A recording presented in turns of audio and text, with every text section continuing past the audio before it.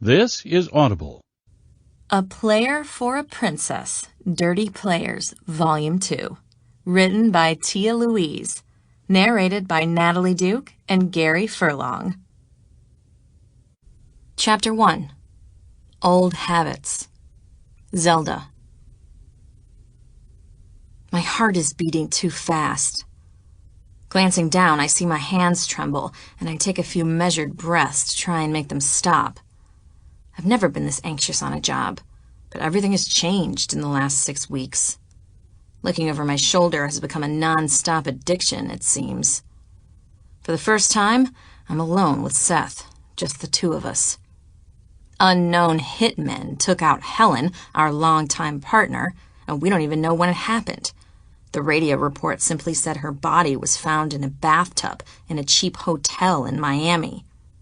A plastic bag was over her head. Clutching my black purse, I look over my shoulder again. Through the neon lights and arcade noises of the St. Croix Casino, I see men in black blazers dotted among the gamblers, men with curly earpieces in their ears, men with dark brows lowered over steely eyes, men sweeping the room for any signs of criminal activity. I do another quick sweep, and I realize I'm looking for Ava. Stop it, Z. My little sister is far away from this life, by my choice. I decided her safety is more important than keeping our family together. It tore my heart to leave her wounded and pale, unconscious in a hospital bed. But at least I know she's okay. Thanks to the internet, I've been able to keep up with the developing story of the assassination attempt on the future king of Monegasco and the shooting of his fiancée, aka my sister.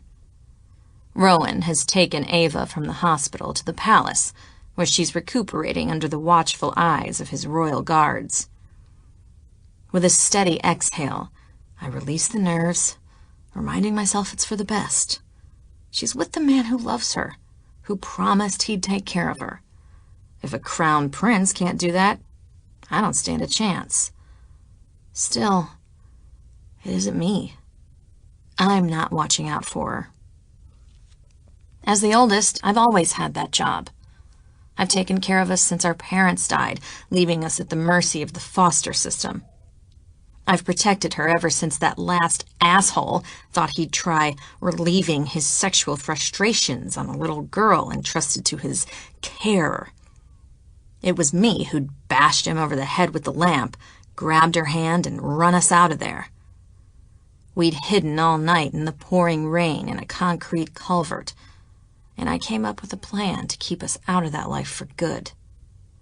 Passing the baton to someone else, even a future king, hits me harder than I thought it would. My throat aches at her absence, my chest heavy. Stay safe, Ava Bug. Tonight is the first time I've ever entered a place like this without her. Ava is the only person I can count on in any situation. Every security guard in this room reminds me of how we've always been a team. If anything goes wrong, I grab her hand and we run. Just like always, we stay alive. But I made the deal that changed everything. I shook hands with the devil. I could argue I didn't have a choice. We were facing jail time, felony convictions in Florida for grand theft. And while I'd be willing to take my chances in jail, there's no way in hell I'm letting Ava go to prison. So yeah, agreeing to work with Reginald Winchester might make me a bad guy, but I'd do it again in a heartbeat. A heartbeat. Squaring my shoulders, I slide a lock of jet brown hair behind my ear and force confidence into my stride. I make my way through the glittering, noisy casino to my target, a shiny brass roulette wheel, and prepare to start the show. The last time we worked this con in Miami, Helen had been waiting at the table when I got there. I can still hear her gravelly voice and see her "may contain alcohol" sweatshirt. Sadness, followed closely by fear, ricochets through my insides. Whoever killed her is looking for me. We were on our way to Tortola to hide when Seth said we should stop in here and bank extra cash. As Americans, we don't need passports in St. Croix, and we can catch a cheap ferry and slip away in the night to our ultimate destination. Keeping off the radar is the goal, as always. We'll pocket a few thousand and disappear unnoticed. At least that's the plan. No more bets. The dealer passes his hand over the wheel just as I arrive, and I quickly assess the table rules. Minimum $10 bet. Decent. Opening my clutch, I remove 2 hundreds and pass them to the dealer. He quickly exchanges them for 20 pale blue chips. I'll join the fray next spin. Tonight, the transmitter is hidden in my shoe as opposed to my cuff bracelet. I'm wearing a strappy black dress that stops mid-thigh, and my black heels show off my legs while hiding the device facilitating our winning streak. I have to sit with my legs crossed and point my toe to activate it. One dainty point, one shiny silver ball drops right in the tray, predictable at 90% accuracy. So far, the odds have been in our favor. We'll play until Seth gives me the signal they're on to us. Then I'll calmly cash out, walk away, and meet him at the pier on Grape Tree Point. From there, we'll make the 40-mile cruise to Tortola. An elegantly dressed woman shakes her head and gives me a bitter smile as I sit. "Don't stay longer than 3 spins," she grumbles. I smile in response. "That's the rule, isn't it?" "That's the rule." Her expression tells me she's lost a lot tonight. As a student of casinos, I know how steeply the odds in roulette are stacked in favor of the house. They're the worst of any game. The longer you sit, the greater your chances of losing, times 1,000,000. If I were giving advice to a rookie, I'd say stick to blackjack. At least there you can use strategy and possibly win a little. Walking away is something I learned early on. You can never be afraid to walk away. Even when you're certain you're lucky, luck is the biggest liar of all. I place half my chips on the black rectangle and watch as the wheel begins to spin. The dealer snakes his hand to the side and releases the ball. It flies around the shining wood with a sharp rasp. I need to lose this round. The job doesn't start until Seth arrives, and I can't win for longer than a few spins or it'll look suspicious. Another glance over my shoulder. He's still not here. Casting my eyes down, I watch the wheel spinning. Black, red, black, red, black, red, flashing brass. "Have you been here long?" A man in an elegant suit steps into the space beside me and fishes out his wallet as we wait for the ball to drop. "I just sat down," I say without making eye contact. I'm not here to make friends. He passes a crisp $100 bill to the dealer. "Then we have no way of knowing if it's a good table." "Sorry." I shake my head. "I play red or black." "Not much of a gambler?" A glance, and I see he's tall and thick with dark brown hair and a cocky expression like he already knows the answer to his question. "No," I say in a discouraging tone. "No, thank you." Even if I hadn't left my heart in Monegasco, I never let romance interfere with the job. Well, almost never. "Logan Thomas." Mr. Persistent sticks a hand at me. He waits, and I hesitate. 2 first names. "Regina Lampert." I lie, only barely touching his fingers. "Regina." He gives me a nod, but that twinkle of knowledge is in his eyes. A knot forms in my throat. I don't like this.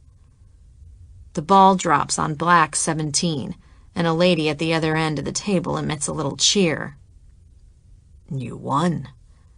Logan's voice ripples toward me. The dealer adds more chips to my pile, and I'm ready to hop up and intercept Seth. A swirl of warmth at my side tells me I'm too late. "Roulette!" Seth exclaims in the exaggerated southern accent he reserves for our cons. "Well, I'm as happy as a tornado in a trailer park at this turn of events." He turns to a man at the table. "You know I'm a student of roulette. Only 3 spins and you're out." Tilting my head so Logan can't see, I level my blue eyes on Seth's green ones. As usual, he's wearing black horn-rimmed glasses. He ignores my pointed glare, his smile as overblown as his accent. "I hope you don't mind if I stand right here beside you, Miss Lampert," I say, tightening my jaw. Abort, Seth, abort. "Lampert?" He looks up behind me at the big guy getting too close. "I don't believe I've ever heard that name before. And you are?" "Logan Thomas." The men shake hands, and Seth shakes his head.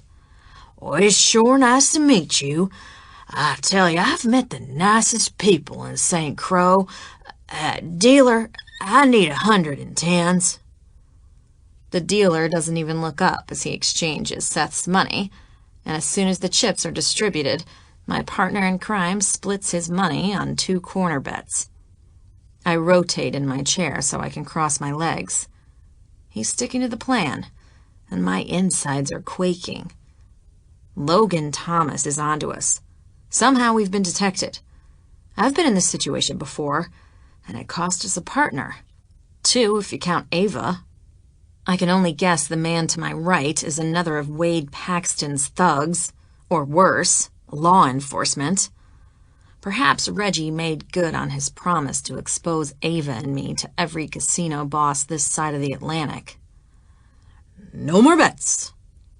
The dealer's hand passes over the table, and the ball shoots around the spinning wheel. I sense Seth's body tense. It's time for me to do my part. Logan Thomas is probably waiting for this exact moment to arrest me. 5 years and a felony conviction. My breath is coming in short pants. Perhaps I should let it happen. Would I be safer in prison? Seth clears his throat, and I swallow my terror. The slightest twitch of my ankle, the slightest point, the ball stutters and drops. 29 black. "Woo-hoo! Well, I'll be Johnny Mac Brown." Seth explodes with excitement. "I won! And on a corner bet to boot." He grasps the table edge and does a little jig. I can't breathe, waiting to see what our ominous tablemate will do. Will he whip out a badge? Detain us? At least with the device in my shoe, they won't find anything in a pat-down. "Congratulations," Logan says. "That's 2-0 for me, so I'll be saying goodnight, Miss Lampert." He does a little nod in my direction, still with that knowing smile. I don't make eye contact, and Seth is busy distracting the dealer. I haven't touched my chips on black, yet again they've doubled in number. One more turn is all I can stay. "Now this is the hard part," Seth says loudly, pinching his top lip between 2 fingers. "Should I leave him there or move him?" He glances down at me again, a twinkle in his eyes. "What do you suggest, Miss Lampert?" Shaking my head, I again feign ignorance. "I don't know. I only play by color." He nods, looking again at the table. "You know what they say. If everything's headed your way, you might need to change lanes." I move my pile of chips to the red field just as the dealer starts the wheel. Final bets are going around, and Seth stares at the green felt, appearing to be deep in thought. At the very last minute, he reaches out and moves his chips to opposite ends of the grid. "No more bets," The dealer snaps just as Seth's hands leave the area. He straightens, still doing his very best acting job. His lip is again pinched between his fingers, and now he's bouncing on the balls of his feet. I tell you, Miss Lampert, I'm as nervous as a long-tailed cat in a room full of rockers. My jaw tightens. That makes two of us. I can't shake this tension, even with Logan Thomas out of sight. For all I know, he's waiting outside the door. The ball starts to slow, and I shift on my stool, pointing my toe as I do so. In that instant, the silver ball drops quickly into the tray. Red 5. Holy shit! I can't believe it! Seth shouts, slapping the rubber table guard. I can't believe it! I won again!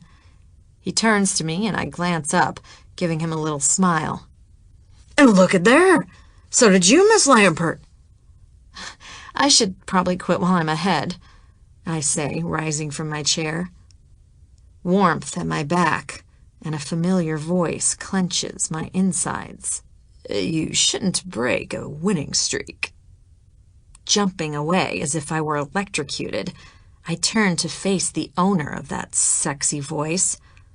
Our eyes lock, and standing here, right at this table, a knowing smile curling his lips, is McCallum Lockwood Tate, my Playboy prince, the one I left behind when I ran.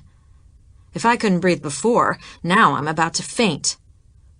Cal! It's a startled whisper, my fingers tightening. His smoky hazel eyes won't release me, and all the desire I feel is reflected back at me. At the same time, something new is in his... an edge I've never seen before. I'm sorry. His voice is slow, measured. Have we met? You seem familiar. Glancing down, I relax my grip on the chair. I focus on calm, stay in character. I straighten the enormous ring on my hand. It's costume jewelry, fake yellow topaz set in fake yellow gold. How fitting, considering everything about me is fake. Still, even in this remote location, wearing this silly dark brown wig, I feel exposed, laid bare.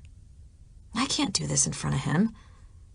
Even if he knows what I am, I'm ashamed for him to see me doing it. Seth only pauses a hiccup before resuming the act. He's right, Miss Lampert. You can't walk out when you're winning. I want to kill Seth.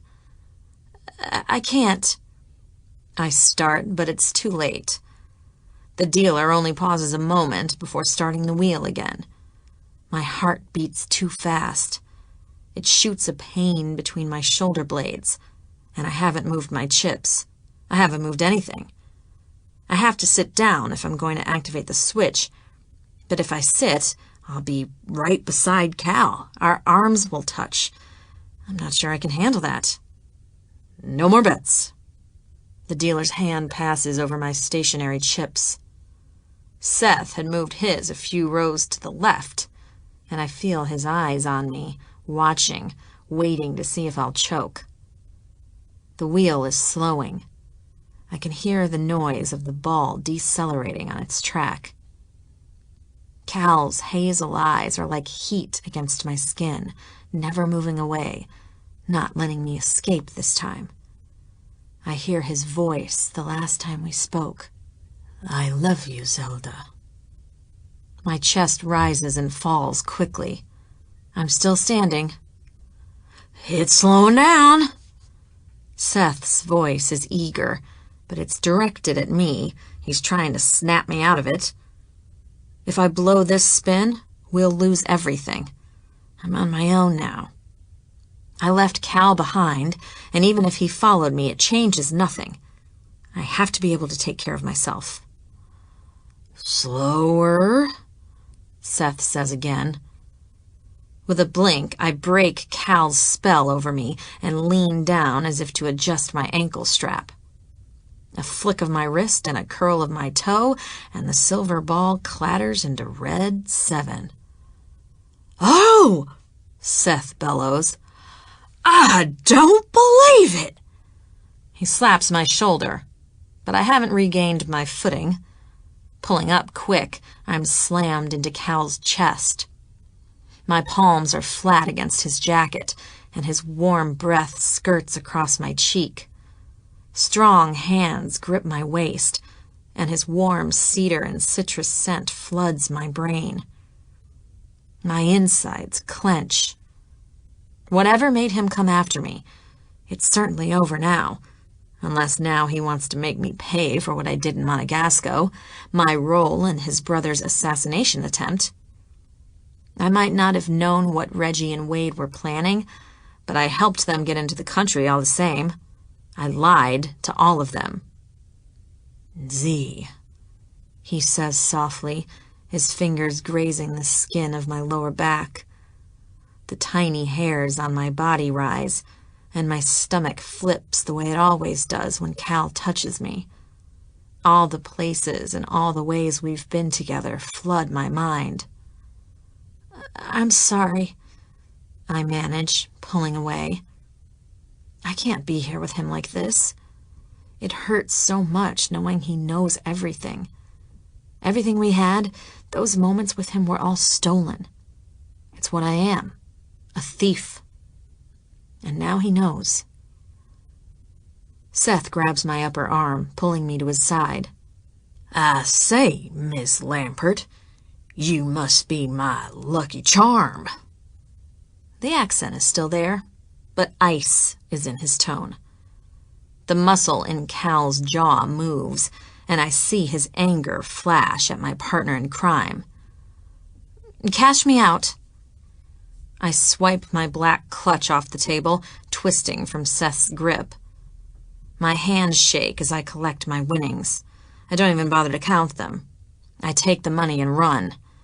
Seth will meet me at the dock like we planned. Noises are behind me, but I don't stop. I practically sprint to the doors and out to the line of cabs. It only takes a moment for me to dive into one. "Grapetree Point," I say, slamming the door. I fall back against the cracked vinyl seat as we speed off into the night, tears lurking in the corners of my eyes. Chapter 2. Trekking. Cal. She's in St. Croix, in a casino no less. I'm standing in the shadows of the run-down resort, watching the dim-lit area fill with gamblers, waiting in the wings for her to appear. Logan discovered the divvy on the largest of the U.S. Virgin Islands and decided to check it out. It was a long shot, but it paid off. We'd spent a day on Tortola, doing our best covert investigation, trying to adjust to island time, despite our sense of urgency. We waited, and neither Zelda nor Seth ever appeared. Visions of Helen Regis, dead in a Miami bathtub, flickered in my mind, and my fists came out. I took a few chances asking questions around Roadtown. Harbor guards insisted no one matching her description had passed through any of the docks they monitor. I was on the verge of searching boat to boat when Logan suggested we try this place. The resort needs renovations. It's nothing like the Royal Casino back home, but I suppose I grew up in the gold standard. It's not an entirely fair comparison. A few green felt tables for poker and blackjack were surrounded by brown leather-high chairs. A wall of slots glows like a carnival, filling the air with their tinny music. In the center of the room is a roulette station. Zelda is a shark at blackjack. I remember the night I watched her turn 100 euros into 800 without batting an eye, and I was such a love-struck fool I accepted her "daddy taught me" excuse. It won't happen again. I'm wise to Zelda Wilder. According to Ava, she'll head for that shiny brass wheel if Seth decides they need money. As much as I don't want it, my stomach tightens at the thought of her with Seth. I'm simultaneously furious and overprotective. The first night I met him at the yacht party, I could see he made Z uncomfortable. The way she flinched when he danced with her, The annoyance touched with fear in her eyes is on my mind. She belongs at my side. I'll deal with her lies and her role in what happened to Rowan. But when the reckoning is over, Zelda is leaving with me. A thump pings my wrist, and I look down at the text on my smartwatch. It's from Logan. Target spotted, making my move. Every nerve in my body sparks to life, and I sweep the room again, searching for her pale blonde hair. A man in a dark blazer approaches the table just behind the wheel. I see Logan's tall, beefy form casually approaching from the left. My brow furrows, and I don't understand why I can't find her. I watch as he walks around the group. His eyes are fixed on a woman with her back to me. She's wearing a black dress with straps of fabric crisscrossed over her back. Her hair is a severe, dark bob, like the woman in Pulp Fiction. Then it hits me. It's her. I watch as Logan speaks to her, and I recognize the movement of her shoulders, the way she pulls away defensively. I hold the brass rail in front of me to keep from storming out there and grabbing her, throwing her over my shoulder, and carrying her out of here like some ridiculous caveman. Lingering in the shadows, I watch her sit on the tall bar stool at the table. She crosses her legs, and I allow my eyes to glide down them to the black heels she's wearing. Zelda Wilder isn't tall, but she makes up for it by wearing shoes that accentuate her gorgeous legs. I'm furious and relieved, and as much as I have to keep this part of me on a leash, I want those luscious legs wrapped around my waist. She won't run away from me again. Seth strolls up to her other side, and my anger is back. I've researched this guy since learning how much influence he has over my girl, and I've learned several things. For starters, he is not a Kentucky colonel. He's a con artist from Kansas. He's been arrested a few times for petty crime, nothing major. Still, I can tell from his track record he's smart. The only thing keeping him from real jail time is his brain. He's a tricky bastard, with no clear motivation, which makes him dangerous. He's helping Zelda in order to get something in return. But what? Commotion at the table draws me from my reflection, and I see Logan pulling back. He does a little nod and walks away from her. We agreed to verify and walk away, hang around outside, then follow them to wherever they're hiding. It's what we agreed to do. But I can't stay away from her. As if pulled by invisible chains, I take the short flight of steps down to the main floor. I cross the room to where she sits, her back to me as she faces the wheel. I want to touch her, inhale her sweet scent. I want to hear her voice. I want her to know I'm here and come to me. I want her to say she's sorry for all of it. At the very moment I reach her, she steps back and makes a comment about leaving. I look at her stack of chips on the table, and while I don't know what they're doing, I know it's something illegal. No one wins that much at roulette. You shouldn't break a winning streak, I say near her dark head. Her entire body tenses as if I've shocked her, and she spins around. Crystal blue eyes lock on mine, and my chest squeezes. Everything between us floods my brain. She can see it in my eyes. I can see it in hers, until she blinks away, pulling closer to Seth as if for protection. No, beautiful. I'm the one who protects you. I step into the gap left by Logan, closer to my girl. She's cowering like a puppy who knows she's done wrong. I'll deal with her, but I won't have her turning to a snake to escape me. Have we met?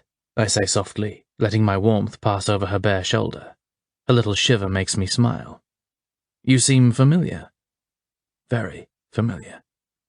She twists her hands, not looking at me, and that asshole Seth gives her some order about staying.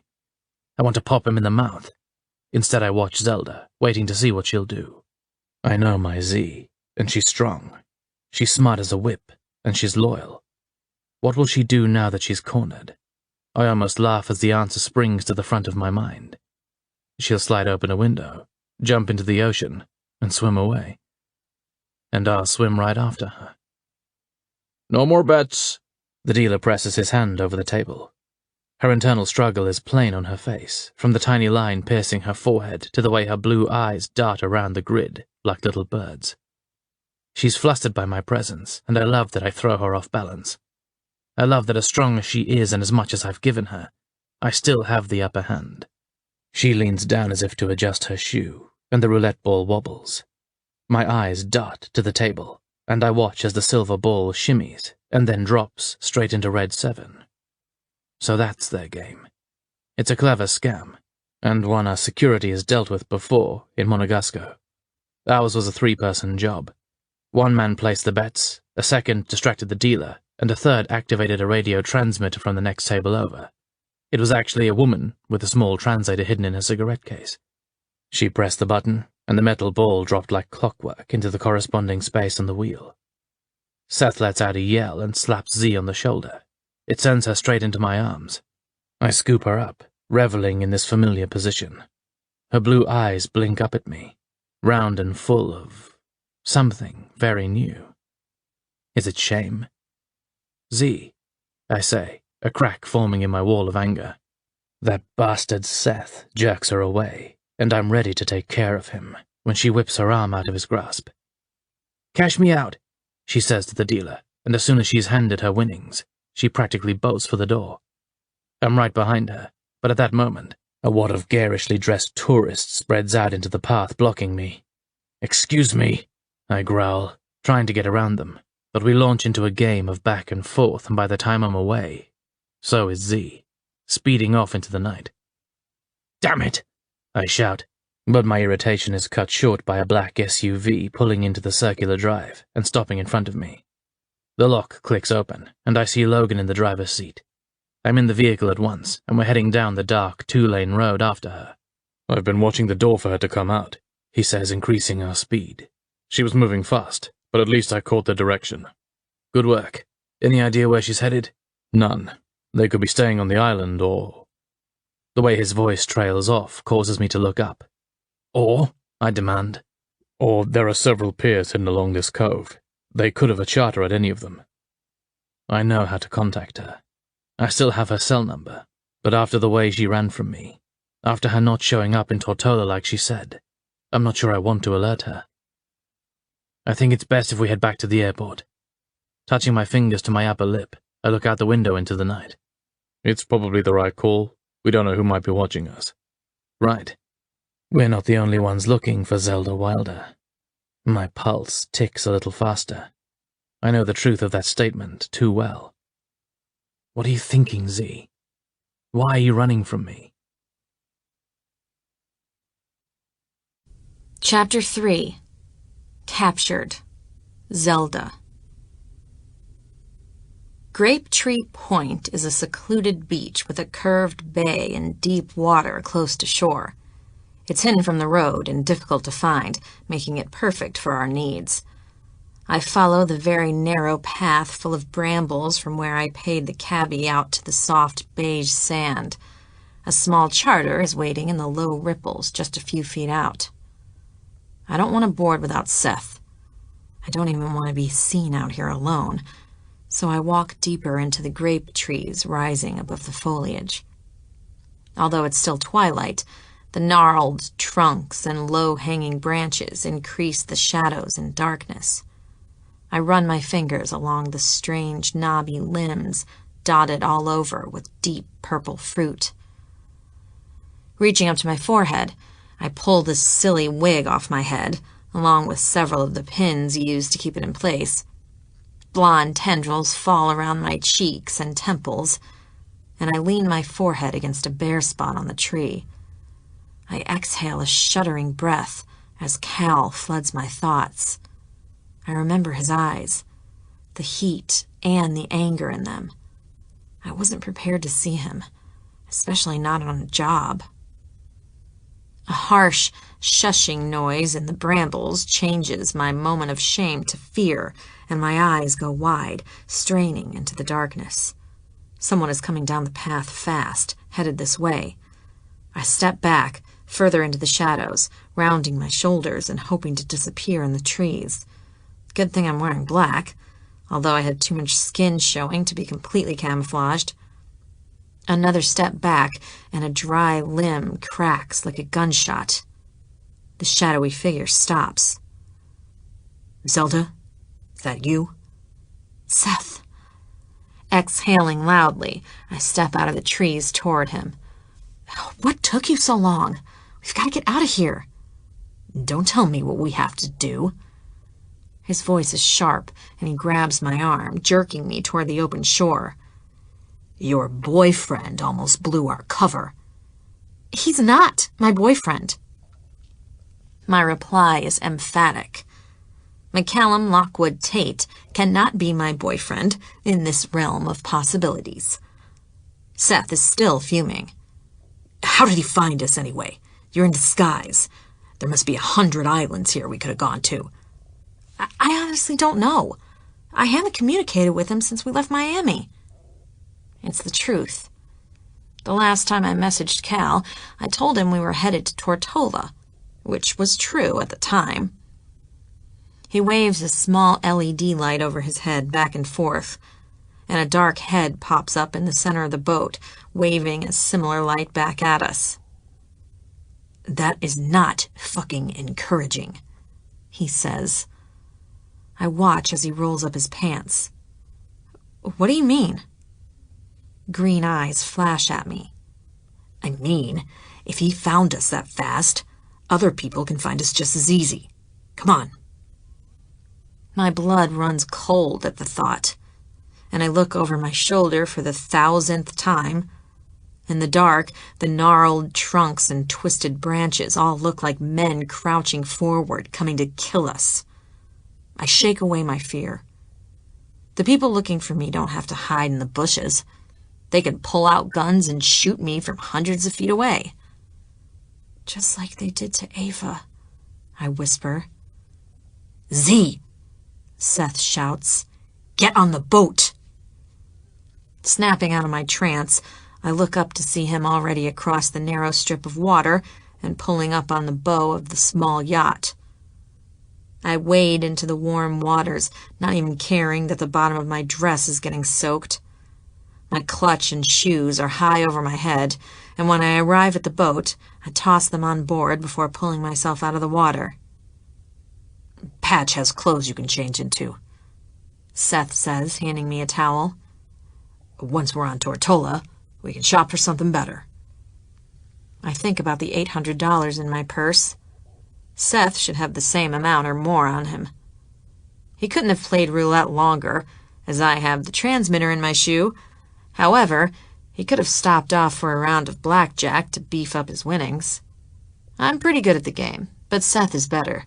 He taught me to count cards when we first started working together in South Beach. The roar of the boat engine fills the quiet night, and it takes only moments before we're shooting out away from St. Croix. We most likely won't even use the sails tonight. Get comfortable, Seth says, handing me a small stack of clothes. It's a 5-hour voyage. Taking the clothes, I do a quick calculation in my head. We'll arrive after midnight? Thereabouts. Turning, I go down the silver ladder to the small space below deck to change. So, you have a plan? I call up, sliding the zipper down my side and quickly shrugging out of my wet dress. I step into the boxers and jerk them over my hips, whipping the tee on just as fast. The entire time, I fight the memory of Cal, of catching his eyes on me in Occitan as I changed into his clothes the night I hurt my ankle. A hollow ache spreads through my chest, and in spite of everything, I miss him so much. I wasn't supposed to fall in love with Cal. I was hired to do one job, seduce his brother, Rowan, expose him as irresponsible and unfit to rule, and then Ava and I would disappear, walk away, and live the rest of our lives on Easy Street. The only problem is, Rowan is not irresponsible. He's very focused and serious about his country, and his uncle is a bigger con artist than me. Reggie had us fooled from the start, and all he'd wanted was to get back inside Monegasco, where he and Wade Paxton could take over the small nation-state.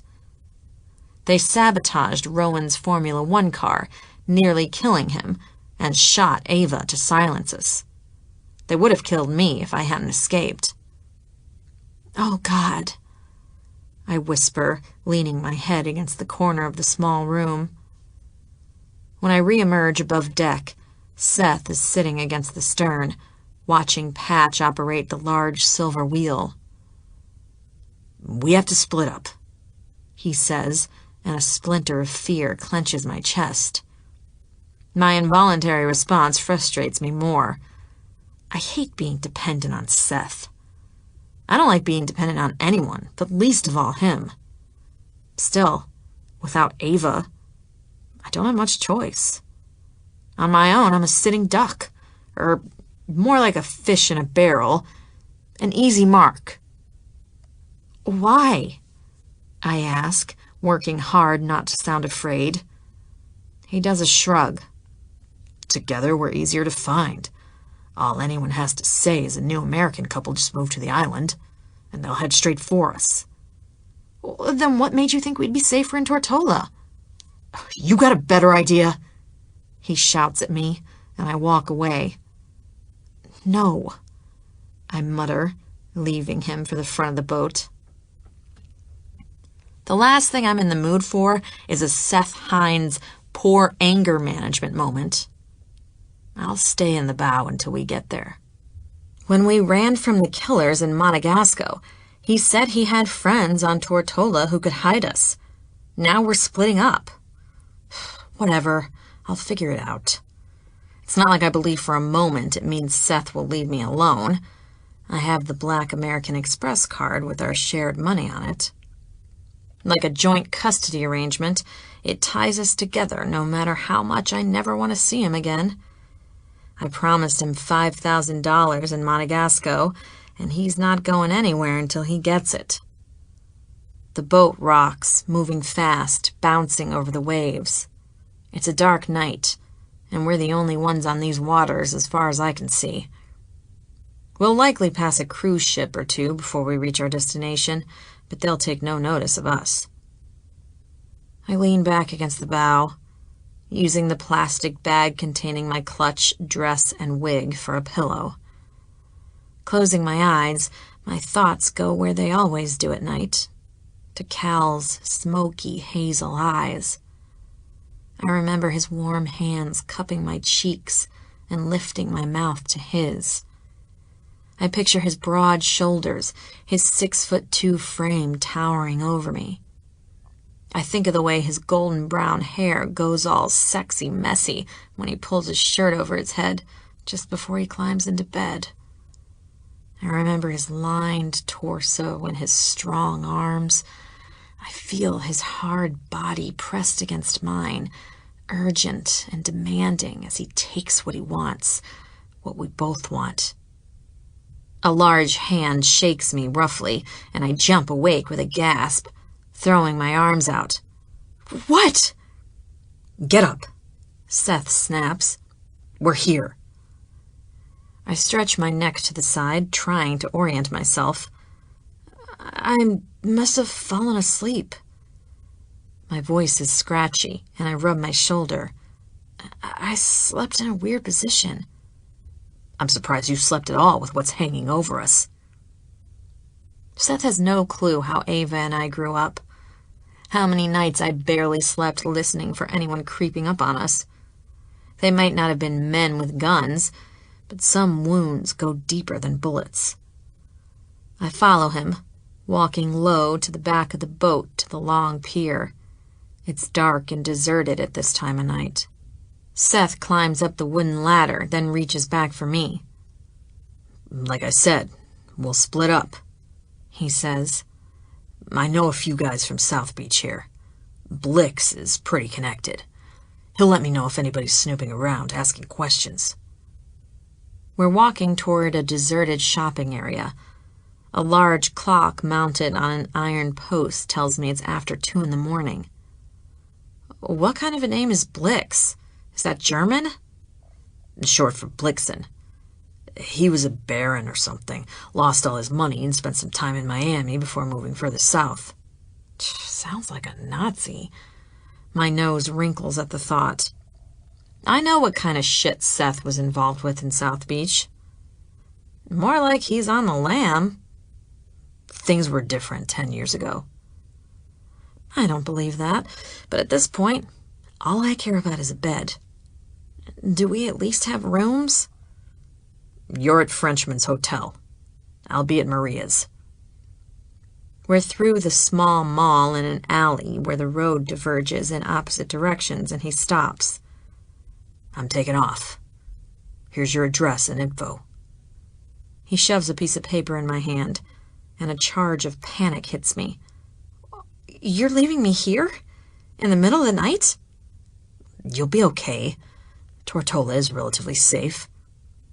I'm sure it is, for the average tourist. He exhales a loud breath. Look, my hotel is 5 blocks that way. He points behind him, then he turns me roughly in the opposite direction. Yours is 2 that way. Walk straight, don't act suspicious, and no one will suspect anything. You're a jerk, I say, shoving his hands off me. A jerk who saved your life? His voice is impatient. Look, I don't have a gun. I'm not a fighter. If somebody jumped us, we're better separated. Then I can get help.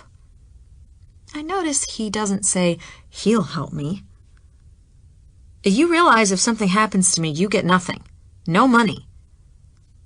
He's already walking away from me toward his hotel. You're a survivor, Z. Survive. I'll call you tomorrow. Seconds tick past, and before long, I'm alone in the night.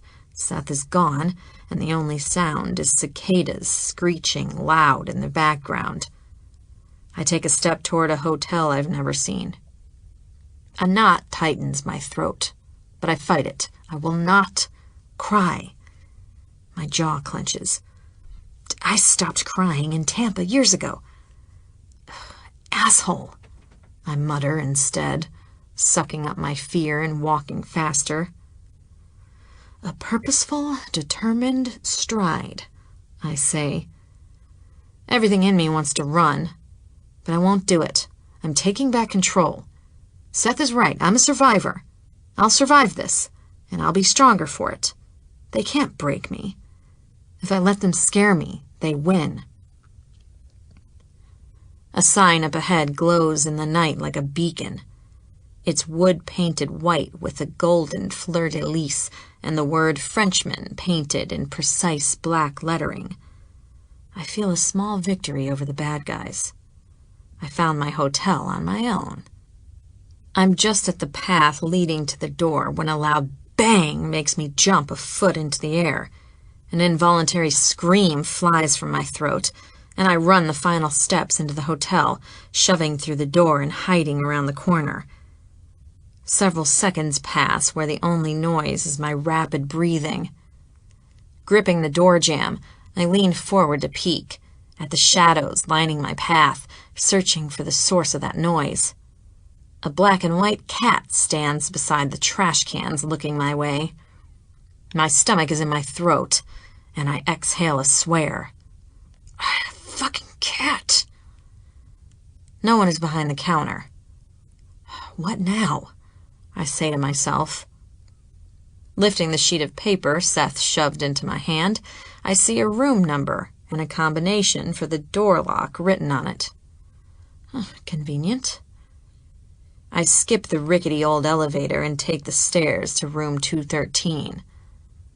I'm so tired, I don't even care that the stairwell smells like piss, and the hotel is probably the seediest place I've stayed since leaving Tampa. A concrete balcony leads to my door, and I pause to tap out the combination on the lock. A buzz, and it's open. The doorknob flies in my hand, jerking me into the room. Jesus! I squeal, my heart galloping in my chest. Someone has left the balcony door open, and the suction of the wind makes it nearly impossible for me to shove the room door closed. Falling against it, I use my entire body weight to force it shut and twist the deadbolt locked. I drop the plastic bag on the small table without even switching on the lights. Stopping at a small mirror hanging on the wall, I reach up to pull the remaining bobby pins out of my hair. It falls in smooth waves around my face and over my shoulders. I lift the thin tea over my head and toss it to the side when the skin on my arms prickles. I'm not alone. In my peripheral vision, I can just make out the silhouette of a man sitting in the darkness on the edge of the sofa. He's watching me, and my stomach is in my throat. "Who are you?" My voice is calm, level, and totally fake. I'm terrified. He rises fast, closing the space between us. "Stay back!" I shout, scrambling away until my bare back hits the wall. He catches both my hands in a tight grip, pinning them beside my face, and my body is trapped beneath his hard frame. "I've been waiting for you." I recognize the deep voice, but my fears aren't eased. "Cal?" I've never seen him like this, so forceful and furious. The swell of my breasts rises and falls with my gasps. "How did you find me?" He speaks through clenched teeth. "Were you hiding from me again?" "No." My voice trembles. Still, as frightened as I am, I can't stop the desire unfurling low in my stomach. Pale light from outside the balcony illuminates his face, and I see his square jaw dusted with light scruff. His hazel eyes blaze. "So, the con was on me. You make me fall for you, then walk away. Humiliate me." "No!" I shake my head fast. "I would never." "Save it." He pushes off of me, turning his back and walking across the room. Tension ripples off him in waves, and I want to touch him. At the same time, I'm afraid he won't let me. "Pretty sick joke, calling yourself Regina Lambert. You'd make a better Charles." You've seen Charade?" Of course he has. Movies were the one true thing we shared. "How many passports do you have, Mrs. Lambert?" His eyes flash. "It's Miss, and none. I've never had a passport, not even one. In my real name, at least." The muscle in his jaw moves, and he's across the room again, grabbing my face in his hand, causing me to whimper. "Stop lying to me." Pain collapses my insides. Cal's anger is so much worse than I could possibly have imagined. And still, I want him so badly, my heart is breaking. "I'm not." "You fucking conned me from the start." A hot tear hits my cheek. I can't deny it. I did. "I'm so sorry," I whisper. Gripping my face, his rough mouth covers mine, shoving my lips apart. My knees go liquid, but he jerks me up firmly against his chest. Gripping his shoulders, my fingers curl against his hard muscles as his tongue claims mine. He lifts his head, and our mouths break apart with a gasping smack. My lips throb with the force of it. "Is that a lie, too?" His eyes are dark. "No," I gasp. The fine hairs dusting his chest tease the skin above my bra, and I'm so wet. His large hand slides between my thighs, over those thin boxers. I'm bare underneath, but he's not invading, he's teasing. I ache for him so much, I can barely stand it. Still holding my cheeks, he forces me to meet his angry eyes a moment before he kisses me again. Again, it's hard, passionate, demanding, and all the sensations overwhelm me. Jerking my head back, hazel eyes burn into mine. "Every time you moaned for me, every time you begged, were you lying then?" "No!" I cling to him as his hand snakes around to cup my ass through the thin cotton material. I never saw you coming. Even if I had, I never could have been prepared for you. Not in a million years. His eyes narrow slightly, and he places both hands on my cheeks, moving his thumbs over my mouth. The muscle in his jaw moves, and I can see so much anger in his eyes. Cal, don't. A thumb stills on my lips, stopping my speech. He slides his thumb over my slightly fuller top lip. His eyes follow his movements, and I remember our night on the boat, him telling me all the things he sees when he looks at me. Just as fast, I remember the way he fucked me that night, the way we were both wild and passionate. Our eyes meet, and I have no idea what he sees now when he looks at me. I don't know if the love he felt for me has been snuffed out by the truth of who I am. I don't know what he'll do next now that he's caught me. I only know, as much as I don't deserve him, he's my prince. I gave my heart to him, and no matter how far I run, I'll never stop wanting him. Chapter 4. Reunion. Cal. Our small plane touches down on the airstrip just outside Roadtown. Logan easily found the hotel where Regina Lampert is staying on the short flight from St. Croix, and he shows me the shitty dump in the middle of the tourist district. We're at least an hour ahead of them, my tall, muscular guard says as we descend from the aircraft. Should we return to the villa? No. My jaw is clenched, and I'm having a hard time keeping my anger at bay. I'm going to her room. An SUV is waiting for us, and Logan gives him the address for her hotel. It takes less than 5 minutes for us to be there, and I slip down the alley to the back of the building. The utter lack of security, coupled with how easily I climb the short fire escape, cross over to her balcony, and enter through the unlocked patio door angers me in a whole new way. Anyone could do this. She could be dead before dawn at this rate. Yet you run from me, I grumble, sitting on the uncomfortable couch as I wait for her to appear. My mind travels across the miles in the darkness. I remember the first night I saw her in Monegasco at the charity ball. I remember her strapless black dress and the way she wobbled on those 2 tall stilettos. She looked up at me, blue eyes flashing with humor and determination, and I couldn't resist. I'd never seen anything like her. I didn't understand why she was so focused on my brother. It was an entirely new experience, but it didn't matter. After our first night, I knew she was mine. Unfortunately, it seems I'm completely hers as well. My fists tighten, and the noise at the door tells me she's here. Tightness fills my chest at the sound of her voice. I left the patio door slightly ajar, and she struggles against the wind tunnel created. The sea breeze surrounds us, overwhelming us both. My breathing is heavy, barely audible as I watch her, alone in this dark room. She stops in front of the mirror and takes the pins out of her long blonde hair. It falls in silky curls around her shoulders. I can still see the tips curling at her nipples the last time I fucked her. She pulls off her shirt, and she's my kryptonite. I flew half a continent to Tortola, then hopped a puddle jumper to St. Croix, then did it again.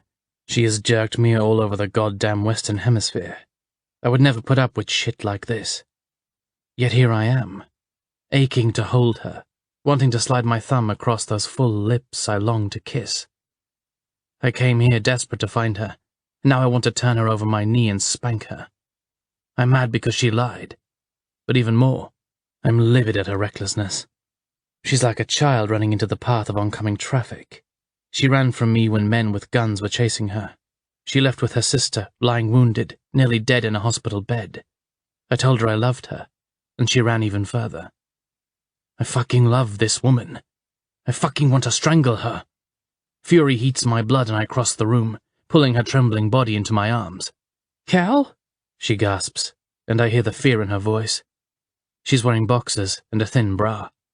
I can just see the tips of her succulent breasts, and I can feel her heat through the fabric of her shorts. Memories of our last night flood my mind. The 2 of us in her bed, our bodies entwined like contortionists. Stepping back, I pull the shirt I'm wearing over my head. Her eyes change, as they move from my hair, down my neck to my chest. Her lust is stronger than her fear. My lust is stronger than my fury. Take it off. My voice is anger mixed with desire. I watch as she reaches around her back to unfasten that bra. It falls away, and her creamy breasts, her dark nipples are highlighted by the street lamp outside. My fingers ache to touch her. Not yet. All of it, I say, waiting as she bends to slide the boxers over her hips to the floor. She's bare, in front of me, and a little shiver moves through her. I watch her breath, swirling in and out in little pants. She's the sexiest thing I've ever seen. Moving forward, I gather her to me, feeling the soft press of her body against my bare chest. We both groan. It's so good. My chin drops and our mouths meet. Her tongue touches mine, but I'm holding back. She strains into me, trying to get her arms free, but I hold her tighter, imprisoning her, turning my face. You helped the assholes who tried to kill Ro, I say as much to myself as to her. No, no! The break in her voice claws at my chest. I didn't know, Cal. I never would have hurt him like that. You have degrees of how you hurt people. Her face drops, and her body goes limp in my arms. Clenching my fist in the back of her hair, I want to pull it. I want to shake her. But instead, I kiss her. I cover her mouth with mine, tasting her sweetness. I taste the salt of her tears as I kiss her cheeks. I'm so fucking mixed up inside. Loosening my hold, I step back. I need to get my head straight. I'm not ready to forgive her this easily. She only hesitates a moment before lowering to her knees in front of me. Lifting her chin, she looks up, blue eyes round and glistening with tears. Her palms are flat on the front of my slacks, and she slides them up and down before lifting them to my waistband. Every cell in my body is focused on her movements as she unfastens my pants. I'm so sorry, Cal, she whispers as her delicate fingers lower my trousers, my boxer briefs, until my aching cock springs free. My emotions might be conflicted, but my dick knows exactly what it wants. She touches me slightly with her fingers, wrapping them around my length, and I lean my forehead on my arm against the wall, breathing hard as I watch her guide the mushroom tip between her lips, past that full upper lip I want to bite. My eyes slide closed, and a low groan scrapes from my throat as her hot mouth closes around my cock. She teases me, running her tongue along the edge, down the base. She opens and pulls me in again, but I'm too big for her. I only hear the sweet sucking sound around my tip as her fingers go the rest of the way down my shaft, pumping fast. Fuck, I hiss. This feels too good. She's on her knees, submissive pose appeasing my anger. Get it together, Cal. Reaching down, I catch her under the arms and lift her fast. She comes off my dick with a soft pop. Her back is again to the wall. Those satin lips are swollen, her eyes rimmed in red. My teeth clench. I won't let you play me. Never. Her head shakes. Say it, I order, cutting her off. Her blue eyes widen, and it takes all my strength to keep my wall of anger firmly in place. She blinks quickly, and I remind myself she's most likely trying to decide what version of the truth she's willing to give me. I still can't trust her, especially now that she knows my heart's involved. I'm sorry? Her voice is soft. Are you asking me? Mine is hard. No. It's a firm reply, laced with sadness. I never meant to hurt you, Cal. Too late. My hand slides into the back of her hair, and I pull it, forcing those eyes to stay on mine. What else? Her brow lines. I've told you everything. No, you haven't. Our bare chests are together. Her fingers rest on my shoulders, and I loosen my grip, threading my fingers in her soft hair, waiting. My erection is straining for her bare pussy. I want to be inside her. I want to spend this night like all our other nights, fucking and teasing, talking and holding each other, napping, and then doing it all again. But not yet. Right now I want her to admit it. I want to know she ripped out her heart and left it behind when she ran from me. just like she tore mine out and took it with her. "What's left?" she says in that quiet voice, so different from my usual feisty banter. "I think you know." The moment she realizes, a startled light hits her eye. "Yes, beautiful. I know your secret. Now say it." She tries to turn away, but my fingers tighten in her hair, holding her steady. "Say it." My voice is lower. "I can't," she whispers, pools forming in her eyes. "I won't let you go until you do." "Cal, please." "Save the begging for when I make you come. Now tell me." She does a little sniff and closes her eyes. "I love you. You know I love you. Why are you torturing me?" Boom. Her confession hits me harder than I expected. It's a mini explosion in my chest, and that fucking wall is down. Me, the playboy prince slain by this hustler, this grifter, this woman I love. My jaw flexes and I focus on the mission. Now open your eyes and tell me. I want her to hear the words from her own lips. I want her to know I'm not the only one with a weakness.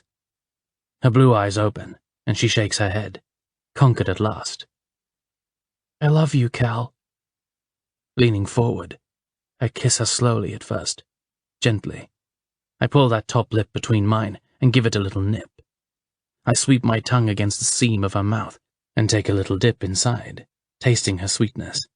I feel the heat rising in her torso solidly pressed against mine, and I know she's wet. Meeting her gaze, I don't smile. We still have work to do. But before all of that, now I'm going to fuck you. I take her mouth again, but this time it's more urgent. Our previous feelings are shoved aside, and raw need and blazing heat are between us. Her lips chase mine. Her tongue is in my mouth, and I lift her, holding her up against the wall as her thighs part. Her gorgeous legs go around my waist. "Oh, God, Cal," she gasps. Her chin rises, and I kiss her beautiful neck. I bring my face down to catch a beaded nipple in my teeth, and I'm rewarded with a little squeal. My dick is so hard it aches as I fumble to find her entrance. In one swift drop, I'm inside her, wrapped in the clenching warmth of her body. "Fuck yes," I groan, moving my hands to her ass so I can hold her, grind her against my pelvis. "Cal," she moans, moving her hips around, accommodating my size, filling her, stretching her. She's clenching and wet, and the only place I want to be. Holding back is about to kill me. "Okay?" I groan against her cheek, my eyes closed as I focus. "Fuck me, Cal," she begs, and it's all I need to hear.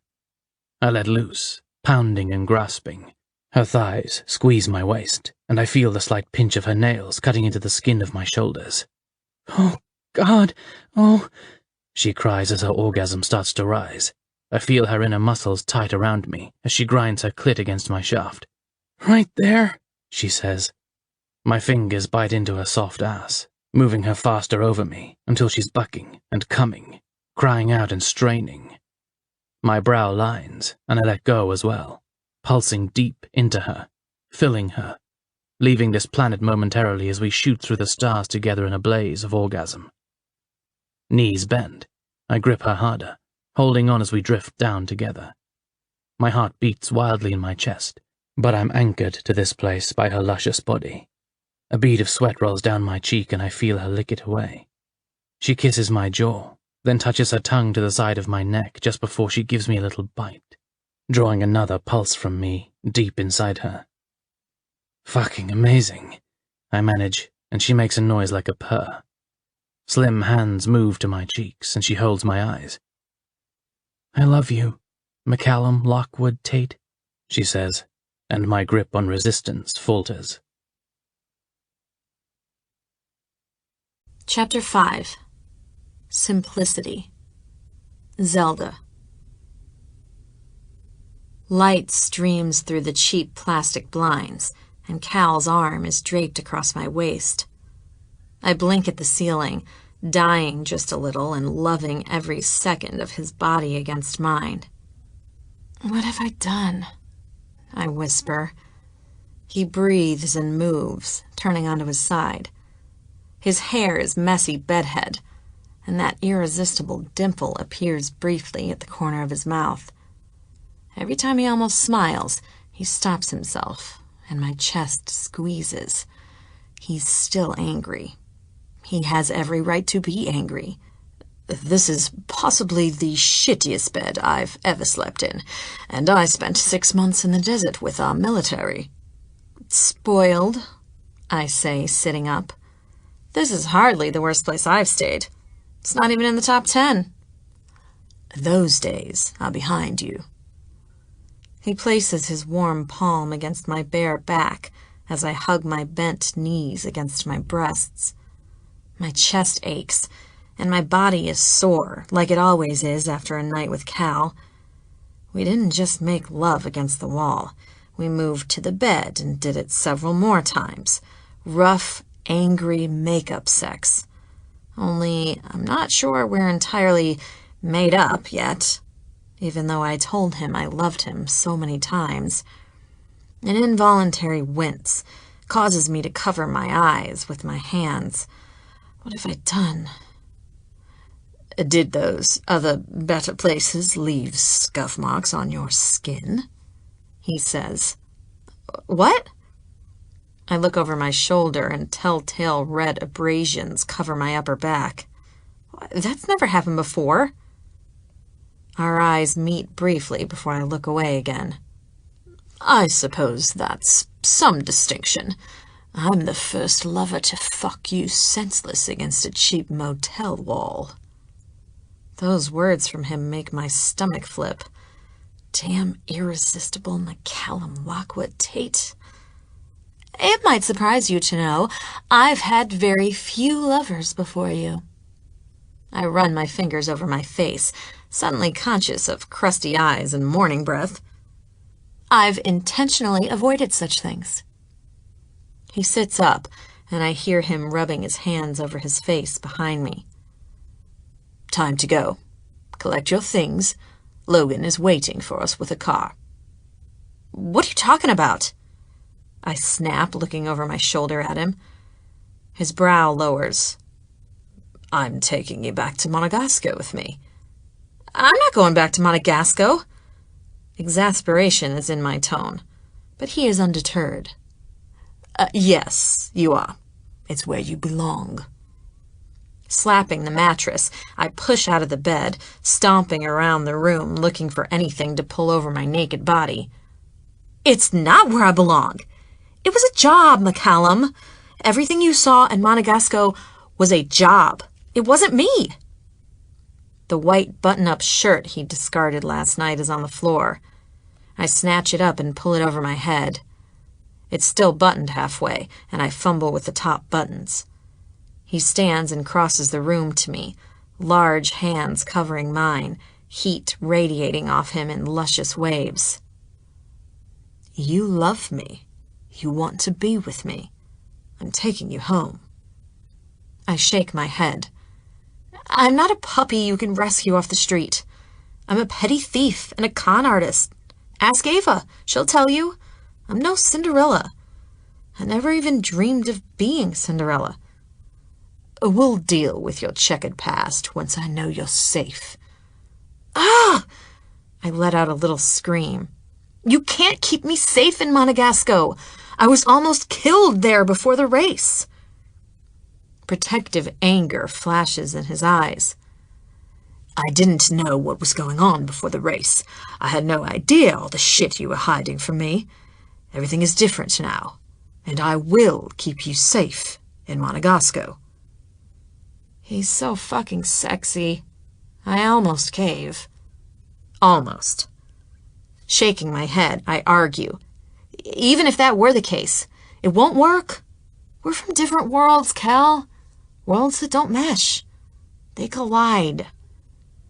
His lips press together, and I watch his hazel eyes move around the room as he thinks. The truth aches in my chest. I hate my truth, but at least I know it. I could never fit into your world. I wouldn't even know where to begin. My voice is quiet, and even I can hear my lack of conviction. I'd do anything to be with him. A few more seconds pass, a beat where I watch him process what I've just said. Finally, he speaks. I don't suppose we have to leave Tortola right this minute. Turning away, he goes to his abandoned slacks on the floor, that damn tight ass flexing as he walks. I give up and sit down on the bed. He makes my knees weak anyway. You know I'm right, I say with an internal swoon as he pulls the black pants over his naked body. He picks up the tea Patch loaned me last night and holds it up. Interesting, he says, turning it to me. Gray text on a gray tee reads, My penis is huge. Oh my God. I exhale a laugh, covering my face. Oh, it was too dark. I couldn't read it last night. With a shrug, he pulls it over his head. At least it's truth in advertising. My eyes narrow, and he tosses me the boxer shorts. Either way, we're not staying here another night. Get dressed. With a sigh, I pull the shorts over my hips. Where are we going? Freddie leased a house when we arrived. I'm sure we can extend our time there a day or two. Picking up the plastic bag containing my still damp dress and small clutch, I think about meeting Seth today. As far as I know, he doesn't have any plans beyond getting his $5,000. How we're supposed to make that transaction on this small island is anybody's guess. At least after our con last night, he's not so tied to me for immediate cash. I sigh, turning the bag over in my hands. I need to buy clothes. Cal steps in front of me, holding my hands to stop my movements. We'll get set up in the house, get the car, and I'll drive you to one of the shopping malls. It's an island, but I'm sure it has a few boutiques. I study our hands, his larger ones holding my slim ones. I don't shop in boutiques. I shop at Walmart, or Target if I'm feeling fancy. That tone I love is in his voice. You'll have to make do, I guess. Tortola has neither a Walmart nor a Target. You know what I mean. I know you're being difficult. Now come on. Is that all you have? With a nod from me, he leads me out of the small room. The house Freddie leased is a freaking villa situated on a cliff overlooking the bay separating Tortola from St. John, the smallest of the U.S. Virgin Islands. It has 5 bedrooms and 5.5 bathrooms. The entire thing is at least 10,000 square feet. Stepping out onto the wooden balcony surrounding the second floor, I clasped my hands at my chest, releasing a little, "Oh!" at the panoramic view of the shimmering turquoise waters with the green rolling hills of St. John in the distance. While I would never take back my statement that our worlds are vastly different, I could very, very easily get used to this part of Cal's life. The ability to run away to a villa on an island far from the trappings of royalty. He joins me on the balcony, and I long for the days when I could melt into his embrace. I'd say this is better than the other place. Oh, it's so beautiful, I confess. I'd be an idiot to say otherwise, and I won't lie to him again. We can stay here a day or two, but then we have to get back.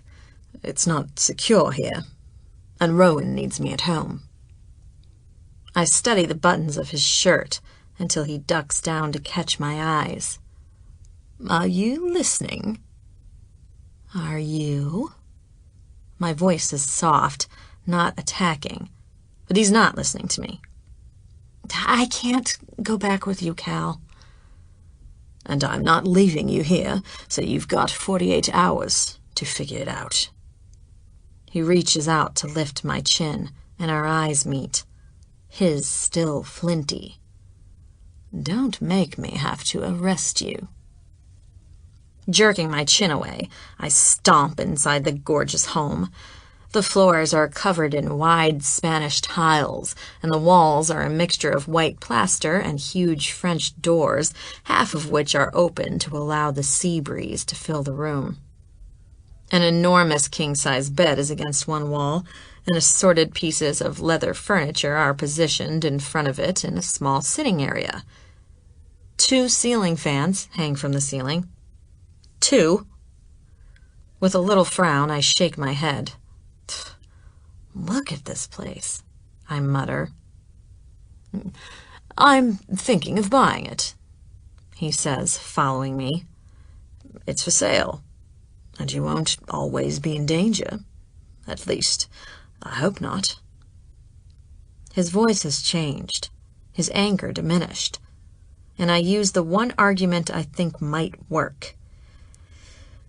Your people won't approve of me. I think the citizens of Madagascar will be more accepting than you believe. I'm not as much of a figurehead as Ro, and you're actually quite charming when you're not robbing casinos. My chest burns with shame. That's exactly what I mean. I walk to a wooden armchair and run my finger over the bright yellow pillow positioned on it. I've met your mother. I've met Lara Westingroot. I've seen the disgusted glares from the nobility. They'll never approve of me. They've never approved of me. He walks slowly to the bed and leans against it. He's listening to me, and I kind of love him more for it. I've done things that would make your little casino heist look like catechism. And it's all been captured on film and plastered across social media. That makes me grin. Yes, but they're stuck with you. When I look up, he's allowed the tiniest smile. Thanks. I still need clothes, and it gives me an idea. Tell you what, I'll show you what my life is like, and then you can decide how it fits into your pampered existence. I'm not so pampered, but I'm not staying at that shithole again. A little eye roll, and I exhale heavily. Other than where we stay, everything else is my call. I set the agenda, and that way you can see what I'm really like. Does it include eating pizza, drinking champagne, and criticizing bad movies?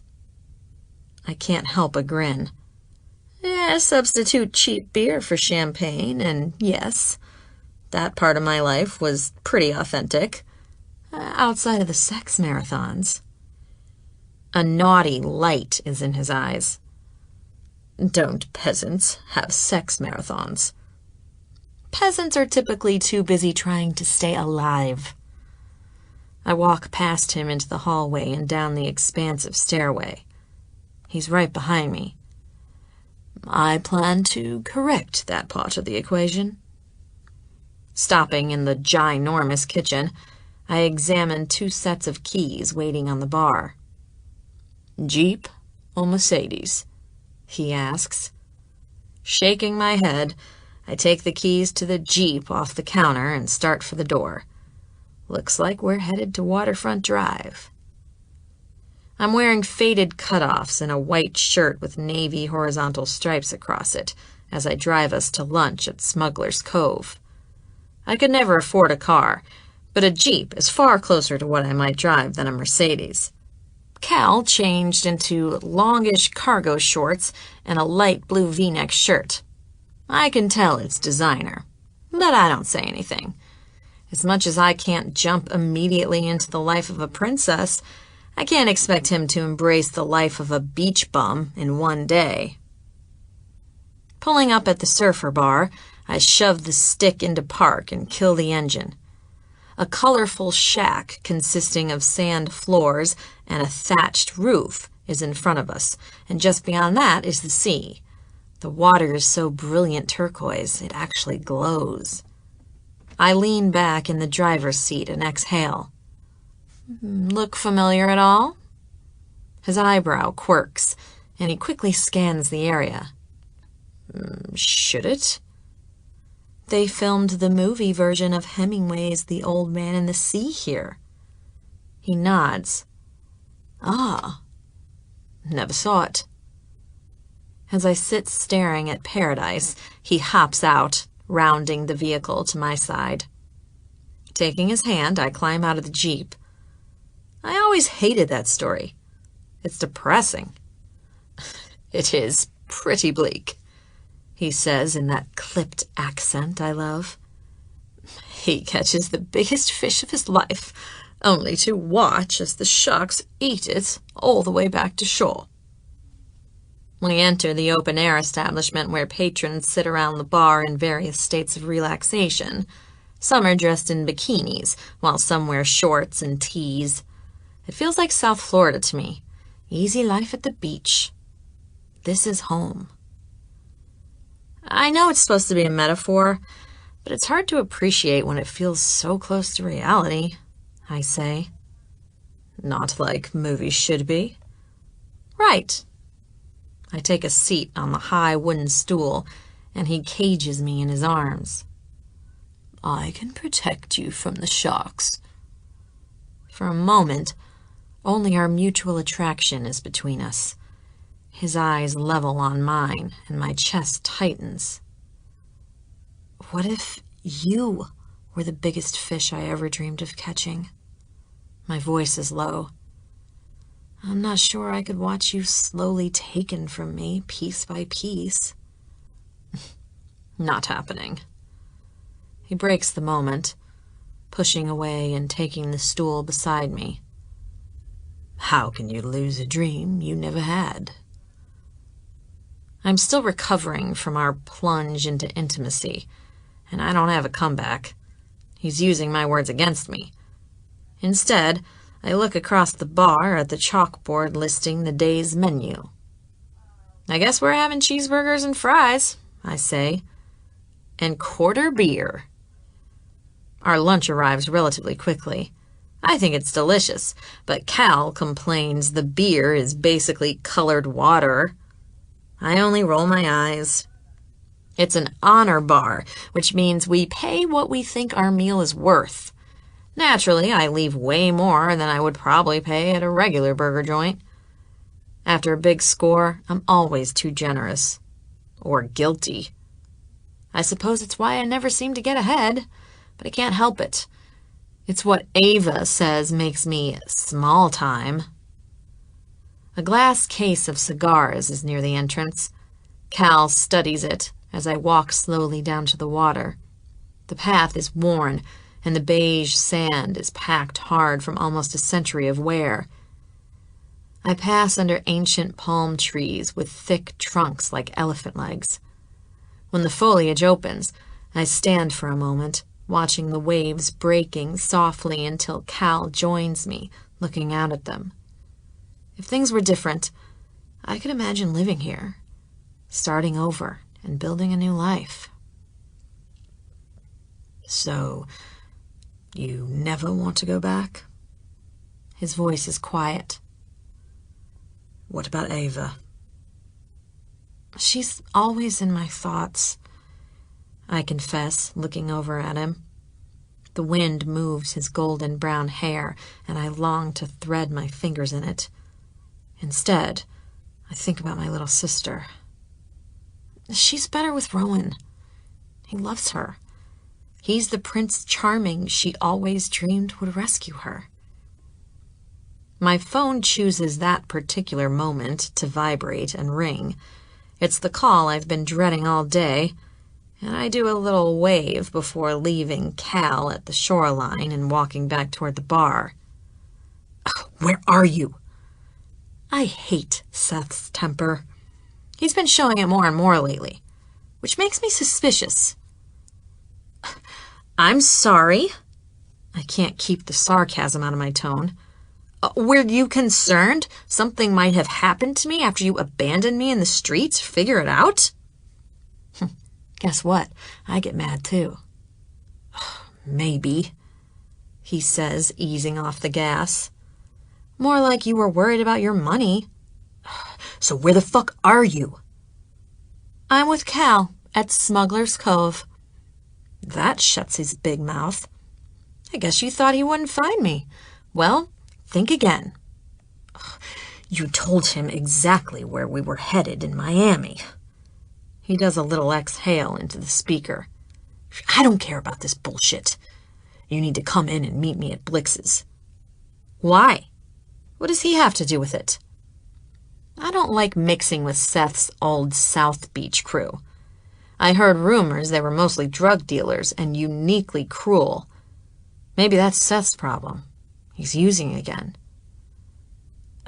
He's got ways to move money around undetected. When can you meet me? Not today. I'm with Cal. Fuck your prince. Fuck you. I'm about to hang up when he stops me. But what about tomorrow? Looking over my shoulder, I see Cal has run out of patience and is headed my way. Tomorrow's pretty open. I'll text you. I'll send you the address. It's the last words I hear before I end the call. I shove the phone in my pocket, looking up at the sexy man walking to me, wanting to take me out of this life I've built. Had enough of paradise? I tease. Suspicion is in his eyes. It's in his lowered brow and the way his mouth is a straight line. No, I was just thinking I'm more of a fan of Blue Lagoon than the old man in the sea. Shaking my head, I tease, hoping to move us away from my phone call. Always with the breasts. I'm not as pretty as Brooke Shields. He catches me by the belt loops, jerking my pelvis against his. I'm tired of arguing. Let's get naked. Chapter 6. Suspicions. Cal. I sit on the sand, watching Zelda pace as she talks on her phone. She's doing it again. I can't protect her when she hides from me, and I'm losing patience with the secretive phone calls and partial information. She's talking to Seth. He's pulling her into another web, and from where I'm sitting, it can only lead to danger. Logan has been keeping tabs on Wade and Reggie since they disappeared from Monegasco. They popped up again in Turkey, only to be lost in the sea of Syrian refugees headed north. Last week, one of our agents spotted my uncle in Morocco. It's the last stop before crossing the Atlantic, and he's had plenty of time to make it here. Tortola is beautiful, and Zelda is equally gorgeous, prancing around in skimpy cutoffs with her long, sexy legs on full display. I want to see her in a bikini on the beach, and I want to take that bikini off her and fuck her in the ocean. Still, every moment we stay, my tension grows. We can come back and enjoy the island when I'm satisfied we've dealt with the current threat. I walk slowly toward where she's pacing, arguing with that bastard. Her long blonde hair swishes around her shoulders, and she's so beautiful. I wonder what it will take for her to let this shit go. She sees me getting closer, and her demeanor changes. She ends the call and shoves her phone in her pocket, fueling the irritation rising in my chest. We should head back to the villa, she says, only a hint of nervousness in her voice. I'd love to take a swim, and then we can change and head to Bomba's shack for dinner. They have a full moon party. Stopping in front of her, I place a hand on her waist and pull her to me. Her eyes are heavy with guilt. I reach up to trace my thumb along the side of her jaw. Is tonight the full moon? Her throat moves as she swallows. She does a little nod, and I know my impatience is clear in my expression. I want her to go to Monegasco with me willingly, but I'm one secret away from taking her home by force. You have the keys, I say, releasing her. We're alone at the villa. I'm standing on the balcony in my swim trunks and an unbuttoned short-sleeved shirt, while I wait for Zelda to change. Taking out my phone, I shoot Logan a quick text. Any news? It doesn't take long for him to respond. Nothing, but we're watching everything. If either of them arrives on the island, we'll know about it. The noise of a splash draws my attention from my phone, and I look across the yard to see Zelda already in the large L-shaped pool below. I watch her swim a moment, until I realize she's not wearing a swimsuit. I place my phone on the desk, just inside the master bedroom before heading down the wide stairs to the first level. I'm crossing the lawn in record time, following the winding stone walkway through palm trees and past metal statues of herons and other fauna to the blue tile-lined swimming pool. You didn't wait for me, I say, watching her a moment. The water is clear, and even though she's submerged to the neck, I can see everything below. Did you forget to pick up a swimsuit? No. Her voice is high, thoughtful. I just realized we have this enormous place all to ourselves. Who needs swimsuits? It's a valid point. Sliding the shirt off my shoulders, I push my swim trunks down and off before stepping out of them and into the warm water. She watches me, and I take my time walking out to her, enjoying the way her eyes change as the waterline rises to my knees, then over my thighs. I'm tempted to pause a moment, but I'm only torturing myself. With a slight push, I glide to where she's waiting and wrap my arms around her body. As soon as we meet, she exhales a little sigh. My lips are immediately on her neck, just behind her ear. Were you waiting for this? I whisper, and a shiver moves across her shoulders. Yes. She pulls up and kisses me, pulling my lips between hers and lightly touching our tongues. She tastes like cool water and mint. Please? We're at the side, and I reach out to hold the tiled edge.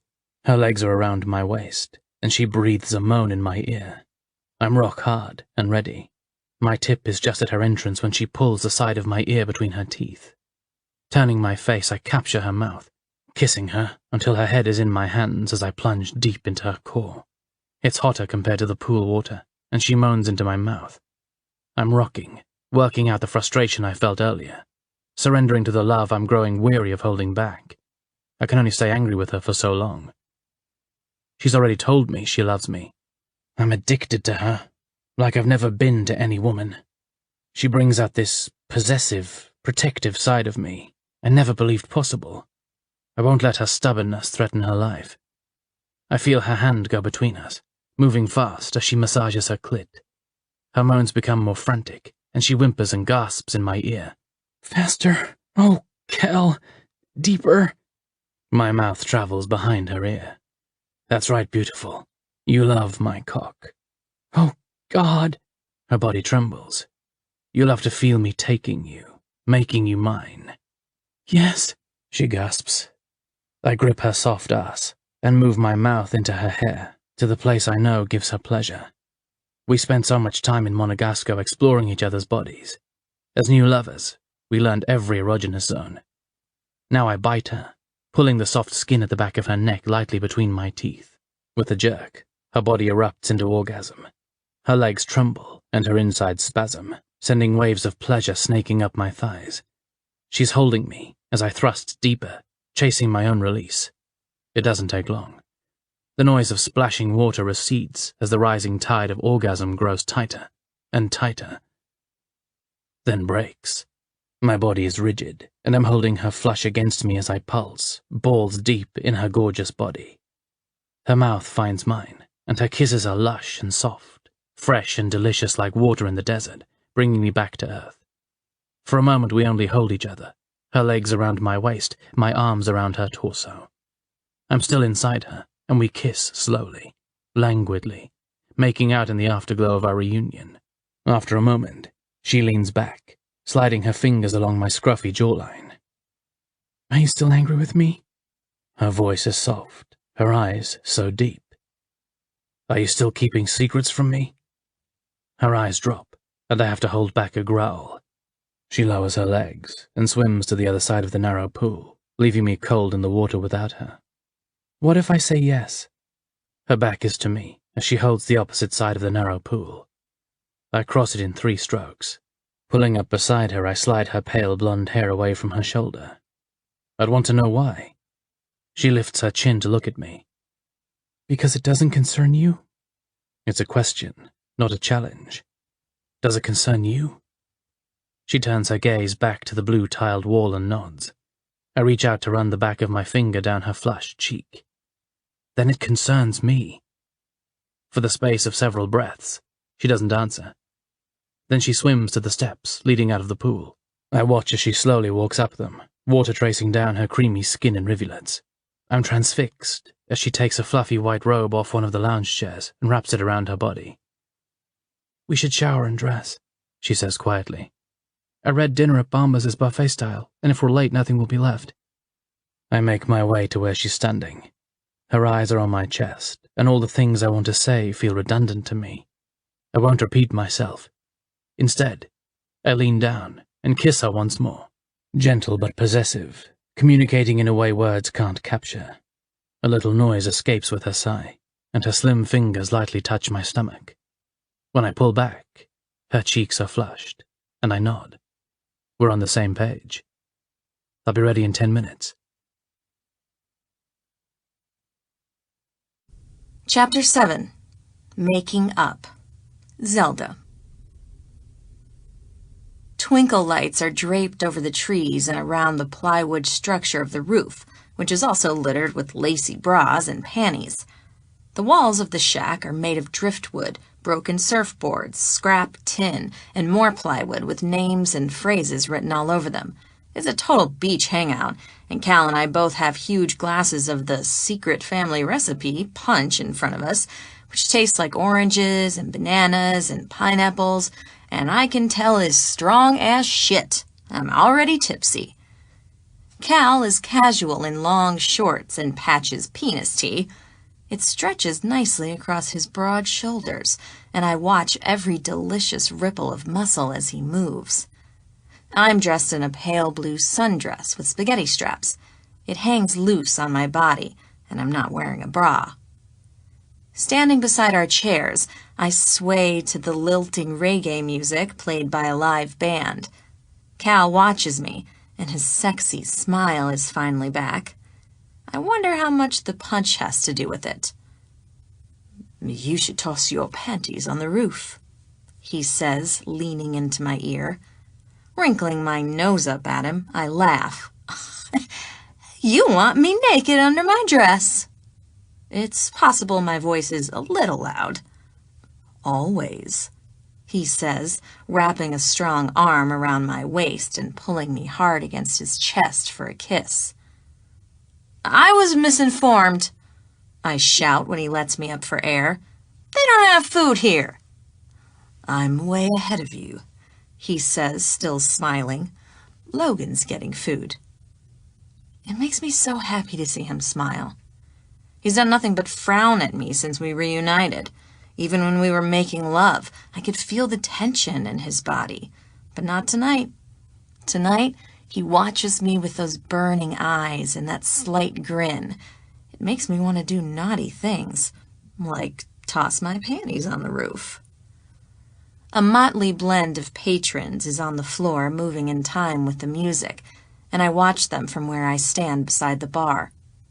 I take another long sip of punch. It's sweet, and now has only a little burn in the aftertaste. Cal's eyes rake over me, dark and electric. My skin is humming.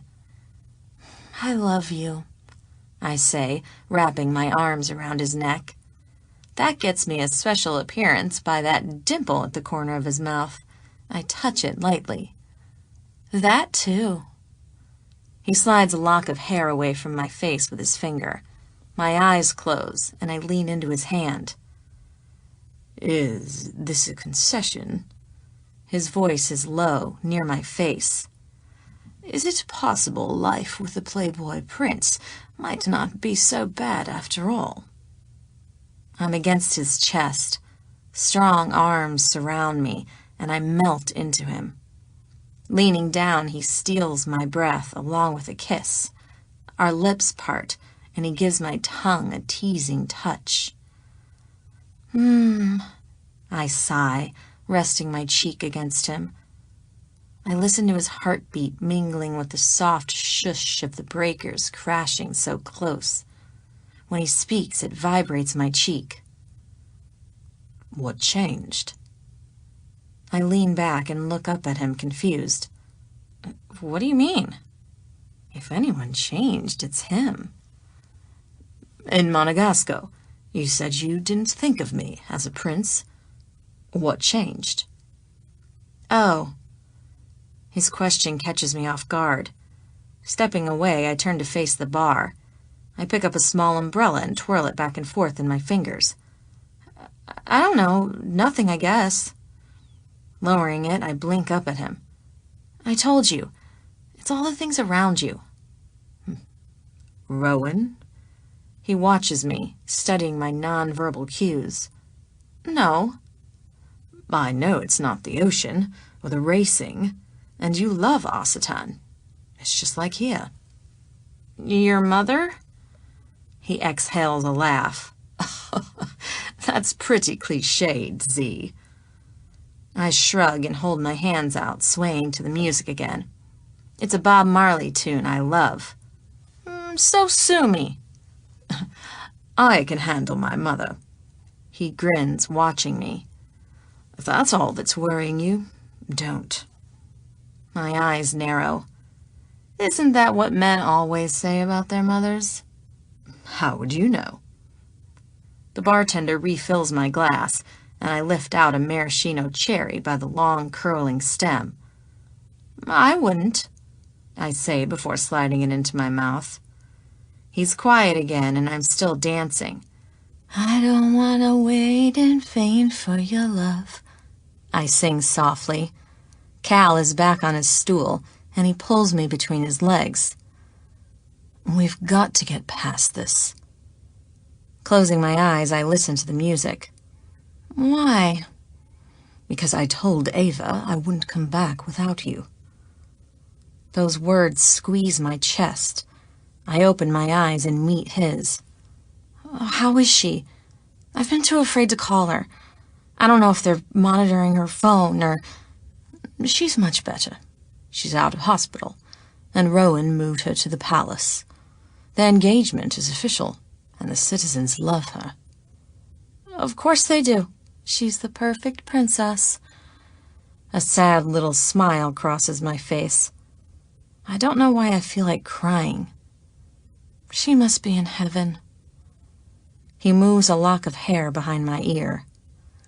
She misses you. I blink up, looking around the ceiling and out at the band. I take a deep breath, trying to calm my emotions. We've never been apart. Not once in our lives. He catches my chin. I love you, Zelda. Come home with me. You're not helping anyone being so far away. Maybe not, but I'm also not putting anyone in the line of fire. The beefy man from the divvy appears carrying a paper sack. Logan, at last, Cal says, taking it from him. Logan hands him the bag, and his blue eyes move to me. Mr. Thomas, I say with a smile. Hunt, he corrects in that low, serious voice, no smile, always on guard. But in the divvy you said... I simply dropped my last name. Cal lifts out 2 paper boxes and opens them to reveal fried fish and chips. Looks like cod, he says, holding out a French fry. I take it and pop it in my mouth. Oh! I grab my drink and take a quick sip. They're blazing hot! Sorry, I just picked them up, Logan says, reaching out as if to help me. Thank you, I say, and he quickly withdraws. His gaze lingers, but Cal draws my attention. You need to eat something. I watch as he opens a packet of malted vinegar and shakes it over the fish. Then he passes over a plastic fork while I open the small cup of coleslaw. Perfect beach food, I say, scooping out a bite of the savory salad. Isn't this great? I'm sure you'd think anything was great at this point. His eyes narrow slightly, and I lean into his chest. Are you saying I'm drunk? That makes me giggle, and I sway to Could You Be Loved? His eyes travel over me slowly again, and it's like warm honey in my veins. Perhaps not drunk, but you're definitely switching to something non-alcoholic. I want you sober tonight when I fuck you. Jesus, I sigh. This man. Shaking my head, I fork a large piece of fried cod and slip it in my mouth. Then I let out a little groan. Oh, this is so good. I fork another one as he watches me. Traditional British fare, he says. For the British Virgin Islands. Aren't you eating? He does a little laugh and picks up the entire piece of cod with his hand. It's like a fried brown football, and he bites the pointed end off, giving me a wink. I laugh and rest my head on my hand. See, you can do the simple life. What if we just stay here? It's not such a bad place. He's wiping the grease away with a paper napkin. I'd stay anywhere with you. He means it, and he has no idea what those words do to me. The rush in my stomach, the tingle between my thighs. Cal. I watch as he flags down the bartender. What sort of non-alcoholic drinks do you have? The man turns and digs around in a box of ice. Coke? A red can is placed in front of me, and I give Cal a sheepish grin as I pop the top. Thanks? Happens to the best of us. He winks and leans closer. The song changes to Is This Love, and Cal's eyes light. I love this song. My hand is in his, and we're on the dance floor faster than I can say, more cod. One strong arm is around my waist, the other holds my hand near our shoulders. I'm thankful I wore my platform espadrilles, so my chin is just at his collarbone. Our bodies touch from shoulder to hip, and citrus, cedar, and Cal fill my senses with every sway. So I throw my cards on your table, he croons softly in my ear, and I hum as little chills skirt down my arms. Tingling warmth swells in my chest, and I close my eyes, floating in his arms to the perfect soundtrack. I'm not sure if my head is spinning because of the punch or his proximity, but it can't get any better. Or it couldn't until his warm lips touched the side of my neck. Oh, Cal. I sigh, melting into him. I'm more sober and completely horny hours later as we're walking, fingers laced, up the sand path to the villa. Strolling in the moonlight after the evening we've just shared, I reconsider my reasons for staying. Ava once said I live for the adrenaline rush. He stops us midway to the house. Okay. It's late, and the moon is shining down. I want to strip out of our clothes and run down to the ocean. Still, I continue. I wanted her to get her GED, go to community college, and get a real job. I wanted us to leave that life of crime. She said I was small time. She said I lived for the adrenaline rush of nearly getting caught. My eyes drop, and I study the front of that ridiculous T. I'm still ashamed of what I am, of him knowing. But I think of that little girl who watched me grow up. Ava knows me unlike anyone in my life. She'd also been the one begging me to stay in Monegasco. She said she'd never seen me with anyone the way I am with Cal. Are you worried you'll grow tired of me? The slightest tease is in his voice. Still, it's laced with seriousness. I'm worried. I don't know what I'll do. My throat is tight, and I'm doing my best to be as honest as I can without hurting him. What will I do if I go back with you? Sit around and knit? I have never seen any woman knitting in Monegasco. His voice is full of authority. Under the age of 80. I snort a laugh and step into his body. His arms go around me, but just as fast he lifts me off my feet. I'm in his arms, and my legs loop around his waist.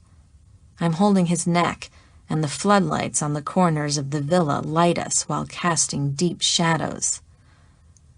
What if I promise never to let you second-guess your decision? His voice is thick. I hold his cheeks, staring down at this beautiful man I love. You can't promise something like that. I just did. I sigh and lean forward into our hug. I don't want to think anymore. Turning my head to the side, I speak softly in his ear. Take me to bed or lose me forever, I tease. I can't believe you just quoted Top Gun. He laughs. Me either, but you'd better do it. Chapter 8. Decision. Cal. Warm yellow light from the bathroom illuminates the master bedroom. Zelda sits on the edge of the wide mattress, looking up at me. Her blue eyes are so round. I touch the top of her cheek with my thumb. She's been more honest with me than she's ever been, and my anger has faded away. She's afraid she'll get bored. It almost makes me laugh, considering my past. But none of that is what she needs to hear.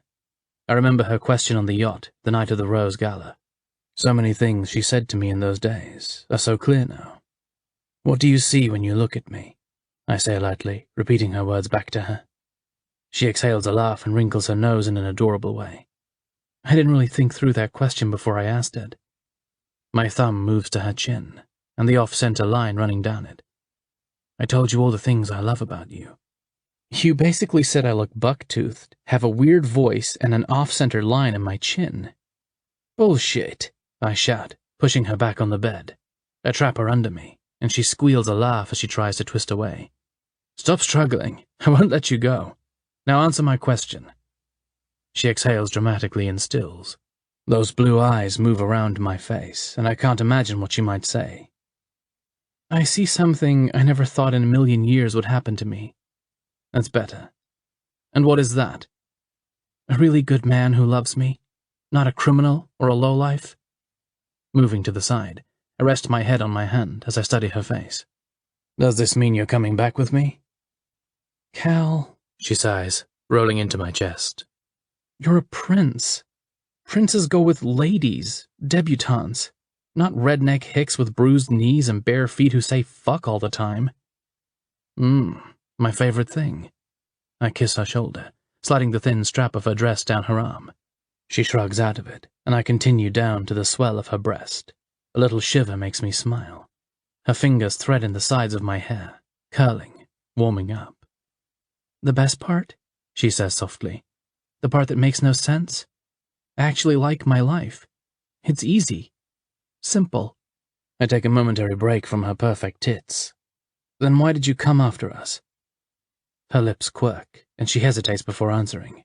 It's just long enough for me to say it with her. Ava. Zelda sighs. She's never been a redneck hick with bruised knees. She was born a lady. I think you idealize her. I kiss the top of her shoulder. Oh, she was a pickpocket, mind you, she laughs. But that was my influence. Ava would have done better. The only thing stopping her was me. Lifting my head, I hold her eyes. The only thing stopping you now is you. You might have passed her to Rowan, but you're not alone. Her eyes divert, and for a moment the only sound is the noise of the ceiling fan, and in the distance, the sound of the waves breaking along the shore. When she turns back to me, she places her hand on my cheeks, then leans up to kiss me. I roll her onto her back, deepening the kiss. Her mouth opens with a little noise, and our tongues curl together. Lifting my head, I pull that full top lip I love between my teeth lightly, before sliding down her body, kissing a line down to her breasts. I smile as I feel her body respond. Her hands slide into my hair as I pull that sundress all the way off her. She's wearing only a lacy white thong.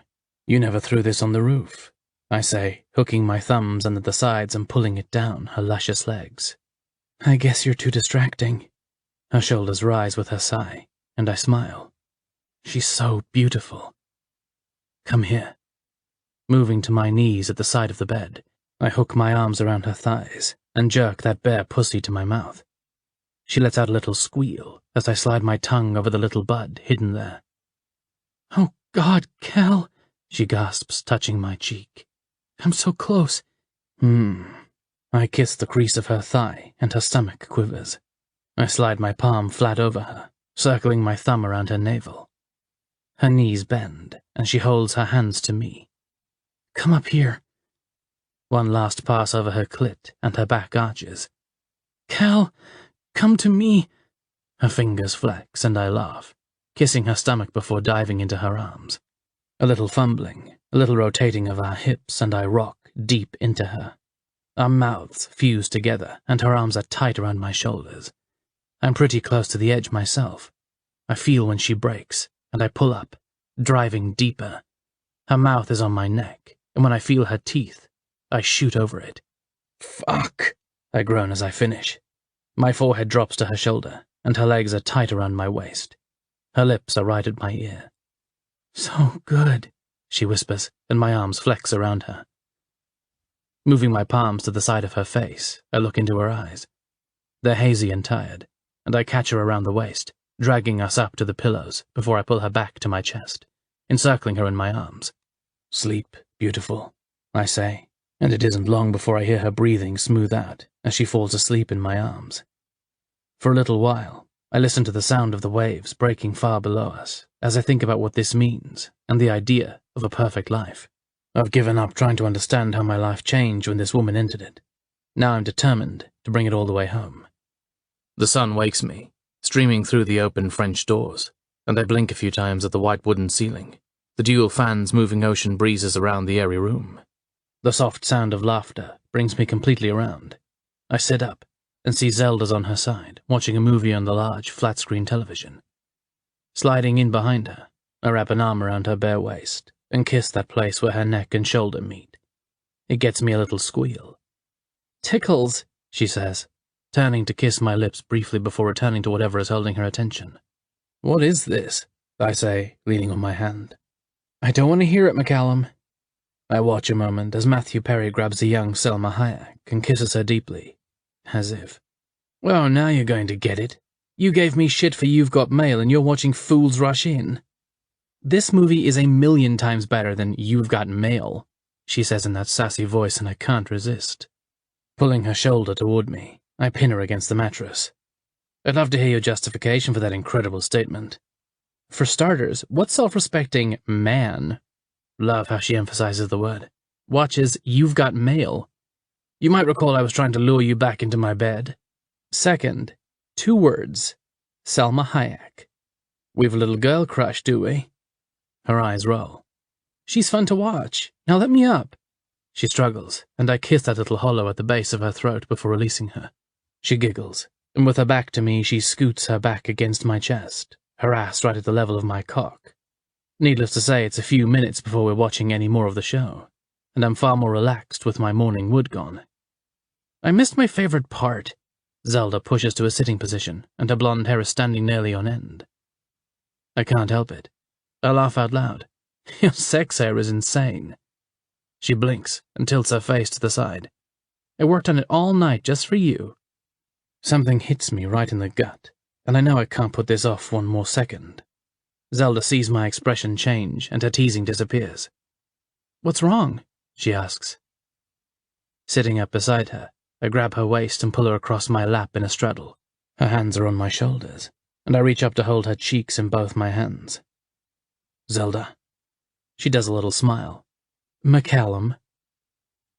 I want you to marry me. Fuck. Yup. I said it. I don't have a ring yet, but there are several jewelry stores in Roadtown.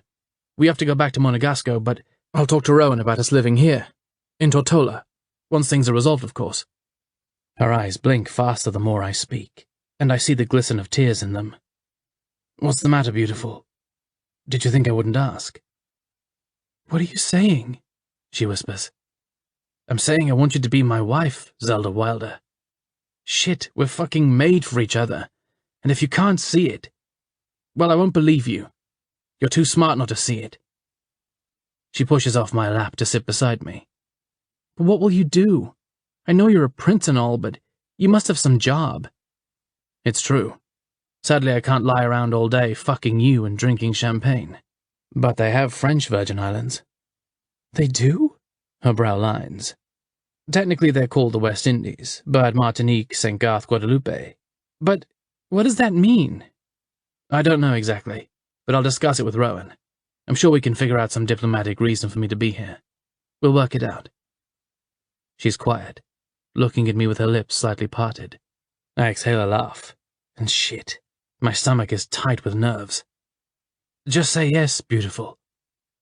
Her mouth closes, and she blinks down to her lap before she starts fucking shaking her head. No, she says softly. My jaw tightens. Why the devil not? I don't mean to be sharp, but god damn it. She looks up fast, blue eyes round. Not yet. Okay, that response eases my temper slightly. Go on. I can't marry you with dirty hands. She slides to the edge of the mattress and stands. I have to meet with Seth today and settle our accounts. Let me... She looks around before pulling that silly penis tee over her head. Let me end things with him. Separate. Then... Her breath catches, and I'm out of the bed, standing in front of her. She's so small without her heels. Her head is only at the center of my chest. In a sweep, I lift her, her legs going round my waist, her arms around my neck. Then, I say, looking up at her worried expression. She exhales a nervous laugh and covers her mouth. Then, yes? Her voice is so small, but my insides are exploding with satisfaction. Yes, I shout, and she really laughs then. You have no idea what you're getting into.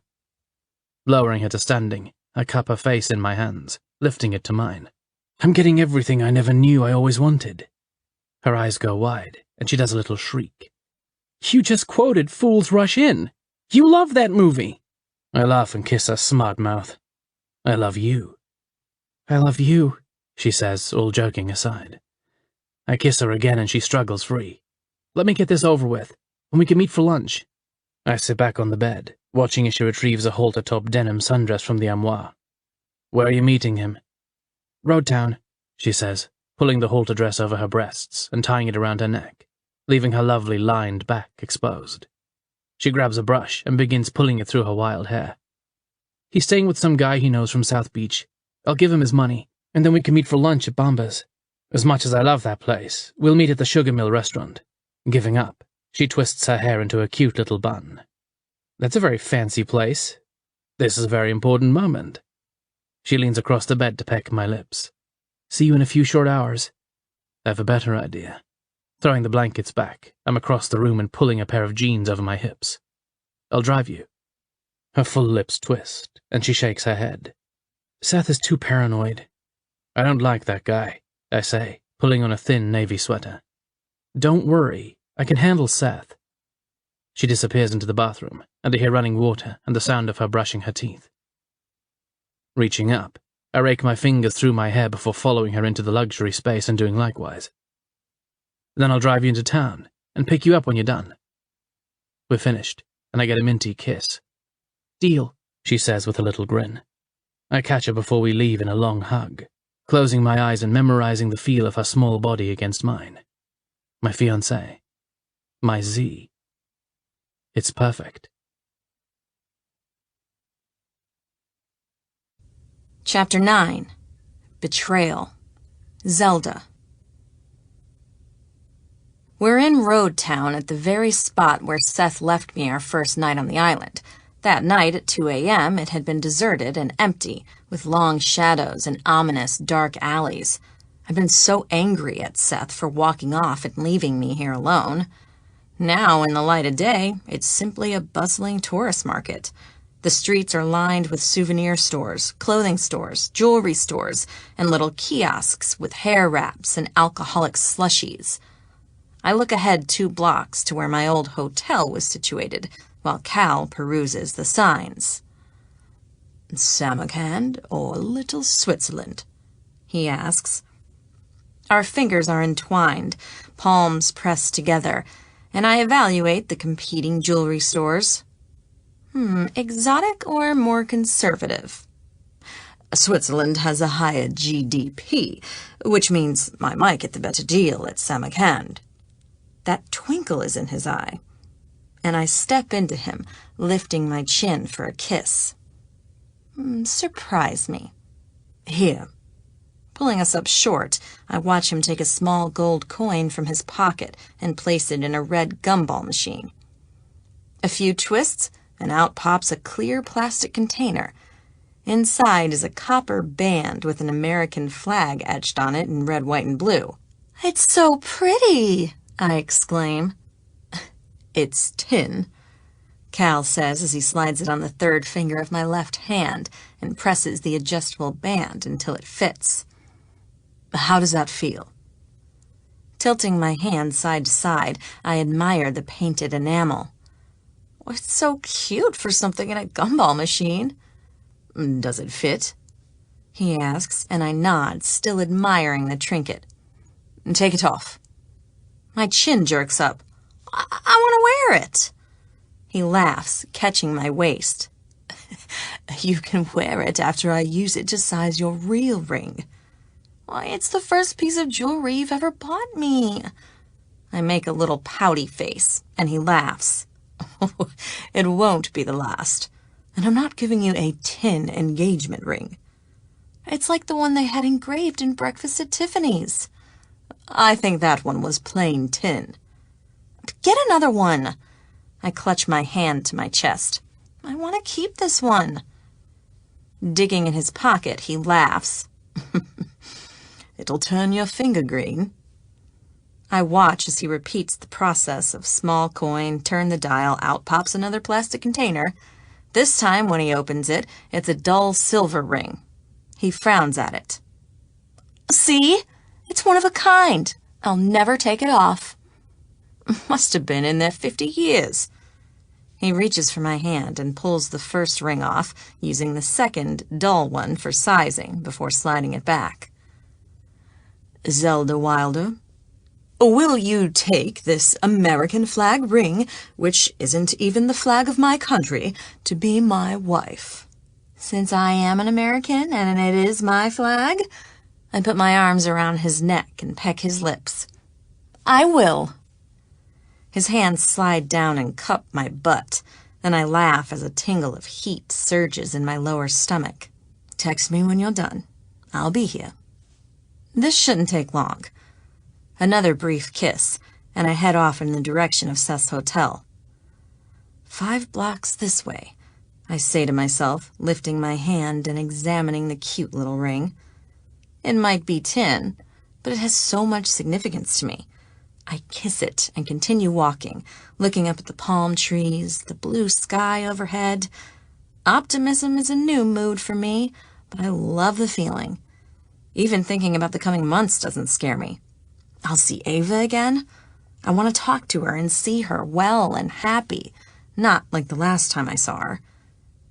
The memory of my beautiful little sister, pale and weak in a hospital bed, dampens my otherwise happy mood, but I hastily shake it away. Cal said she's completely recovered. She's at the palace with Rowan, and the country loves her. Of course they do, I say softly to myself, reading the signs as I pass.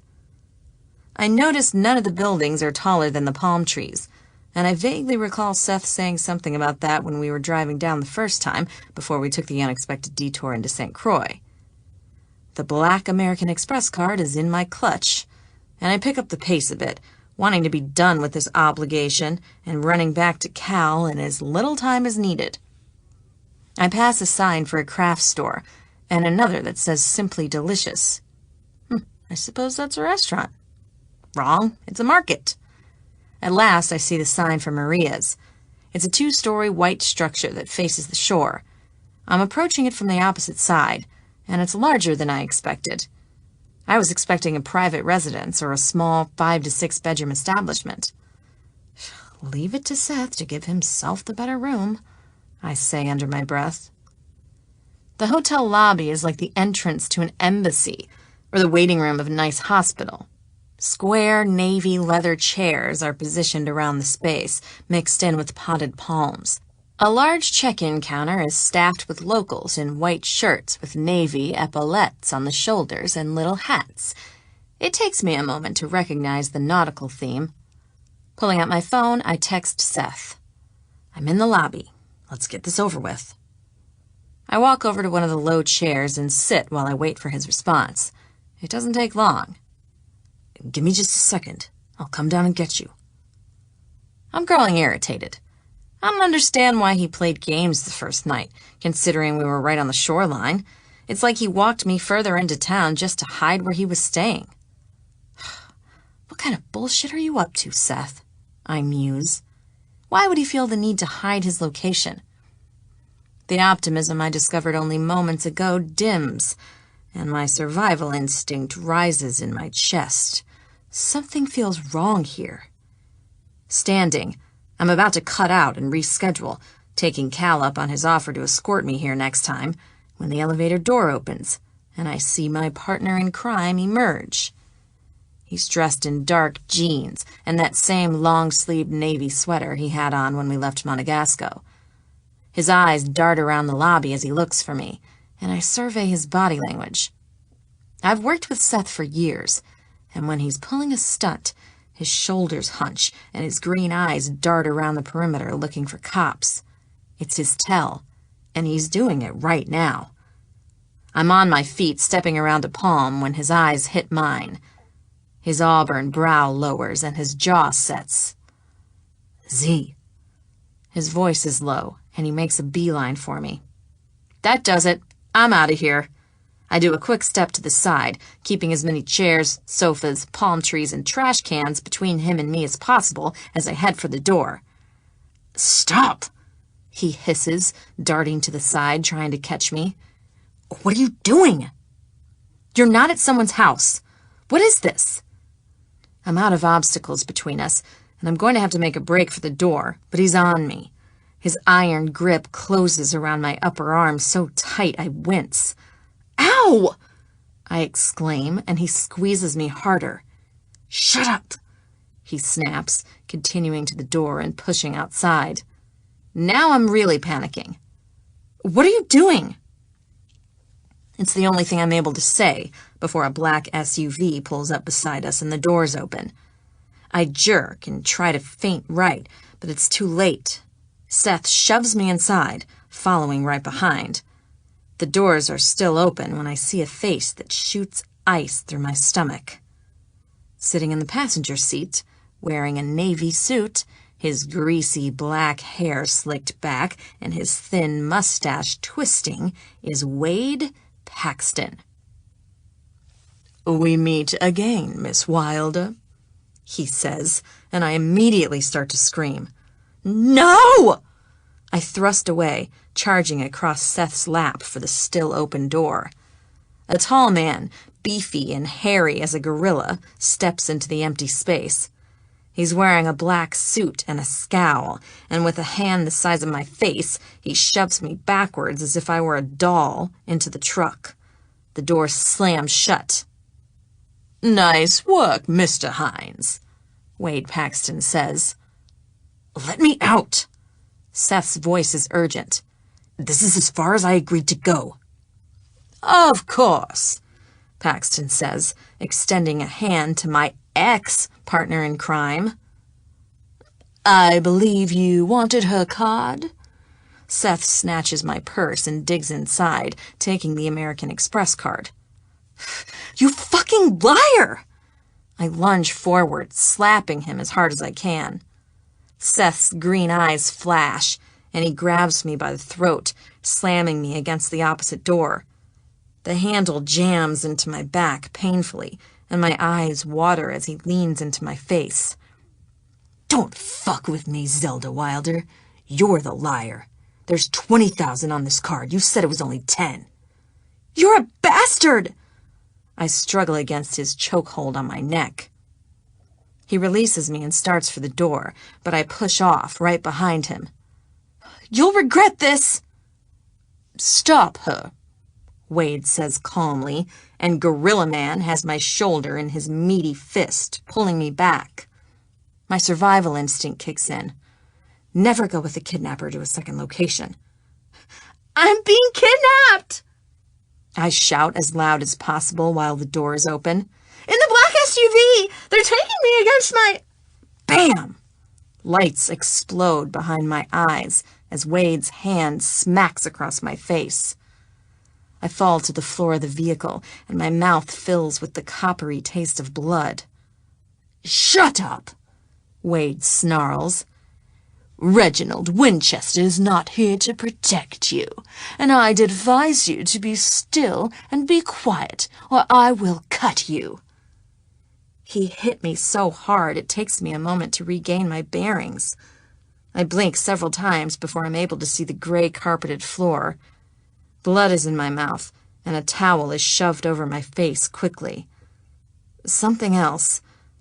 Moving my lips, I work the hard object around until I pull out a tooth. I mumble through swollen, slippery lips. It's a small tooth. Without a mirror, I can only guess it's from beside my canines. "Give it to me." Wade snatches it away. More blood in my mouth. He shoves the towel harder at me. "Stop that bleeding." I take it from him and pull myself onto the back seat again. "Where are you taking me?" "That is none of your concern." We're moving at a steady clip down the road.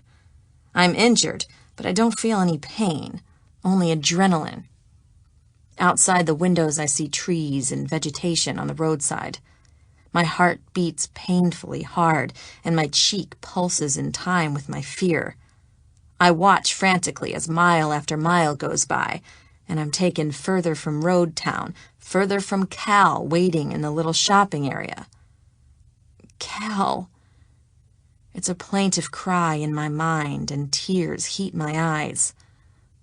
I want Cal. Gorilla Man is to my left. Another black-suited man is driving. Wade is in the passenger side on his smartphone when the vehicle slows at what looks like a stop sign. Without hesitating, I lunge for the door, gripping the handle and pulling.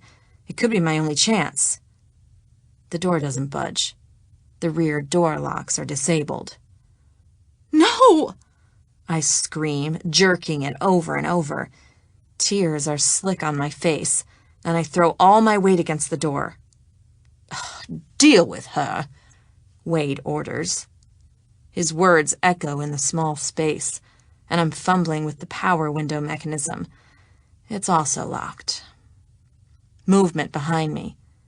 I barely have time to glance over my shoulder when Gorilla Man closes the space between us, brow lowered. His bottom jaw juts out, and he looks like a true ape swinging his meaty fist almost faster than I can see it. It slams into my temple, and everything goes black. Chapter 10. Regrets. Cal. Samarkand is elaborately designed, with striking mosaics in an assortment of turquoise, sea, and royal blues. Pointed arches line the walls, and the jewellery cases are low, square boxes arranged in a maze around the room. I enter, and a few clusters of obvious tourists are ahead of me, looking at the array of Rolex watches and glittering cocktail rings. I stroll to the one filled with diamond engagement rings, and pause. A beautiful Art Deco-style ring, with a square setting, and what look like tiny angels' wings, flaring on each corner, catches my eye. It's perfect. A salesman in a white linen coat and pants approaches me smiling. He's clean-shaven and wears a black skull cap. "May I help you, sir?" He smiles and does a little bow. I like this setting, pointing in the case. I fish in my pocket and pull out the dull tin ring. I need it in this size. His brow lowers, and he squints, taking the piece of tin from my fingers. "You did not get this in our store." "No, actually it came out of a gumball machine," I say with a smile. Black eyes dart up to mine. "A gumball machine?" I haven't been addressed with such disgust since my mother saw the photo of me snorting coke off the toned ass of an unidentified supermodel. I can't help wishing Zelda were here, since she is the one who mentioned breakfast at Tiffany's. "It's just outside the store." I happily turn and point to the door, but the man shakes his head and raises his eyebrows as if I've offended him. "It matters not," he says. "Either way, I didn't know the lady's ring size. It was my only idea." He shrugs. "It will have to do. Now, which one did you say?" "This one here, the rose gold Art Deco." "Ah," he clasps his hands. "An excellent choice, sir." I take that to mean I've just picked out the most expensive piece in the entire shop, but I don't give a shit. Only the best for my girl. "If you can just be sure it matches that size," I say. "How soon will it be ready?" He looks over my shoulder. "Will you be staying overnight? I can have it sized, polished, and gift-wrapped for you by tomorrow morning." It's not what I had in mind for our lunch date today, but I like the attention to detail. "What time tomorrow?" We're settled up, and I have the claim ticket in my pocket as I sit outside in the warm afternoon sun. Pulling out my phone, I notice it's been more than an hour. Tightness moves across my shoulders, and I look up the street in the direction I last saw Zelda headed. She'd been so pretty in her halter dress.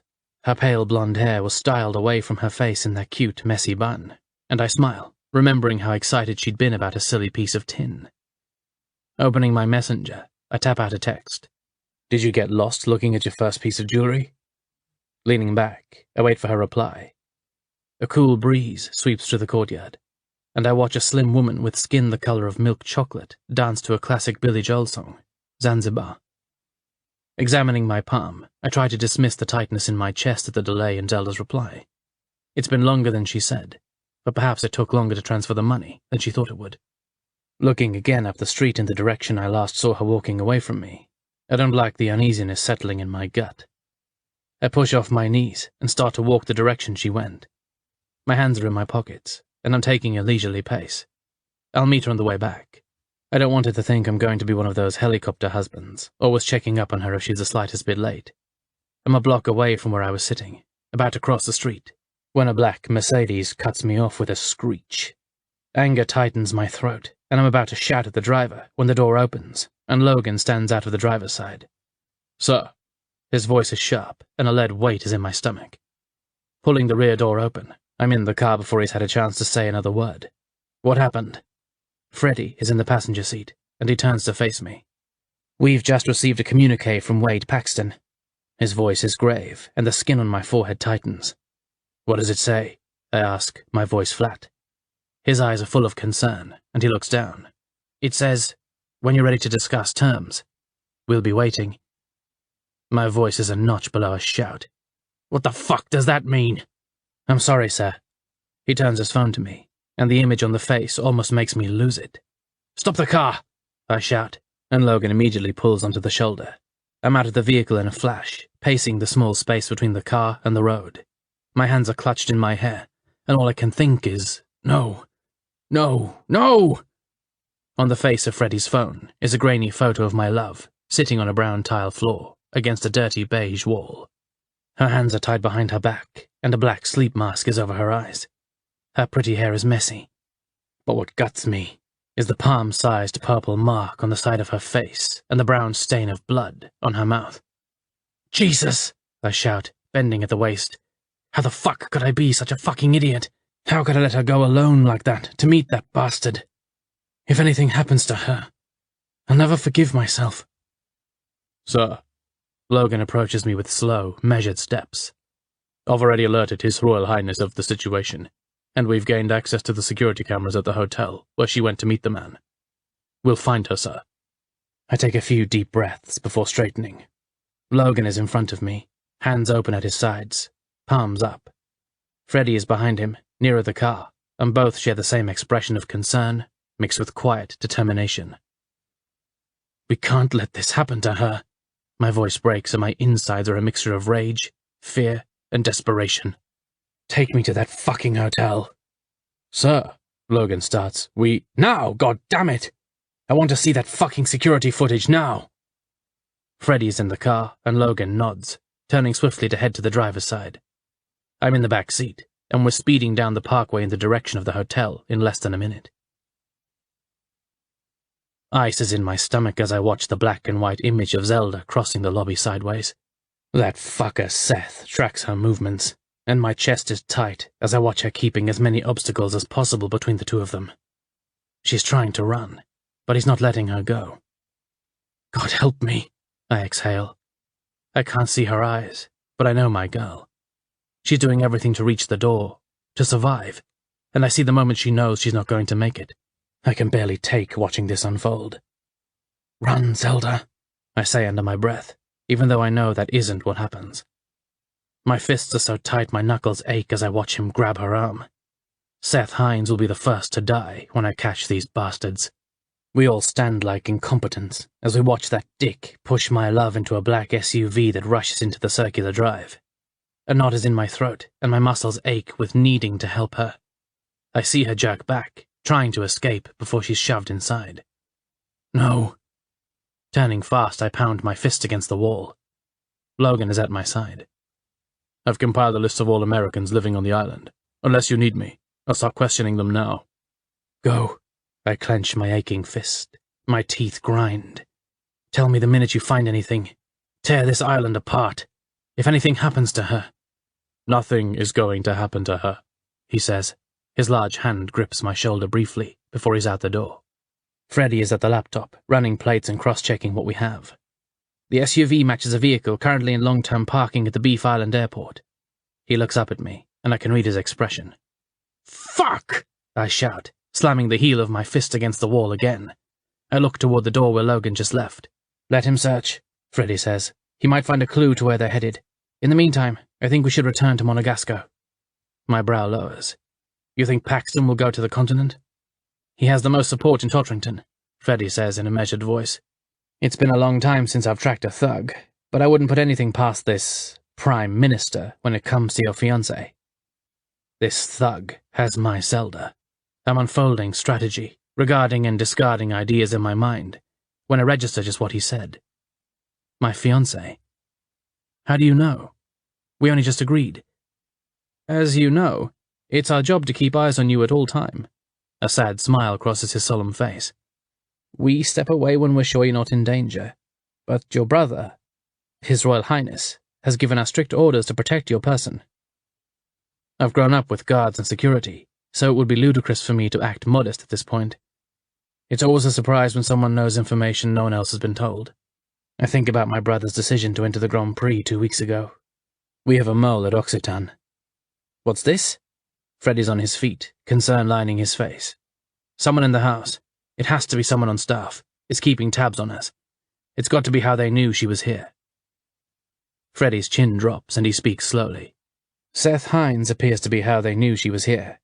We have reason to believe he's been working with Paxton since he appeared in Monegasco.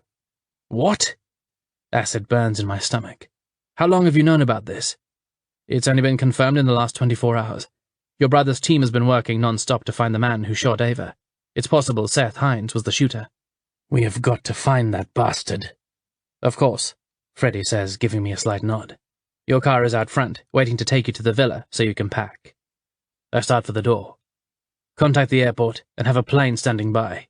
Tell them it's for me, the Prince of Monegasco. No point in being undercover anymore. I'm on it. Freddy is holding his phone to his ear. I'll text Logan to let us know if he uncovers anything. A brief pause as I consider my stocky guard's interest in my fiancée. He cares about her, I say. Freddy's stern expression falters. We all do. She's a captivating subject. Nodding, I think about my Z and her cons, her globe-trotting, and her penchant for besting the bad guys. She's pretty incredible. We're going to find her, sir. Digging in my pocket, I place my hand on the claim ticket for her ring. Text me the second you find Hines. Chapter 11. Lost. Zelda. Consciousness fades in like the raising of a dimmer switch. I open my eyes slowly, but all I see is dark. A black hood is over my head, and I'm lying on a very cold, very hard surface. Placing my palm on it, it feels like metal, and a sudden vibration followed by the echo of what sounds like a drill comes from somewhere far below me. Inside the hood, my lips are crusted and dry. I still taste salt and coppery blood in my mouth, but I'm not actively bleeding. Still, my jaw is painfully sore from my missing tooth, and I'm so thirsty. Lying here, I feel rocking, an occasional dip. As I listen, I try to place the sensation until at last I realize I'm either on a boat, or I have a concussion, or both. The last thing I remember is Gorilla Man's fist slamming into my skull. If I live through this, I'm going to stick a shiv in Seth Hines. She'll stay on the island, an accented male voice I don't recognize says. It's not on any map. That voice I do recognize. It's Wade Paxton. They won't even know where to start searching for her. How did you find this place? The other man asks. When I was in Turkey, they told me about an island where the Australians sent Islamic refugees.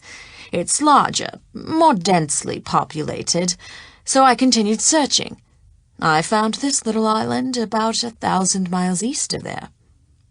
Fear trickles through my veins. I don't move. Where are they taking me? The noise of the door, and another male voice joins Wade and his companion. We're 20 feet off the shore of Uranu. Good work, Blix, Wade says. You'll stay with them until it's time to dispose of her? Yes, sir. More noise of doors, and we're back to just the three of us. Who knew she would prove so useful? From the sound of his voice, Wade is standing above me. It's almost impossible to keep from shivering. To think I almost wasted her life in Monegasco. What do you expect to get for her? Wade turns, and I lie still, listening. Perhaps if I know what he wants, I can figure out how to escape. Power. Leverage. She's the sister of the Crown Prince's fiancé. She's the presumptive heir's girlfriend. They'll come to the bargaining table in exchange for her life. My stomach tightens, and I can't help the shiver that passes over my shoulders. Ah, and it seems she's awake. The hood is jerked off my head, and bright light dazzles my eyes. It takes a few moments of blinking and squinting before I'm able to make out Wade's greasy hair, slimy face, and thin mustache. I'm in a small cabin on a boat that has 3 twin beds arranged around the walls. In the center is a small table, and one long shelf system runs along the perimeter. A veranda is in the very back, and I can see the green brush of an island through the glass door. The clicking of a photograph makes me jump and look at the other man. He's holding his phone up and taking pictures of me. Hold this. He shoves a newspaper at me, and I look down at the cover. It's a USA Today, and the date is June 12th. Turn it around. May I please have a drink? My voice is dry and rough as sandpaper. He grabs a tumbler and fills it with an inch of water from the small sink before handing it to me. I drink the small amount so fast, but it's not enough to ease my thirst. Do as you're told. Wade steps forward and roughly shoves the newspaper in my hand again. I place the tumbler on the floor beside me and look up at him. The camera snaps come quickly. Where are we? I ask, not sure how long I've been unconscious and trying to figure out how I can possibly escape. We're on a boat in the ocean headed to a small island. It's all I know. The last place you'll ever live. Wade sneers, and a cruel light is in his eyes. Make yourself at home, and don't make trouble. Your God's only instruction is not to kill you, as long as you're useful. My insides shudder, and I'm afraid I'll be sick. The door opens again, and a tall man with white blonde hair and dead blue eyes surveys me up and down. Zelda Wilder, Blix Ratcliffe. Wade pushes me toward the man. My head is still dizzy, and I have to grab the corner shelf to keep from falling. The edge digs into my hip, and I exhale a painful noise as tears burn my eyes. I will not cry. The last thing I will do is appear weak before these men. Blix only turns and walks out into the hallway. I look in the direction he went, then back to Wade Paxton. Oh, we have all we need for now, he says, walking forward and pushing me out the door. I stumble over the bottom lip, across the narrow hall, and the door slams shut in my face. I'm left standing in only the denim halter dress I put on this morning? Yesterday? My espadrilles are gone, and only cheap rubber thongs are on my feet. My hair is matted, and my arms and legs are bare, except... Looking down, my throat tightens, and I almost lose my battle with the tears. The tin ring is still on my finger.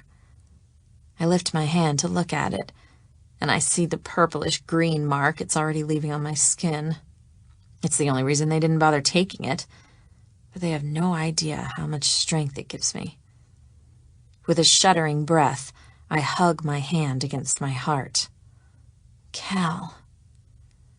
Blix is back, and his expression has gone from dead to livid. He grabs my upper arm in an iron grip and shoves me ahead of him in the walkway. "Stay with me," he says, continuing on at a fast pace. I have to trot to keep up. No one told me what to do. My voice is so dry I sound like a 40-year-old smoker. He stops so fast I almost bump into him. "Don't make me speak to you again." His voice is very deep, and his accent is clipped. I don't smile. I don't nod or acknowledge his directive. He starts to walk, and I continue after him to the center of the boat, and then down flight after flight of stairs until we're at the bottom. I wait as he shows documentation to the men waiting at the exit. They look possibly Turkish, and I wonder how far we've traveled. Or maybe it's simply a foreign crew. It has to be the latter. Outside, on the long pier, a white Jeep truck hybrid is waiting. Blix shoves me toward the back, and I climb over the tailgate as he gets in the driver's seat. He turns the ignition, and I barely have time to stumble forward and sit with my back against the cab before we're moving. The sun beats down on me strongly. It heats my skin, and I know I'll burn quickly on this small island. I don't have anything to pull over my shoulders. I look up and around. We pass a series of short buildings with tin roofs. They look like military housing, and they're painted white with bright pink squares on the sides. I don't know what it means, since I'm relatively sure there are no military personnel on this island. I look in the opposite direction, back toward the beach, and I see a hollowed-out gray structure. It's an enormous 4-story barn of a building with rusted tin walls and a long gable roof. It's completely deserted. My head hurts from my injury, and the sun is making me squint. I don't want to lower my eyes. I need to see where they're taking me, so I can try to run away. Only, I don't see any people who I might convince to help me were I to escape. Blix takes a sharp left turn, and we drive further inland. The canopy of green on each side of the Jeep grows thicker the further we drive, and the despair twisting in my chest grows tighter. We must still be in the Atlantic. But where? If only I could see a native, I might be able to signal to them, or at least examine his or her clothes for signs of what country I'm in. The truck bounces violently, and my head feels like it's splitting in two. I splay my hands and feet out like a starfish, trying to stay seated in an upright position. Another sharp turn, and we're out of the forest. We're plunged into sunlight, and my breath catches. Blix pulls the Jeep up to park at a line of small cinder-block buildings. They're all painted white, and they have holes where windows and doors should be. Only they have no glass or wood. They're empty, except for faded white curtains hanging over the spaces. I hear the truck door slam, and a dark face appears in the window of one of the small buildings. It's a woman with long, straight, dark hair. Her brown eyes are round as she stares at me. I don't move. I sit and stare back at her. "Hello," Blix says. A male tenor voice replies, "Bonbini." "Mitun un mohe a abo," Blix replies. Bon, the man says. I have no idea what language this is. I don't move. I only sit in the bed of the truck, my eyes locked on the black ones staring back at me from the shack. The loud slamming of a palm against the side of the truck snaps me from my trance. I look up to see Blix is there, his blue eyes simmering with anger. "Get out," he orders. "I'm leaving." Terror grips me at those words. "Where am I?" I say desperately. "You can't leave me here. What is this place?" He steps forward and grips my arm, dragging me roughly across the bed of the truck. I let out a little squeal, and he jerks me up and over the side of the truck, then releases me. "Oh!" I shout, flailing for anything to grab as I fall all the way to the sandy ground. I hit the sand with a hard thud that rattles my teeth and sends screaming pain through my head. I lie on my side on the sand, unable to move. I don't fight the tears this time, as my vision tunnels. Too late, I realize Blix is in the truck and revving the engine. He hits the accelerator so hard the tires spin, shooting sand into my face and all over my body. I twist quickly away, using my hands to protect my nose and mouth. He's gone before I even open my eyes. I don't want to open my eyes. My limbs are heavy, and I'm so tired. I feel like I might vomit again, but instead, I give up the fight and fade into the blackness. Chapter 12. Pieces. Cal. Ava sprints across the tarmac as I descend the steps of the small jet. Her green eyes are red-rimmed, and I see unshed tears in them. "What's happening, Cal? Where is she? Do you know anything?"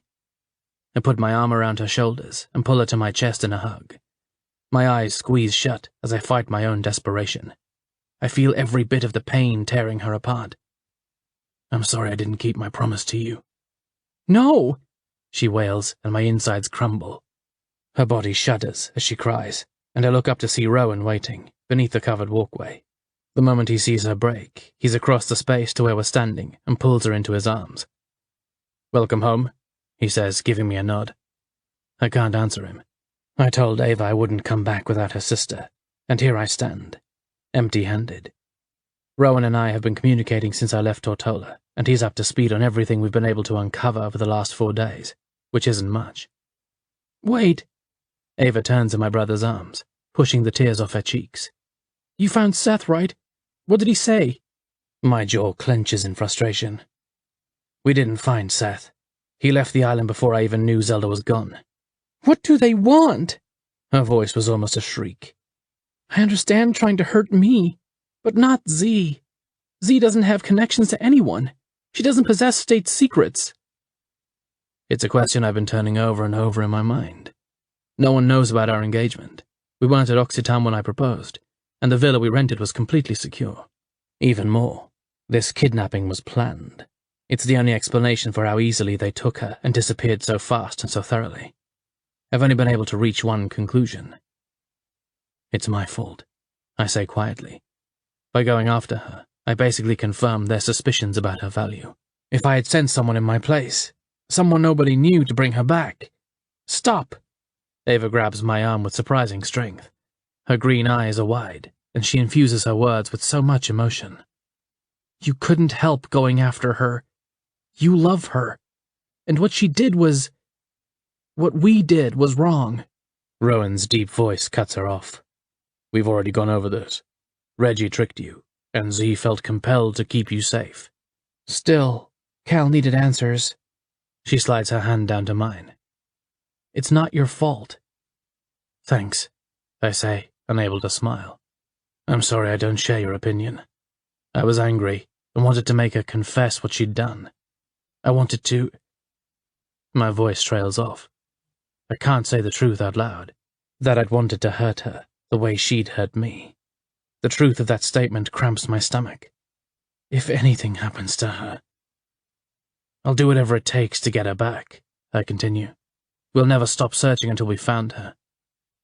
"Let's go to the palace," Rowan says, leading us to the waiting town car with Ava tight against his side. Once we're on the road, she uses a tissue to wipe her eyes. "Seth disappeared. Z disappeared. They all just vanished?" My lips tighten, and I look down at my hands.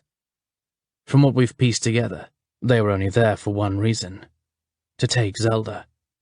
Do you have any idea what they intend to do with her? Her voice is just above a whisper, and I hate that I don't know. They took her for leverage, which is a good thing, Rowan says. It means... I watch as he covers Ava's small hand with his larger one.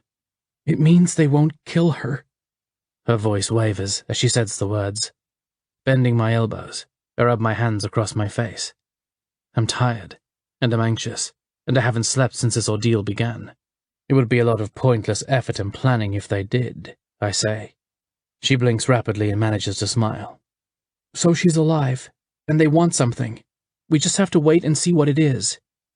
My brother puts his arm around her again, hugging her close. That's exactly what it means. In the meantime, you need rest. You're still getting over your own injuries. Looking up at him, her expression softens. She touches his face and places her thumb on his lips. The familiar gesture causes me to turn away and look out the window. I don't know how I couldn't see they were sisters before. I was so blind. I'll be better once I know something, she says. Still, when we get back, I'd like you to go up and rest, he says gently. I'll tell you anything we learn, okay? She smiles and nods as her jeep guides the car through the enormous palace gates and into the circular drive leading to the entrance. Once we're alone in the war room, I rehash what we know bit by bit. After viewing the security footage, Jesus, that security footage. The sight of my Zelda fighting for her life still sends shards of rage ripping through my chest. We'd gone to Seth's hotel room and found the entire place scrubbed clean. We tore it apart anyway. Looking for anything, a scrap of paper, a notepad, a magazine, anything that didn't belong. We found nothing. We went to the Frenchman's, where he'd put up Zelda that first night, but the owner claimed not to know Seth or any of the men in Wade's group. She insisted she took the reservation over the phone from an American for his sister, and the sister left the next day with another man, a man who she thought looked a bit like me. No fingerprints, fibers, paperwork, or even scraps of trash were found in the abandoned SUV. It was emptied, the same as Seth's hotel room, and left in long-term parking. No one matching Zelda, Wade, or the large hirsute man from the video passed through the airport security that day or the next. Freddie scoured the security footage and found nothing. The Port Authority had no scheduled cruises. They even provided the roster of every charter in or out of Tortola for the past 2 weeks. And nothing. God damn it! I shout, pushing back against the heavy mahogany table. I'm frustrated again that we have no leads. It's like they disappeared into thin air. Rowan's voice is even.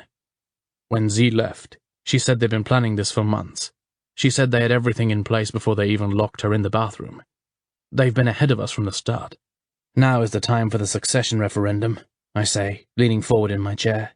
The wisdom you showed cleaning out the cabinet after Father died couldn't be more obvious than it is now. We're alone in the ornate cabinet chamber. A heavy mahogany table monopolizes the space, and thick velvet curtains hang over the 12-foot windows.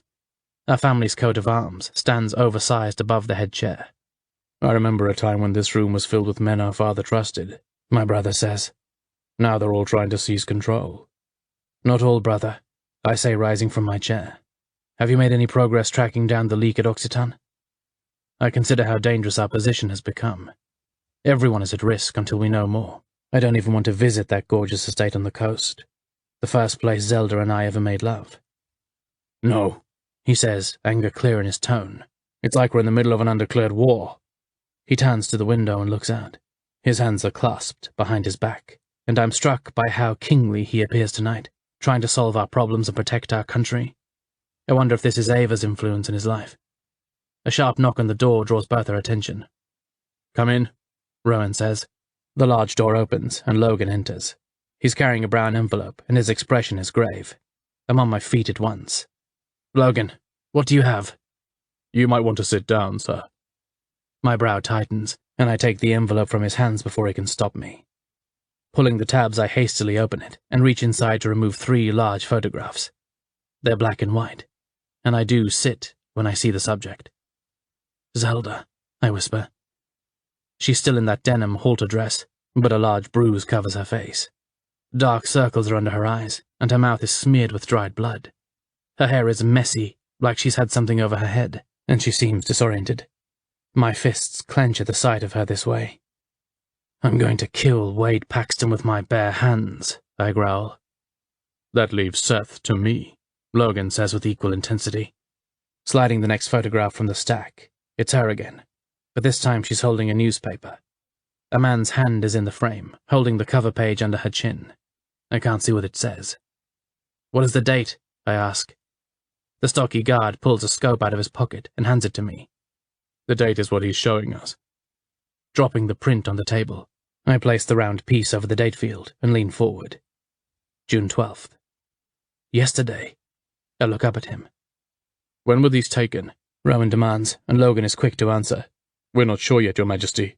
As you can see, the walls are bare beige, and the newspaper could have come from anywhere in the Western Hemisphere.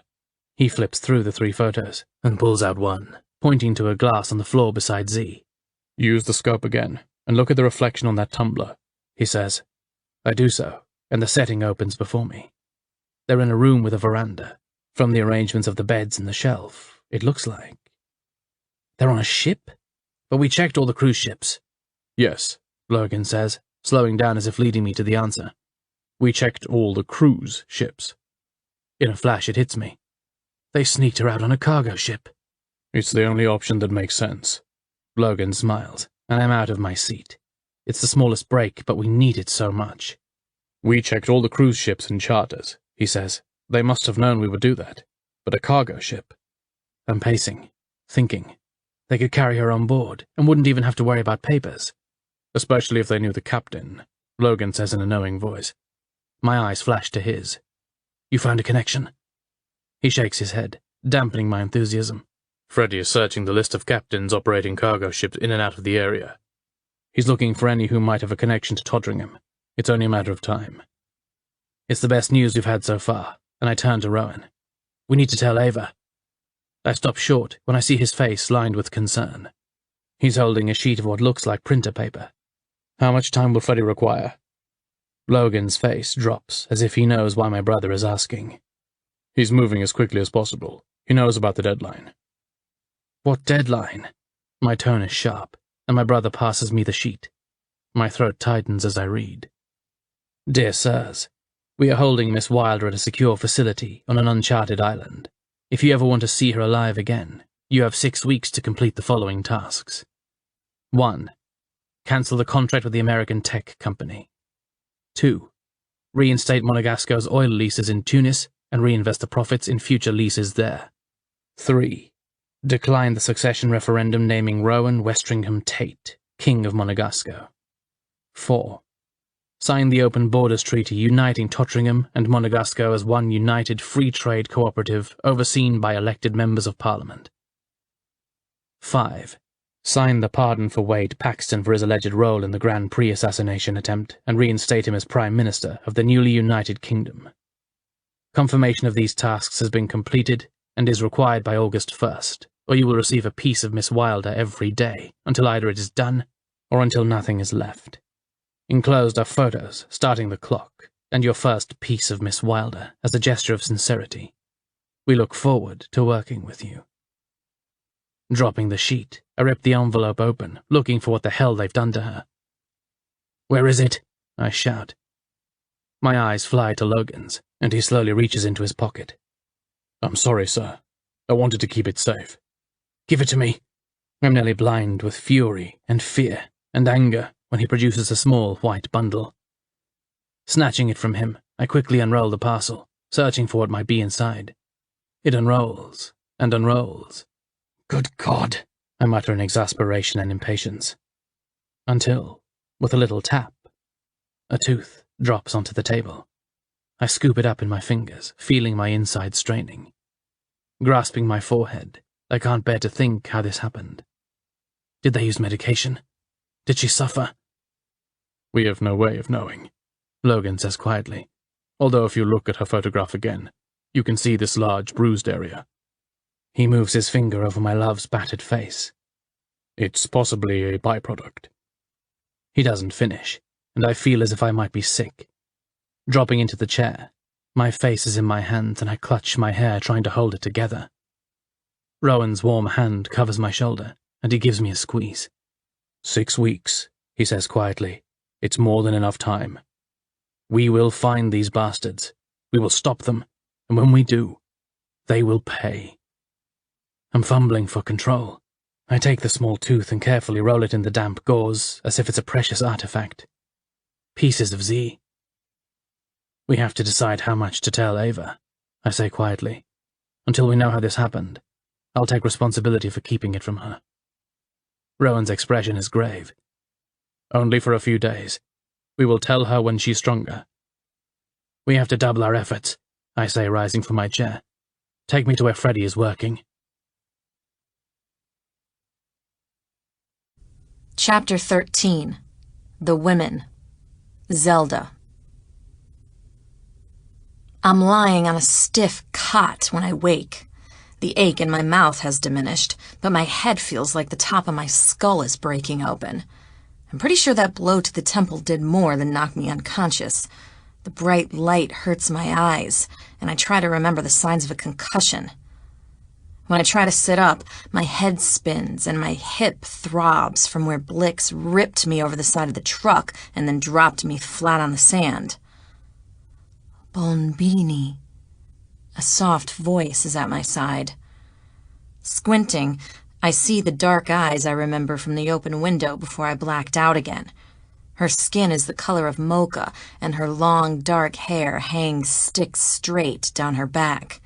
She looks Hispanic or some kind of Native American. I remember seeing a photo of Liana Sazi once.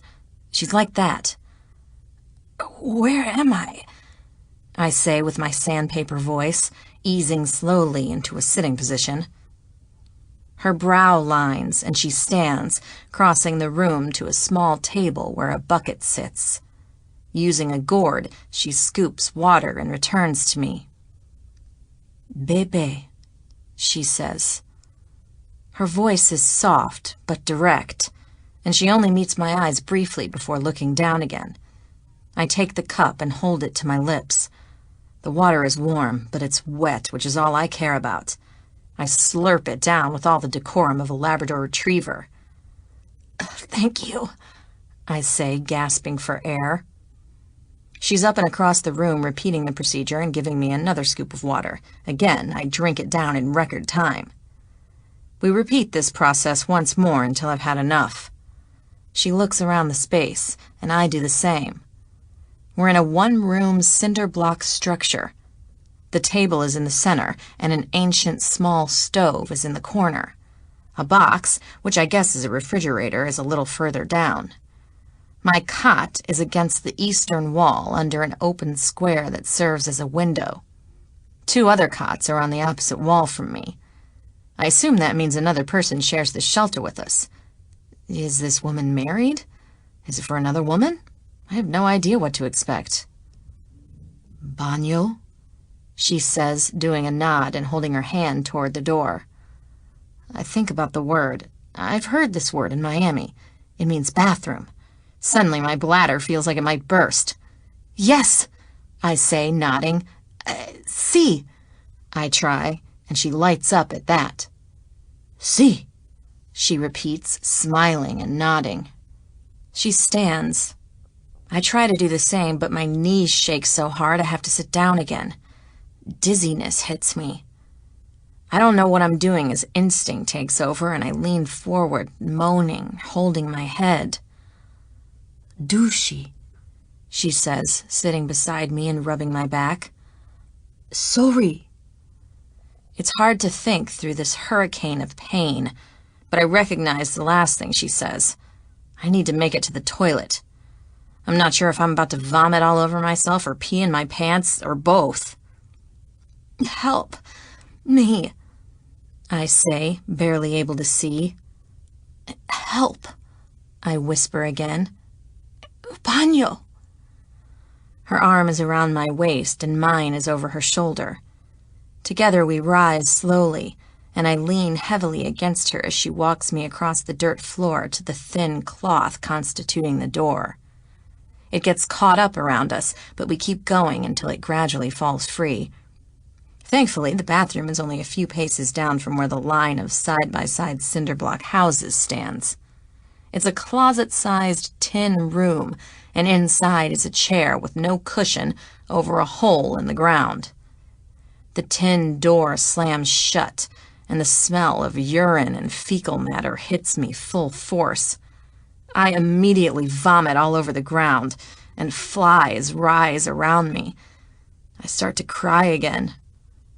Oh, God. My shoulders shudder, and my heart feels like it's breaking. Breathing through my mouth to avoid the stench, I pull my skirt up and my panties down and hover over that bottomless chair as I pee in that hole. When I'm done, I look around. No toilet paper. No surprise. I wait, doing a little hip shake, hoping the final drops fall away. When I can take it no longer, I step forward, pushing through the door. The blast of fresh air that hits me has me gasping frantically. Oh, God! I gasp, leaning against the wall of the outhouse. My new friend looks at me and nods. No ban. She motions to the trees around us. Baño. Blinking at her a few moments, I try to understand. Is she telling me to pee in the woods? It would certainly make more sense than enduring that torture test every time I need to relieve myself. I nod as if I understand. The vomit, followed by peeing, cleared my head a bit. I'm able to walk back toward the cinder block houses by myself, but I need to lie down again. I stagger through the cloth hanging over the door and make it to my bed. For a minute, I sit watching the makeshift door, but my new friend never joins me. After what feels like an eternity, but probably only a few minutes, I give up and lie on my side to sleep. Voices rouse me, and when I open my eyes again, I see my friend is back, and with her is a little girl. I say little, but she's probably 12 or 13. She's skinny and tall, and her dark hair is wavy, unlike the woman's. I watch a few moments as they move around the kitchen, talking in their strange language. The girl is animated and fun, as if somehow she's managed to rise above the squalor surrounding us. She's also dressed in a plaid skirt and a white button-up shirt. It looks like a school uniform. Whatever my friend is cooking smells delicious, or maybe it's because I haven't eaten in 2 days. Sitting up, I rub my eyes and wonder if I can figure out a way to communicate with them. Walk, walk. The woman motions to me and the girl turns. She looks at me and I'm struck by her clear green eyes. Clear green eyes, wavy dark hair, tall and skinny. She's so much like... Hello, the girl says, skipping to my cot. I'm Selena. What's your name? I'm taken aback. You speak English, I say through an exhale. I go to school, she says with a cute, superior look. Her friendliness and happy manner are so out of place. My throat tightens, and I miss Ava. That's good, I say, blinking fast, swallowing my tears. I'm sure you're a very good student. I'm at the top of my class. The woman says something, and she replies in their language before turning back to me. Mama says, do you feel like eating? Yes, I answer quickly. Si. Her mother smiles and returns to stirring the pot on the stove. I smell tomatoes and peppers, and I wonder what type of meal she's cooking. That makes my little companion smile. So, what is your name? Zelda, I say, but you can call me Z. Zelda, she says, substituting the Z sound with an S. I like the way you say it. I've never heard that name before. She walks to the table. Where do you come from, Zelda? Miami. I'm starting to feel better, and I push the blankets aside to try and stand. I've got to move around. I've got to get my strength back. It's in America, Selena says. She looks down as if I said I came from heaven. It gives me an idea. Where are we, Selena? What is this place? She blinks around the tiny room. This is our house. Yes, but where are we? What is this island? The island is Uranu. It's the same name Wade said on the boat. The tiniest spark of hope lights in my chest. And where is Uranu? Her slim brows pull together. I don't know what you mean. Taking a careful step forward, I do my best to remain friendly and not intimidating. I just mean, where is Uranu? Is it part of Mexico? Puerto Rico? Again, she looks confused, and her mother interrupts our conversation. Tempu na come. My eyes flicker to the woman's, then back to the girl. Selena smiles. It's time to eat now. 3 plastic chairs surround the metal table. We each have a small bowl containing cornmeal mash mixed with tomatoes, jalapenos, and okra. I take a bite and exhale a groan. It's delicious. The slimy okra cuts the spice of the jalapeno, and the tomatoes give it a savory goodness. I'm so hungry, Selena and her mother have barely started eating when I empty my bowl. They don't notice or comment, and I sit at the table, feeling the comfort of a full stomach. That small flicker of hope grows stronger, and I start to think I might be able to get out of here. I just need to know where is here. I'm on the verge of trying to find out again when a man bursts through the curtained door. Entende? He shouts. He's not very tall, but his presence sends Selena running behind her mother's chair. My friend rises quickly and holds her daughter behind her as she backs toward the wall where their cots are placed. Bo anahasi untrabo. He crosses the room to my friend, and she starts to scream. No! No! No! She's wailing, and Selena is screaming with her, holding her arm and crying. The man shouts back, and the cacophony of noises, violent, shrill, and piercing, cuts through my head, reviving the intense, nauseating pain. My hope and optimism disintegrate as I stagger, practically crawling to my cot. Tears are in my eyes as I squeeze them shut. Lying down, I pull the skimpy blanket around my head, trying to cover my ears. I hear a struggle in the room, but I'm helpless to intervene. The pain in my head paralyzes me. Selena is crying. That man is taking her mother away, but I can't do anything to help them. I can't even stand. With every beat of my heart, pain flares through my limbs. I don't understand what's happening. I don't know what's wrong with me. I'm hurt, and I miss my sister. I want to go home. I want Cal. I close my eyes, and without even trying, the darkness comes.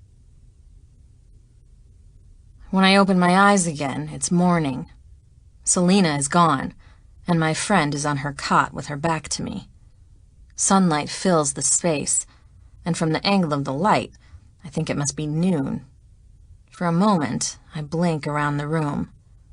The table is clean, and only the bucket sits there with the gourd beside it. All signs of struggle are gone, and it's the same as it was when I opened my eyes the first time. I'm starting to question reality when my bladder tells me I have to pee. Slowly, I climb out of the bed and stand straight. The first thing I notice is my head is better. I don't feel like I'm pitching over the edge of a cliff or I'm about to vomit all over my shoes. I do feel like I'd better get to the baño quick. Slowly, I go to the door, encouraged that I don't have to hold the wall to stay upright. I'm getting better, for whatever that's worth. I have 2 things going for me. Selena speaks English, and I can actually walk on my own to pee. I bypass the outhouse of horror and opt for peeing in the bushes behind a tree. As I make my way back to the cinderblock house, I'm able to look around at my location better. Another woman watches me from the window of an identical house as the one we're in. Her eyes are just like my friend's, dark and curious. Pausing for a moment, I give her a little wave. Then I smile. Her expression doesn't change, but she walks away from the window. Only an empty black hole stares back at me. A wave of loneliness passes through my stomach, but I dismiss it. Why should any of these women trust me? I don't know why I'm here, and I'm sure they don't. If Wade is as cruel to them as he is to me, they're right to be wary. Thinking back to last night, I wonder who that angry little man was. I want to know why he came in here and why he upset my friends so much. Entering the room, I pause for a moment, surveying Selena's mom. She's still lying on her side facing the wall, but she isn't covered with a blanket. It's not particularly cool or warm, but I decide to return some of the kindness she showed me. Crossing the room, I go to where I assume she's sleeping and take the thin blanket from the foot of her bed. I'm just about to spread it over her shoulders when she gasps and turns to face me. "Keep okay!" she shrieks, and I jump back. I'm sorry, I say, holding my palms out. I drop the blanket. She's shivering, and I see now that her face is battered. Her lip is split, and dried blood is in the corner of her mouth. My insides twist, and I understand they needed me last night. The man who came here was a bad man, but instead of helping, I was too weak. I hid under the covers when they needed me. I'm sorry, I whisper again, picking up her blanket and putting it on the foot of the bed. I go to the bucket on the table. Taking the gourd, I fill the bowl and make my way slowly back to where my friend has returned to facing the wall.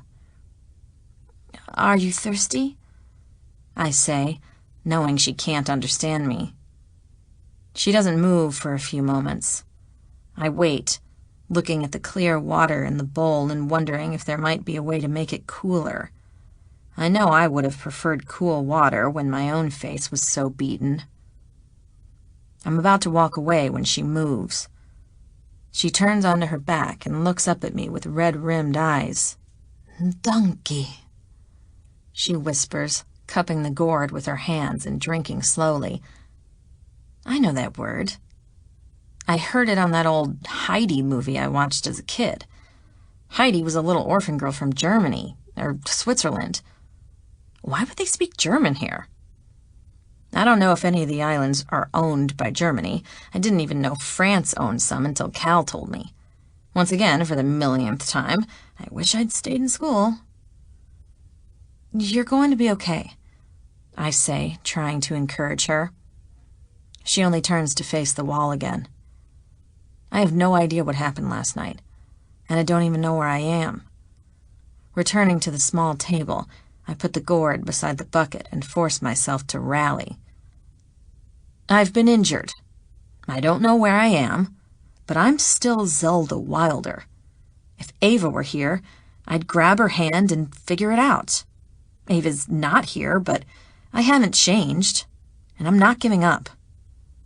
Selena will be back this afternoon, and Selena speaks English. I'm going to find out what's going on here, and I'm going to figure a way out of this. It's what I do.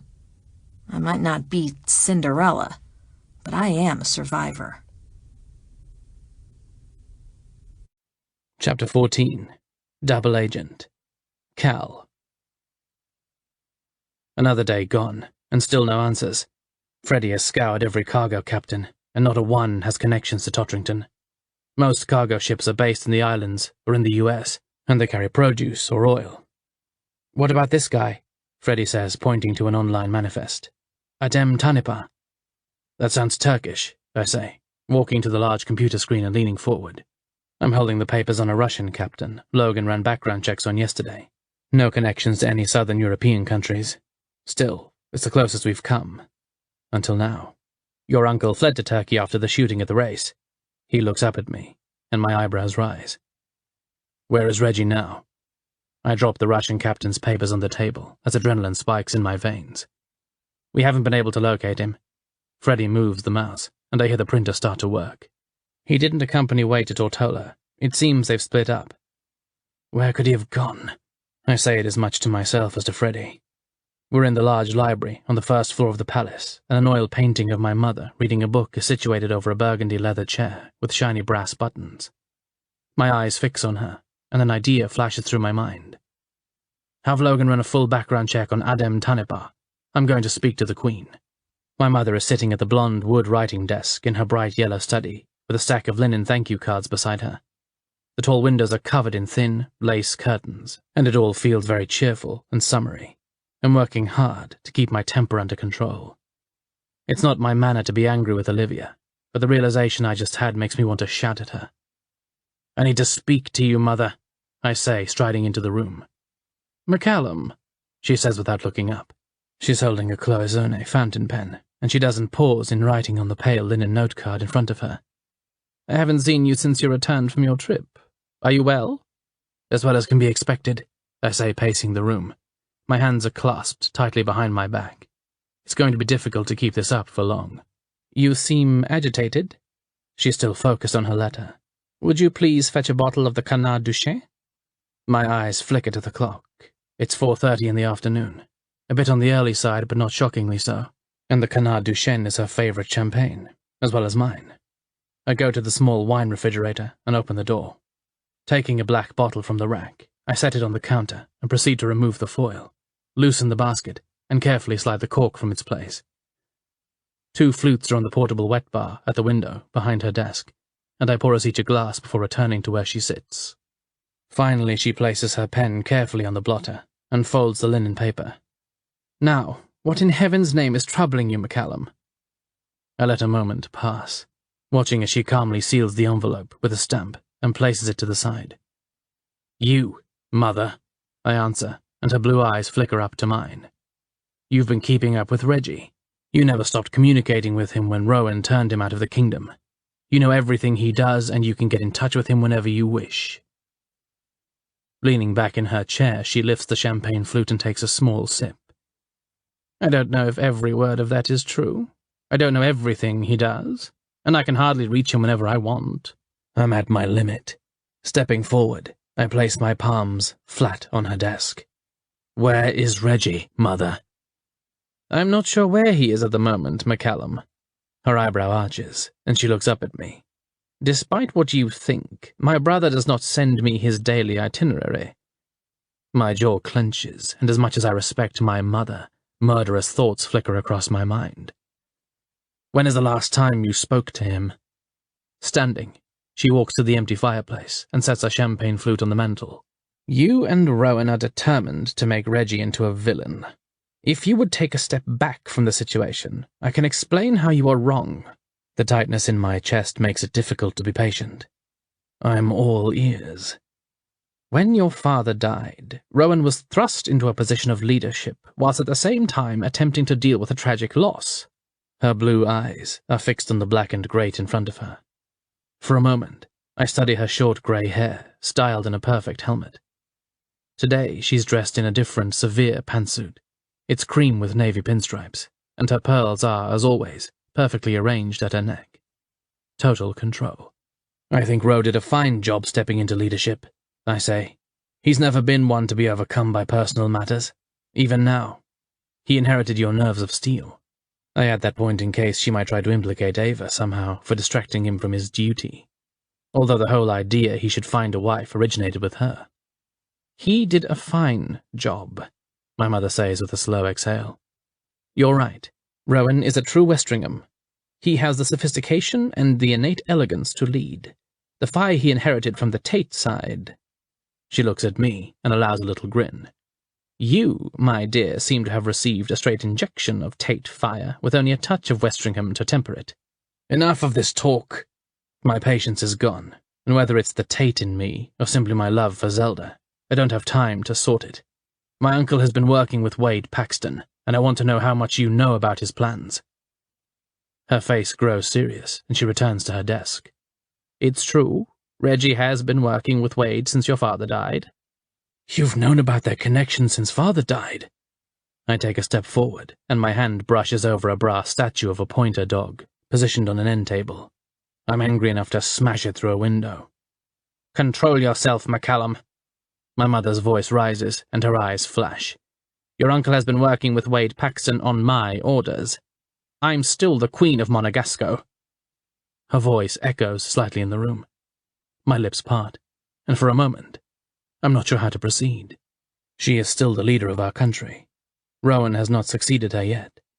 The succession referendum has not even been drafted. So for all intents and purposes, our mother is still in charge of this country. She is eager to retire, and has been increasingly ceding responsibility to my brother. But she has the power. Mother, I say, dropping to the seat. Her confession changes everything, from the ransom demands to the reason I entered this room in the first place. One word crystallizes in my mind. Why? Your father had a heart condition, McCallum. He had a short temper, and he was significantly overweight. She looks down at the table and murmurs a brief prayer. I'm not speaking ill of the dead, but the fact is you cannot blame your uncle for Philip's death. I might not, but Rowan certainly does. It's not an attack. I'm simply stating the facts. Your brother was very hurt and angry about what happened to his father, and it was a most appropriate way to respond. However, our country has been in jeopardy since before the two of you were born. Reggie and I made a vow to save Monegasco at all costs. At all costs? What does that mean, Mother? My tone is edged with ice. What do you consider a cost? Hubert joined forces with Wade, and Reggie was determined to stop them. He is as committed to keeping Monegasco independent as your father ever was. His goal was to infiltrate their plans, report them back to me, and help us destroy them from the inside. Silence. The ticking of the brass clock on her desk. You say that was his plan. I'm thinking about what I know. How did it change? When Rowan kicked the entire cabinet out, Reggie went with them. She returns to her desk and lifts the cloisonne pen. He had to choose whether to continue tracking your father's betrayers, or come clean and lose all access he had to them and their plans. He chose to stay in league with Twatterington, I say, finishing her sentence. To protect his country. Reggie is one of us. For a moment, I think about what I know of my uncle's involvement in the plans to overthrow our government, in the plans to sabotage Rowan's car at the Grand Prix, in the attempts to kill Ava, in the kidnapping of Zelda. I know very little, actually. When he returned with Zelda and Ava, did you ever roll in that as well? She does a little shrug. I only know your uncle needed to get back into the country somehow. So this bit about him finding an heiress for Rowan to woo, all of it was simply a coincidence, considering you had just proposed the exact same solution and planned a ball to facilitate it. Her blue eyes snap up to mine. Your uncle has always been very resourceful. You told him what you were planning. It's all clicking into place. He simply had to find a woman, or in this case two, to be his ticket back inside Monegasco. Wade Paxton was already here. He secured a pardon from Hampton de Clare, and had begun drafting the treaty to unite our countries. Hampton was already in the process of strong-arming members of both parliaments behind the scenes, creating stories of Rowan's risk-taking and inexperience. So, Rowan was right. The King of Totterington is supporting Wade's efforts, I clarify. Once Hampton let him back in, I needed your uncle to return from exile. My brow lines, and I walk around the space trying to piece everything she's saying together. It's going to be hard to think of Reggie as an ally in this. Why not simply tell Rowan everything? I ask. She let out a long sigh. Remember the part about his Tate fire? Rowan has a tendency to overreact when he feels threatened. He can't throw you out of the kingdom, Mother. Either way, Reggie is in a precarious position. If we embrace him now, if Rowan pardons him and brings him back into the fold, we risk losing everything we've worked so hard to accomplish. She levels serious eyes on mine. Wade Paxton is a thug. If he finds out your uncle is a spy, he will kill him, most likely in some sinister way. Now I'm at a loss. I'm trying to figure out what to do next, or how to move forward. Rowan needs to know about this. He needs to know everything, and we need to make a new plan. Do you know about the ransom note? Their demands? I watch as she takes a sip of champagne. I heard something about it. They want Rowan to forego his right to succession in favor of uniting the countries, among other things. They seem to think the succession referendum has already been drafted, that I'm planning my retirement celebration. They've given us a pretty tight deadline. She pushes out of her chair and starts for the door. I think we should take a holiday at Occitan. I think we should go there and discuss my displeasure with Rowan's choice in fiancé. We should have several very loud and clear debates on my decision to continue as the titular leader until he comes to his senses. I'll be sure to use simple language even a rat can understand. I'm on my feet and following her to the exit. You know about the security breach at Occitan? Pausing at the door, her voice is thoughtful. I think we should feed our rat some poisoned cheese and see where the carcass leads us.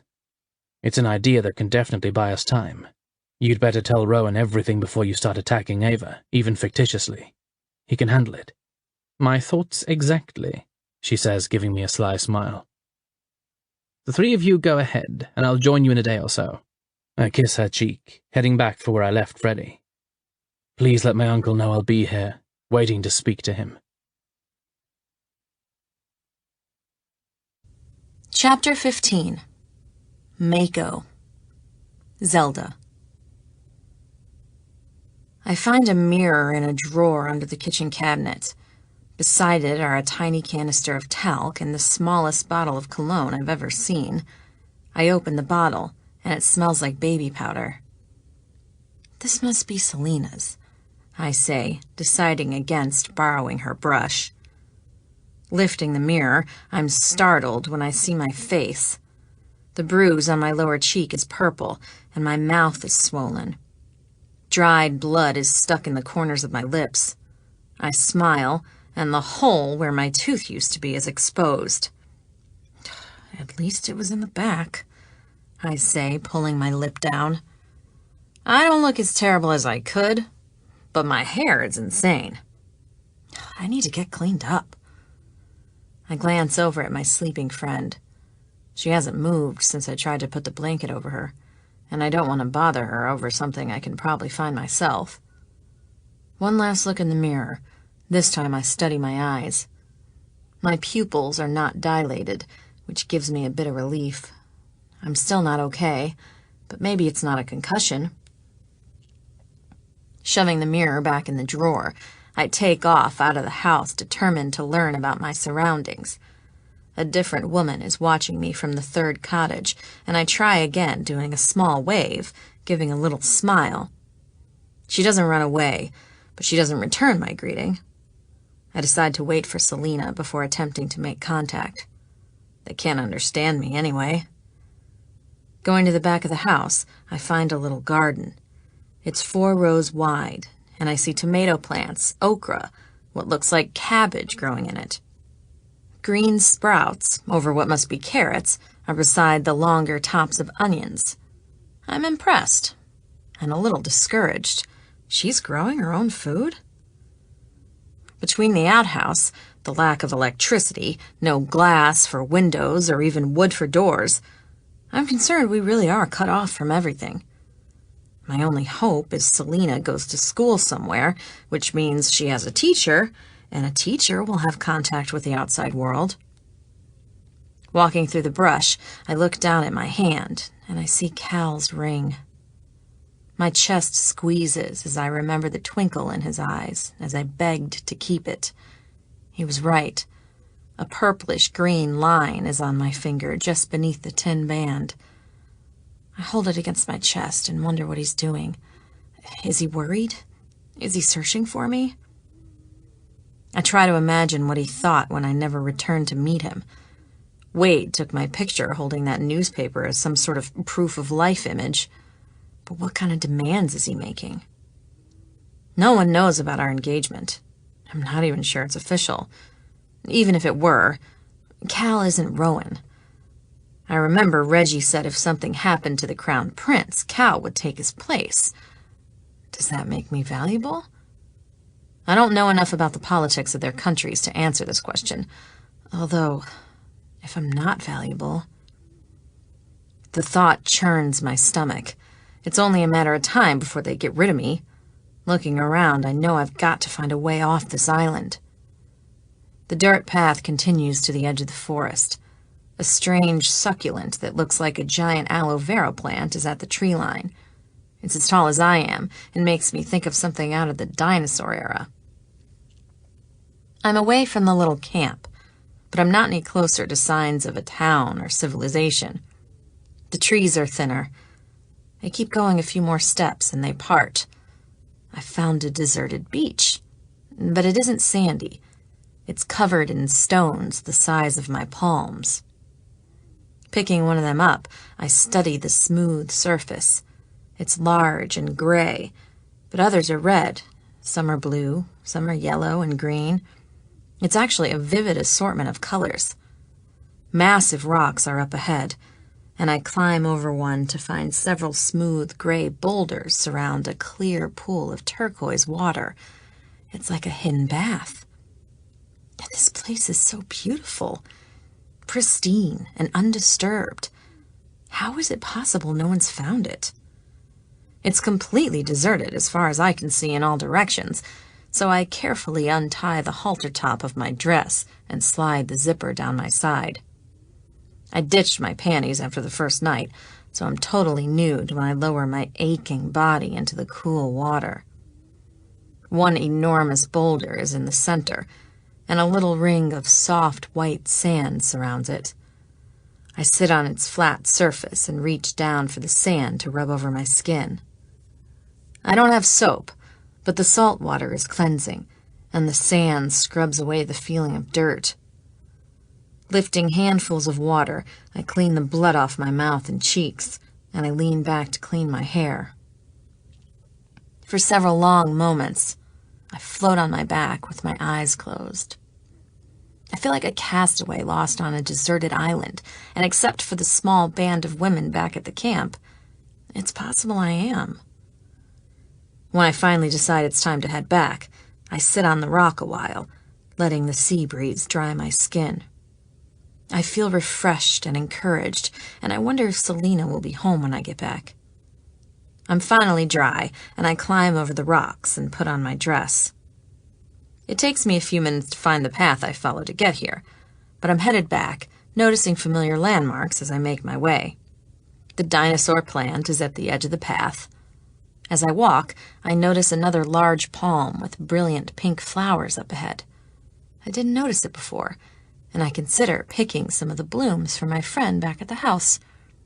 I'm about to step into the forest to do it when the man from last night charges out of the brush screaming, "Abo! Abo!" He grabs my forearm in a vice grip, and the bruises and blood on my friend's face send me into a panic. I'm not sure I can take another beating just yet. "Abo no ta sali esaki kas," he yells, black eyes flashing with rage. Still holding my arm, he drags me behind him a few paces in the direction of the houses. He's not very tall, but he's strong, and he's talking so fast. Well, I wouldn't be able to understand him anyway. Still, the way he's shouting in a foreign language makes my heart race. "I don't understand!"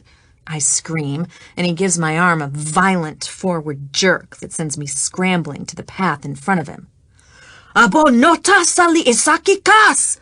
he yells, storming toward me, black eyes blazing. "Saying it louder doesn't help me understand!" I scream back. I'm on the ground, and my relaxing bath is ruined. I'm panicked and dirty, and I don't know what he's saying. Reaching down, he catches me under the arms and hauls me to my feet. Then he pushes me forward in the direction of the houses. I stumble, catching my balance, relieved when I see the small garden I explored on my way out. Once I know where I am, I pick up the pace and start to run to where I hope Selena is waiting. Rounding the corner of the house, I charge through the curtain that serves as a door, and relief hits me so hard.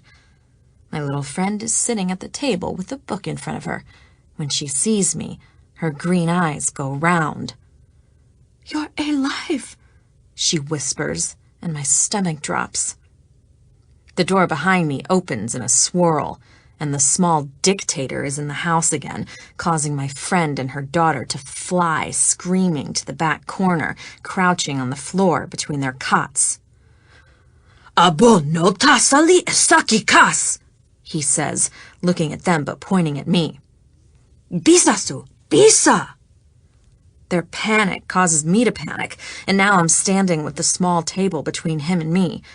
I look from him to my friends and back again quickly. Ingles, he says, and finally Selena speaks. He says you're not to leave the house. Her voice is so small, I want to run and stand in front of her and her poor battered mother. Instead, I nod quickly. See! I shout at him. The man's eyes flash and he storms toward me. I circle the table, keeping the small furniture between us. Abo hasi problema pa mi, he hisses. Ami hasi problema pa abo. My eyes are straining as I look to Selena. Her voice is barely audible. He says if you make trouble for him, he'll make trouble for you. Holding my hands up, palms facing him, I nod as quickly as my aching head will allow. See! He stands in the house several moments longer, surveying me with that evil light flashing in his black eyes. Finally, he seems satisfied and starts for the door. I move around the table, still keeping it between us in case he changes his mind before he leaves. He doesn't, and when he's finally gone, the room feels very quiet and empty. The soft noise of Selena's mom crying is the only sound apart from my panicked breathing. I look over to see Selena hugging her mother and stroking her hair. The woman clings to her daughter, and I feel my heart breaking. I'm sorry, I whisper, going to them. The woman continues crying, and I sit on the cot, reaching out to touch her back gently. I'm so sorry, Selena, I repeat, trying to keep from crying myself. I wanted to bathe. I was dirty. We have a shower in the trees behind the toilet, she says, her voice still trembling. I can show it to you. Who is that man? What did he do to your mother? She blinks down as if ashamed. His name is Mako. He owns us. Owns you? My head involuntarily jerks back. What does that mean? Is he your father? No, she shouts, causing her mother to jump and whimper. Selena speaks to her in their language, and I stand off the cot. Let's help her lie down. The girl speaks to her again, and they rise slowly off the floor. Her mother moves onto the bed and resumes her position facing the wall. What happened to her? I'm almost afraid to ask. Selena's voice turns cold. A boat came. My heart leaps at those words. A boat? That means the men come, and they take my mother. They take the other women. Today there is no fear.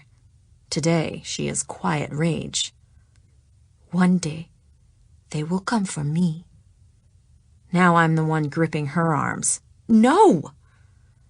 I'm in no position to promise anything, but it's like having Ava again. I won't let Selena be hurt. The little girl walks to the kitchen, and I watch as she reaches into the cabinets, taking out a bag of cornmeal. A bowl holding carrots and onions is beside that, and today she goes to the box I guessed correctly was a small refrigerator. In it is what looks like a very small piece of meat. Looking back at the woman on the bed, my voice is quiet. What is her name? My young friend looks up. Jimena. I take a step forward and touch her shoulder lightly. I'm going to get us out of here, Jimena. I don't know how, but I won't leave you behind. Chapter 16. Unexpected Ally. Cal. Reginald Winchester stands in the green drawing room of the palace facing me. My instinct is still to be furious with him, but after what my mother told me, I'm trying to curb it. "What do you want from me, McCallum?" he says in the reproving tone he always uses with me. "I want you to help me find Wade Paxton." Exhaling dramatically, he steps to the small wet bar and lifts a decanter of scotch. "I have distanced myself from Paxton. He's a thug, and he can't be reasoned with anymore." "It's not a request, Uncle. You will help me find Wade Paxton, and you will do it now." Drink poured, he replaces the crystal stopper with a soft clink. "I don't take orders from you, nephew. I'm in your mother, the Queen's command." Anger tightens my jaw. "Then I will have my mother command you to help me find Paxton." "Don't you mean Zelda?" He watches me with those steel blue eyes as he takes a sip. "She's who you're really interested in finding, correct?" "Yes." I return his gaze with matching intensity. "Do you know where she is?" The idea that he might know her location almost provokes me to cross the room and grab him by the lapels. But I won't let him see my level of desperation. The last thing I need is for him to think I'm not in control. "No." His answer is clipped, and my shoulders drop. "Fuck," I hiss, dropping to the sofa. "However, I know what they were planning. It's possible we can compare notes and see if it leads us to the prize." My head snaps up. "Tell me what they were planning." I'm off the sofa and closing the distance between us. He takes another deep breath. "When you lit out of here on her trail with 2 of Rowan's best guards, Wade abandoned his plan to kidnap Ava in favor of her sister." "He was going to kidnap Ava?" "She's engaged to your brother. She was his first choice bargaining chip." I nod as I listen, thinking of her words. It makes sense to take Ava. "However, at the palace with the assassination attempt and everyone on red alert, he knew he wouldn't be able to get within 50 feet of her." "Or more," I mutter. "Zelda, on the other hand, took off running with the very man he'd hired to be his ears inside the palace." Nodding, I look at my palm. We knew he used Seth to get to Z and Ava, but we didn't know why. "Wade Paxton is a thug, but he's smart. He never trusted me. He doesn't trust anyone as far as I know." Touching my uncle's arm, I motion to the door. "Come with me to the war room. Freddie is there with Logan. They have all the information we've gathered so far." As we pass through the corridor heading for the grand staircase, I think about what Logan uncovered. "How did you leave it with Paxton?" "We parted ways in Turkey, when he set out for Tortola. I intended to stay undercover in Antalya until the time we rendezvous in Totterington." We're at the large office, and I tap on the heavy wooden door as I push it open. "He's here," I say, and my 2 guards do a brief nod. "Your Grace." Reggie steps around to what I assume is his usual chair, and pulls it out to sit. I take the seat opposite him. "We don't have time to waste. Paxton has connections all over the Mediterranean, the Caribbean. He mentioned several small islands off the coast of Venezuela that are uncharted." My eyes widen, and I confess, my heart beats faster. "Do you remember any of the names?" "He never said names. It's possible they don't have names." My uncle reaches for the file in front of Logan. "Is this the roster of ship captains?" "We isolated a Russian and a Turk." "It's the Turk," Reggie says, flipping the pages quickly. "Antilles Aragnan." "Adem," Freddie says. "Yes, Adem Tanipa, captains cargo ships from Brazil to Turkey." He drops the file and slides it back to Logan. "He'll know where they are." I'm out of my chair, pacing the room. "How fast can we find this Tanipa?" "We're searching for him now." Logan's tone is solemn. It makes my stomach twist. "What's the problem?" "We've been unable to locate him since his ship left Paulista." He's standing, and his large arms cross over his broad chest. "We have everyone looking, but nothing." "Did he take a different ship? A different route?" I'm out of my element when it comes to cargo ship lines. "He took his usual ship. He simply disappeared once he entered international waters. A local captain said he seemed to be changing course." "Heading for Tortola," I say, clenching my fists. "We have to find that ship." "Have the Crown Prince request a satellite search," Reggie says. "He has contacts in the tech industry." "Will that work?" I look from Logan to Freddie. "It's worth a try," Freddie says. The last thing I hear as I'm pushing through the door headed for Occitan is Logan addressing my uncle. Can you help us locate Seth Hines? Chapter 17. A Pass. Zelda. Mako likes to play blackjack. It's an unexpected stroke of luck I can't believe dropped right into my lap. The night he left, after I'd wandered away from the camp, Selena was quiet. Jimena never left her bed, but the girl managed to get her mother to eat a piece of the flatbread she'd prepared with our meal. I felt mild nausea again, which I'd assumed was because Mako had thrown me down on the path and irritated my existing injury. My little friend had taken out a worn pack of playing cards, and I watched as she played a round of solitaire. When I felt better, we played a game of 21. Now, card games are our favorite way to pass the time. Another week has passed, and no one has come to the island. I don't know if I've been forgotten, or if I should be looking over my shoulder every morning, noon, and night. The problem with indefinite imprisonment is the tendency to grow complacent. Mako loves to bet, Selena says, holding a handful of cards. Today we're playing Go Fish. Give me all your aces. I pull a pair of aces from my hand and pass them to her. I'm sitting across from her in a light cotton dress scattered with tiny pink flowers. It's loose and flowy and keeps me cool in the rising heat. The denim dress I wore to this place is soiled and tight around my middle, which I know is the result of doing nothing but sitting on my ass in this house all day. I'm going to be so fat by the time this is over, Cal won't even want me anymore. Give me all your kings, I say as I study the hand I've been dealt. My hair is piled on top of my head in a bun. What happens when he wins? He takes away a pass. Go Fish. A tiny bead of sweat is lingering around my hairline, and I reach up to flick it away before pulling a card from the pool. What's a pass? When the boats come, if we have a pass, we don't have to go. My brow lowers, and I look across the table at her. How many passes does Jimena have? None. Give me all your twos. I hand her the deuce I just took from the pool. How do you earn passes? 1 week with no violations is a pass. A week? I think about the time that's passed. But I've been here at least a week. Jimena never does anything wrong. She should have a pass. She had many passes. What happened to them? Selena is quiet, and I lower my hand slowly. How did she lose her passes? My eyes are fixed on the girl. She only shrugs. It's your turn. Reaching across the table, I grasp her forearm. How did she lose them? That first night he took her, what happened?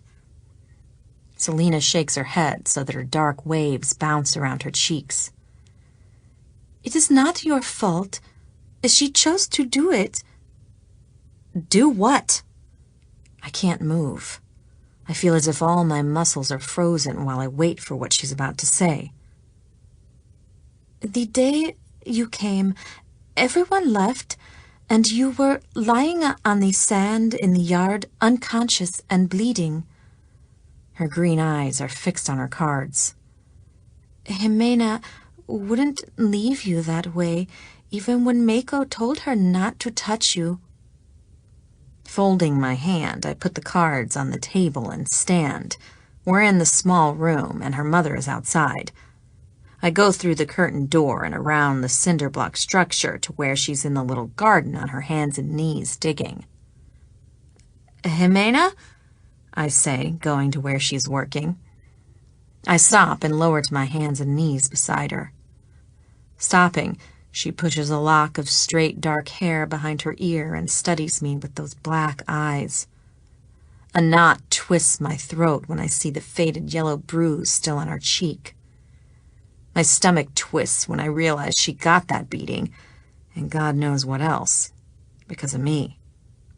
She was abused and probably raped because she took pity on me. She carried me into her house and gave me water. She gave me her food. She carried me to the bathroom.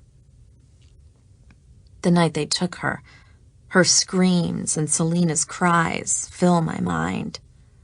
I remember how I crawled onto that cot, clutching the blanket over my ears. I remember how I couldn't help them, my splitting head, and I'm so ashamed. Reaching for her hand, I blink fast to clear the heat from my eyes. Danke. Her thin black brows pull together, and I know she doesn't understand why I'm thanking her. Still, I scoot forward and hug her. Danke, I whisper again. That's how it started. Mako doesn't come to the camp very often. At least he never did before. Selena told me he makes weekly checks to be sure all the women are in their houses. Unlucky for me, I happened to have wandered off to the shore on the day of his weekly check-in. Today, when he appears, I make a point of having Selena play blackjack with me. It's the same as 21, I tell her. She's afraid, but she trusts me. She's so much like Ava, I know I'll never be able to leave here without her. On the table in front of me showing is a king. Selena has an ace. Hit me, I say, and she puts a 6 on my king. She stands, and when we turn up the remaining cards, I have a 10. She has a king. Mako explodes with a loud laugh, causing us both to jump in our seats. Selena looks so afraid I'm worried she peed. Oh, abo bust, he shouts and bends at the waist, laughing because I lost. It's exactly what I hoped would happen. I nod to Selena. Go again. Her small hands tremble as she collects the cards and shuffles them in her clumsy manner. I told her not to let me shuffle. Nothing gives a card shark away faster than an expert shuffle. I wait as she deals each of us a card facing down, and then a 6 to her, a 3 to me. Hit me, I say fast. I watch as she deals me a king, and I know what's coming. It's all playing out perfectly. She deals herself a 5, and it's time to flip our remaining cards. Selena has a 10, and I get a 9. And even louder laughter from Mako. Un mucha bati abo, he laughs, pointing at me. Un mucha. His laughter and taunting makes me think of bullies on the playground. I remember when Ava and me were little, and I would kick their asses. I got in so many fights in foster care. I allow the anger to show on my face as I glare at the little man who holds so much power over us. He sees me glowering and laughs more. Abo Rabia. Then he changes his voice so he sounds like John Wayne. Abo pissed. I'll play you, I say loudly to him. He only looks at me, not understanding. I nudge Selena. Tell him what I said. Her eyes are wide as she looks at me. No, Zelda, we don't play with Mako. I'll play you, I say, infusing my voice with as much fury as possible. He speaks quickly to my young friend in their language, and she answers equally fast. I sit at the table watching, warm satisfaction filtering through my insides. Get ready to get hustled, I think, still holding my expression steady. Black eyes are on me, and I can see him gloating. He wants to know what you are playing for, Selena says nervously. If I win, Jimena gets a pass, I say, and Selena translates. Mako sits back, looking from me to her. I don't know what he will ask for if he wins. I don't know if he's been instructed not to touch me, if I'm a bargaining tool in Wade Paxton's plot to win Monegasco. I might be off limits. He looks at my young friend a moment, and a sick gleam sparks in his eye. It's so fucking familiar. I've seen that lecherous look before, and I know what it means. His words come fast, and Selena's face goes white. Her head jerks to me. She jumps up from the table and runs out of the house. Mako explodes with laughter, but I only pause a moment to give him an angry glare before I'm fast on her heels. I find her in the back garden, kneeling in front of the tomato lattice. She's sniffing and holding her legs, and I see her little body tremble. I drop beside her in the dirt and put an arm around her shoulders. "What did he say?" My voice is soft. She doesn't answer me right away. She only shivers, and I'm right back in that fucking culvert in Florida, holding my little sister as she shivers and cries. Only this time, I'm 10 years older and about 100 casino cons smarter. "He said if he wins, he gets me." Her voice is so soft, and I know she's terrified. I want to tell her not to be afraid. I want to tell her, while it sounds scary and she might think it's a huge risk, it's not. I know I'll win. I know it as sure as I'm standing here looking at her. I'll get that pass, and Selena will never be in danger. "I'll beat him," I say. It's not a wish. It's not even me being reckless or bragging.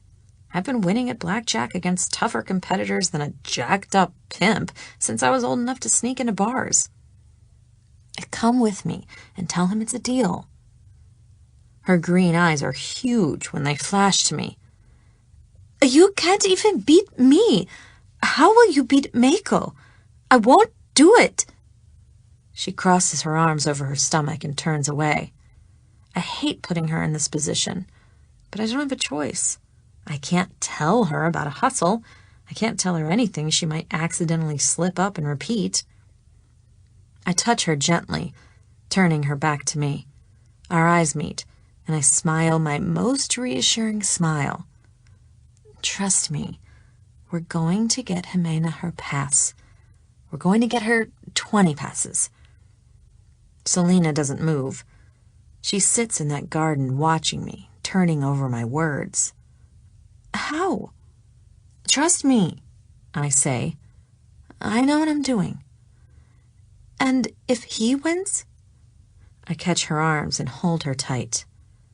My eyes level with hers, and I make a promise I mean with all my heart. "I will never let him touch you." She still hesitates, but I take her hand and pull her up with me. "Tell you what," I say.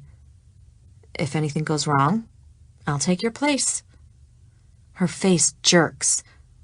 "Don't even say that." Giving her a little hug, I laugh. I wouldn't say it if I wasn't sure I'd win. That seems to reassure her. Mako is waiting when we round the corner of the house, and I feel Selena's body tense. I give her another reassuring squeeze, and she tells him in their language it's a deal. The three of us return to the table, and I'm determined to win those passes for Jimena. I didn't say it out loud, but that's another thing I won't let happen again. No one suffers for me. With trembling hands, Selena places 2 cards face down in front of us, followed by 2 cards face up. Silence falls over us as we examine our hands. I have a 3. Mako, a jack. My breath stills. I do my very best to channel all the casino cool that's been pounded into me through the years. "Stay," he says, leaning back and grinning. "Hit me," I say, and Selena turns a 10 up next to my 3. Mako begins to laugh, and Selena's eyes flood with tears. I want to reach over and squeeze her hand, but I can't. It's the moment of truth, and I can't appear to know what's coming. Selena takes a shaking breath as she reaches to flip the final 2 cards, but Mako is eager. His hand shoots forward, and he flips up a 2 for him, an 8 for me. We're quiet a moment as the truth sinks in. Selena does some fast math, and then her breath explodes from her mouth with a laugh. I glance up through my lashes to see Mako's face turn bright red. No! He points to the table and shakes his head. A deal's a deal, I say, scooting back in the chair. A pass for Jimena. His eyes cut to me, and for a moment he considers reneging. I can see it in his shifty eyes. He's a double-crosser. He makes deals and then changes them when they don't go his way. Standing, I go to the door and pretend to call into the yard.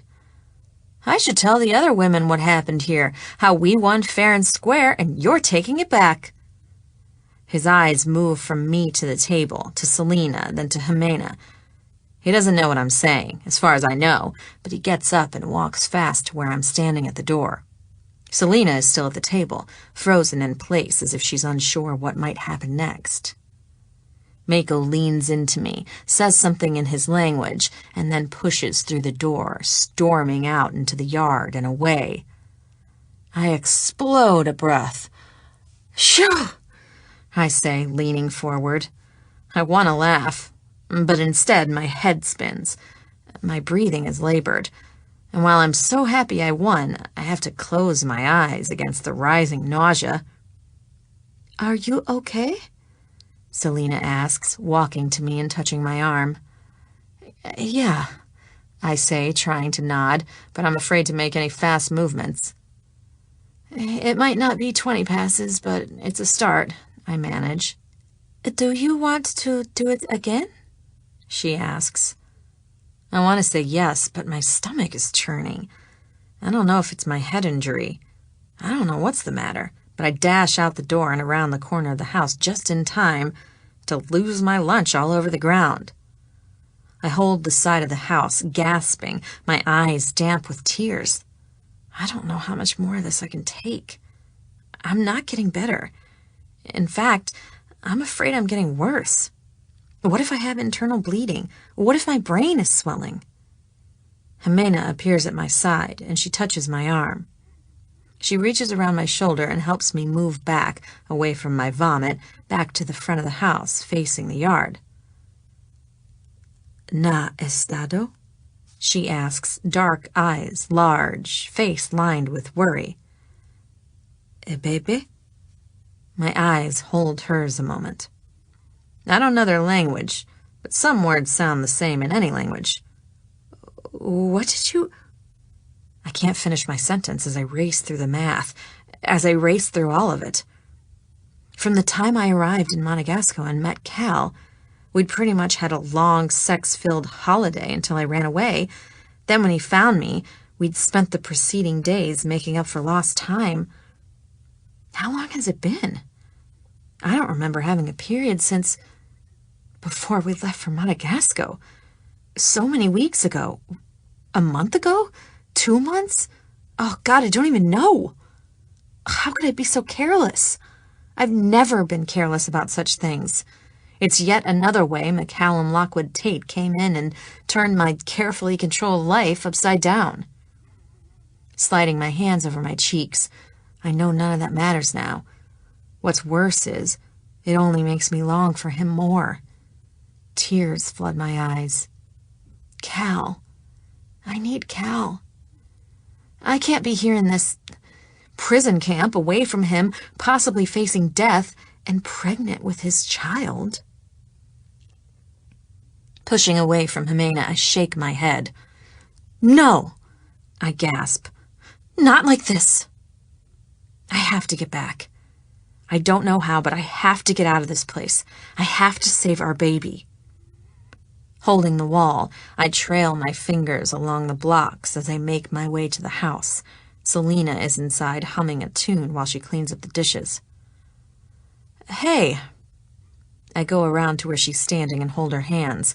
My desperate mind is scrambling for any possibility. Tell me about your school. She smiles so big when she sees me and jumps forward to hug me. You saved my mama. You are a good person. It was nothing, I say fast. Tell me about your school. Do you have a teacher? This makes her laugh. Of course I have a teacher, Miss Jimenez. She's my best friend Elena's mother. Elena? Does she live here on the island? Selena nods. Her mama is one of Enrique's women. They stay on the other side of the island. My insides plunge. What do you mean? She's not a real teacher? She has a book, William Shakespeare. Selena only stumbles slightly over his name. She taught us to speak English and write our names in English. Closing my eyes, I shake my head as my hope begins to die. But she never leaves the island? She doesn't know how to get away from here? Selena's brow wrinkles, and she looks at me as if I just suggested the most outrageous thing. No one leaves the island. But the boats. How do you think I got here? Yes. That makes her nod. You were brought on a boat, but the boats don't take us away. Pacing the small space, I chew on my nail. How old are you? I ask, pausing. 13, she says. But Mama says I'm 12. Mako leaves us alone if we're 12. My throat tightens and I start to panic. Selena, I need a doctor. I need to leave the island. She drops the plate she's holding into the sink and takes my hands. What's wrong? Are you sick? Is it your head? Bebe, Jimena says. We look up and she's standing in the doorway watching us. Her face is calm. She's entirely focused on her daughter and me. In the meantime, I'm terrified. I have to have a doctor, vitamins, Cal. Selena smiles and walks to the door. We're all standing in the space when noise breaks out behind us. Mako is back, and the women in the other house are howling and crying. It sounds like they're struggling. Jimena holds her arms out, guiding us all to the back wall of our tiny shelter, then steps to the window to peek out. Mako is speaking rapidly, and one of the other women is arguing with him. We all hold our breath. I've never heard the other women speak, much less argue with Mako. Selena is beside me, and I can feel her body rigid with fear. Another boat has come, she whispers. He's telling them they must go, and they're angry. They say it's not their turn. The three of us hold our breath, and all I can think is how I have no leverage. I have no money, none of us has anything, and we're counting on some pimp to keep a deal he made over a game of cards? What kind of boat is it? I ask, but Selena doesn't know. Ask your mother. Is it a cruise ship? A cargo ship? Some kind of kinky yacht club? She speaks to her mother in their language, and Jimena gives a short answer. She said they are workers. It's a big ship, and they all work. Chewing my lip, I think about this. It's a cargo ship, I say, still thinking. They must dock here, and the men pay to be with these women. A shudder moves through me as I realize no one probably even knows about these unscheduled stops on unknown islands. It's inhumane, and no one knows. Only now I know, and I have to stop it. How is the question with no clear answer. Instinctively, I opt for what could be the stupidest thing I've done so far. Pushing through the curtain, I go out to Mako. Hey, I say, pulling his arm. He's angry when he turns to face me. Ki! I motion to him and me, and then I hold my hands like I'm holding cards. I point around at the women, and I point to my hand. He frowns, and he shakes his head no, placing a hand on my face and shoving me backwards. Stumbling, I manage to regain my footing before I fall on my ass, only now I'm furious. No! I say, shaking my head. Pass! I say, pointing to my hand again. His jaw sets, and he reaches out to push me by my face again, but I dodge. He only manages to push my shoulder. I'm right behind him as he grabs the woman I've watched a few times from the other house. She begins to wail, and I reach for his other arm, holding him back. "No!" I shout. "It's wrong! It isn't right!" The woman he's taking is crying, and I'm hanging on his arm. I'm not sure this will work, and he starts to shake me off.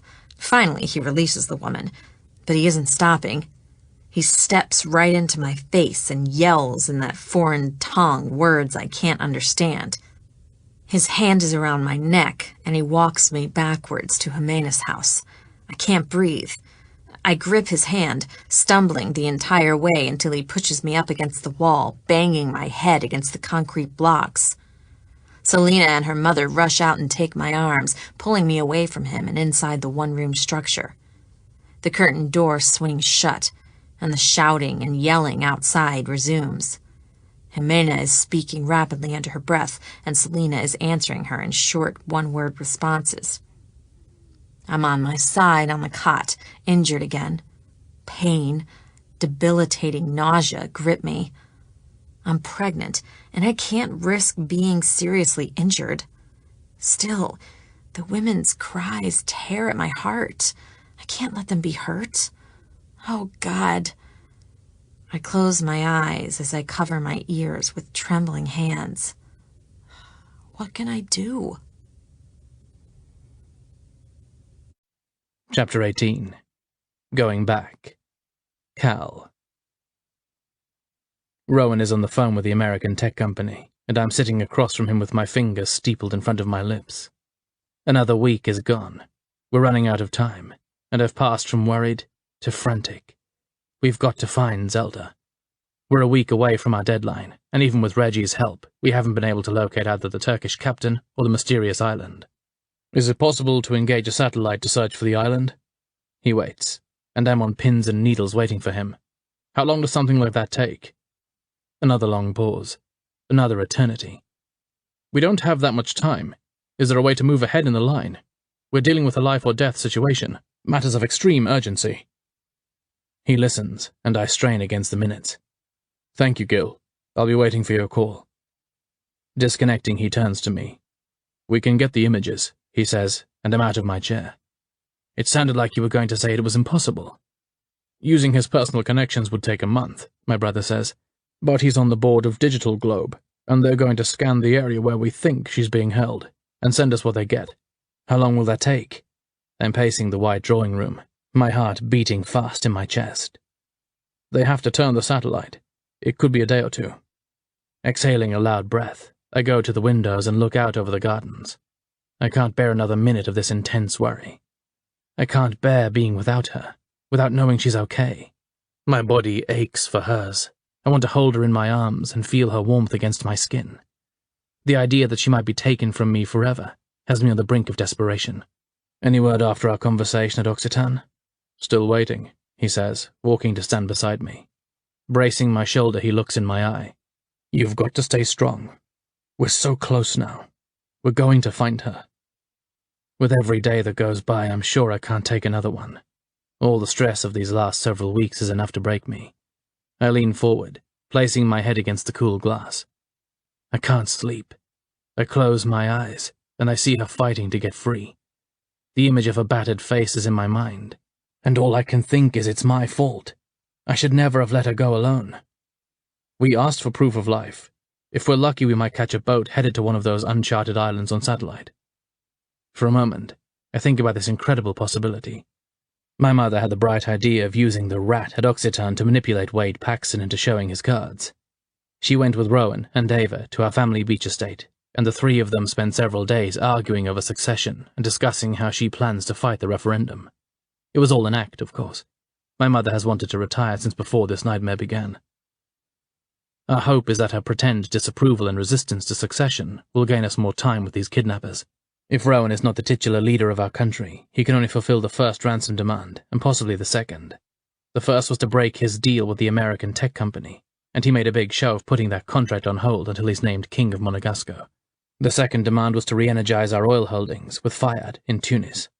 Rowan is dragging his feet on that one, but still making a show of fulfilling the request. Turning down the throne, signing the treaty with Totterington, and pardoning Wade Paxton, the final 3 demands, are all items he can only fulfill as king, and he can't be king so long as our mother refuses to step down. We have no idea how these problems are impacting our timetable. Personally, I couldn't take the silence anymore, and went to Oxyton yesterday to tell Rowan we needed proof of life. I need to know she's okay. I need to see her. It was an impassioned plea. Now we simply have to wait and see if it makes a difference, if we can get another photo, and if we can tell anything about where it was taken. Standing in the plush drawing room, I make a decision. I'm going back to Tortola. They won't expect me to be back there, and perhaps we've gone long enough that some of these guys might have come out of hiding. Rowan presses his lips together. You're going alone? I'll take Logan with me. We need to stay off the grid, under the radar. Truth is, I can't stand waiting around here anymore.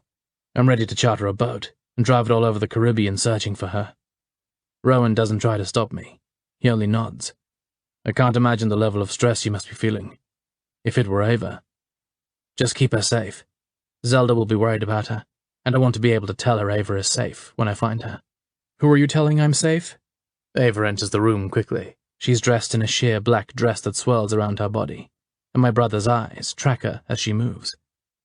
Cal is going to Tortola. She turns quickly, sapphire eyes on me. I want to go with you. I can't. My eyes move to Rowan. I can't tell her no. I know she's as worried about her sister as I am. We're all coming apart with the helplessness of this situation. You have to take me with you. Tears fill her eyes. I can't stand sitting here waiting anymore, Cal. Rowan steps up behind her, sliding a large hand around her waist and pulling her back to his chest. He needs to go alone. His deep voice seems to calm her. He's less likely to be caught, and he can move quicker, perhaps uncover something we missed the first time. He manages to talk her down, but I see the worry full in her eyes. I promise, I say, squeezing her hand. If I learn anything, you'll be the first to know. Looking down, she nods. Not like that tooth situation? With a wince, I shake my head. We finally told her about the piece of Zelda, and she handled it far better than I expected. She took it better than me. I won't hold information back from you again, I promise. A little smile, and I'm out the door. I don't even pack. Touching the face of my smartwatch, I alert Logan to meet me at the airport. The faster we move, the more likely we'll catch someone off guard. Chapter 19. Proof of Life. Zelda. It's a typical nameless day when everything about my situation changes. I've lost track of time, but I've been trying to rest more. Jimena took a chance and sent a note to school with Selena saying we needed extra milk. We haven't said a word to any of the other women or to Mako about my pregnancy. I don't know if it will put me at more risk or less if they know I'm expecting a royal baby. Now, when Selena comes home from school, she has a little box of milk in her bag along with her pencil and notebook. We've been doing this for 5 days when that Tuesday comes. I'm sitting on the floor, and Jimena is behind me on the cot, braiding my hair. It's growing hotter by the day, and we're in this landlocked location. My mind drifts to the beautiful baths I found down the dirt path away from this camp. I wish we could go there, but if we're caught, it would be a very bad thing for Jimena. It wouldn't be good for me, but at least I'm protected from the true horrors of this island, for now. We haven't heard another word about passes, and I'm pretty sure she doesn't have one, judging by how angry Mako was at me winning that round of blackjack. I haven't been able to get him to play me again. Every time he comes to the area, he doesn't look at me. He acts like I'm not even here. Today ends that arrangement. The curtain over the door flies open, and I jerk back against the cot. Jimena pulls her legs up and gasps. Mako glares at her, then glares at me. "Bini kumi," he says, reaching down and grasping my arm. I'm on my feet and being dragged out the door with Jimena right behind us, speaking quickly in their language. I think she's asking him what he's doing. I'm slowly picking up bits of their language. We're out in the yard when my heart slams to the pit of my stomach. Fear races through my veins like electricity, and I fall behind Mako, even though I know he'd throw me in front of a train as soon as help me. What the fuck? Blix is standing in the yard beside that Jeep truck hybrid vehicle. He charges across the space to where Mako is holding me and pulls me out of his grip. Turning me to the side, he smooths his hand over my stomach. Then he turns to Mako. Did you fuck her? He shouts, and the man only holds up his hands and shakes his head. Can't you see she's clearly pregnant? I'm stunned. He knows right away. We don't have full-length mirrors here. I've only been able to see my face in Selena's little hand mirror since I came here. Considering I just put the pieces together, I wonder what I look like to someone who hasn't seen me in 4 weeks. I wonder what I'll look like to Cal. Blix speaks to me, which is a surprise in view of his never make me speak to you again policy. Are you pregnant? My heart is beating hard in my chest. I don't know the correct answer to this question. I could lie and say I've merely been eating heavily and not moving, but I don't know the consequences of lying to this man. I have to think about my baby now. I can't be as reckless as I was when I was just Zelda Wilder. Answer me! He shouts, getting right in my face. Dropping my head, I look down at the sack dress I've been wearing. It's tight around my stomach, but hangs on my arms and shoulders. I suppose my condition is obvious. Yes, I say quietly. He exhales loudly and pulls a phone from his pocket. I watch as he dials, pacing back and forth in front of me. At once, he begins speaking rapidly in what sounds like German into the phone. His dead blue eyes are trained on me, and I look up at him. He has a cruel face. He makes me think of people who like to torture their victims. He makes me think of little boys who catch birds so they can kill them. He makes me think of every evil person I've ever known. Is it the prince's baby? He asks with no smile, no emotion. My insides are racing. Will they hurt me if it's Cal's baby? Will they use this for something even worse than whatever made them kidnap me initially? I don't answer right away. I've learned in my gambling jobs, sometimes it's better to wait and see if the person asking a question will answer it for himself. Blix is not one of those people. When I don't answer, his eyes flash and he crosses the space to grab my arm. Are you deaf as well as stupid? He's holding me so hard, I let out a little cry of pain. No, I say, struggling for breath. My brain is screaming. This is the same guy who threw me on the ground. I have to protect my baby from this guy. Then answer me, bitch! He hisses in my face. Is this the prince's baby? Oh, God. I mentally pray before nodding slowly. His grip tightens, and the scariest, most evil smile spreads across his face. Tears spring to my eyes. I'm so afraid. He returns to speaking on the phone, but his terrifying eyes are still on me. Disconnecting, he takes my arm again and drags me to the side of our cinder block house. It's the white wall with nothing on it. Reaching in his back pocket, he pulls out a newspaper. Hold this up, he orders. I look at the cover. The date is July 5th, and for a moment I think of home, America, grilling and fireworks on the 4th of July. I didn't even know what day it was. A large hand reaches to the nape of my neck and jerks my hair. I said, hold it up. Blix is glaring at me.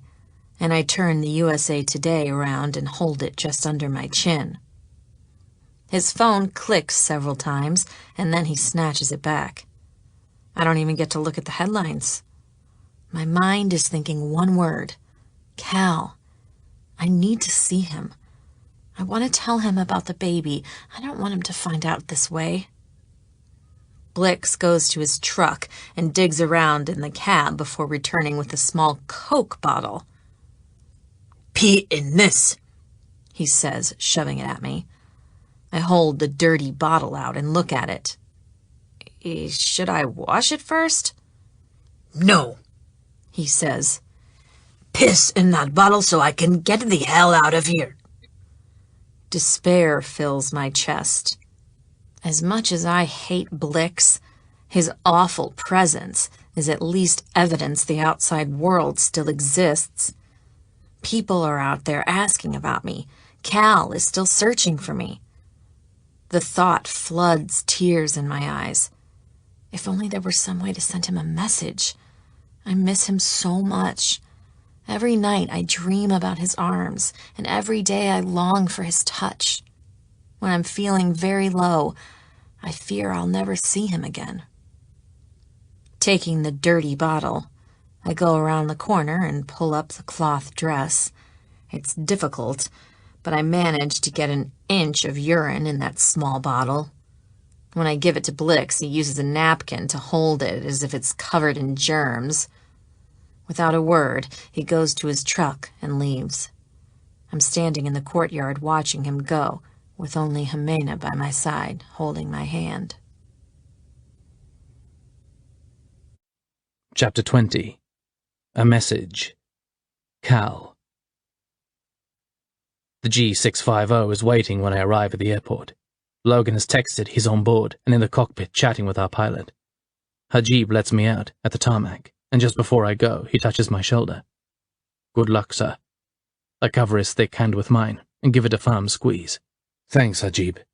"No odd job?" he says with a smile. "Reggie suggested we might be offending you with our old nickname," I say, feeling the need to send good karma ahead of me. "It always made me laugh, sir. No offense taken." Pressing my lips into a smile, I nod. "I'm glad to hear it.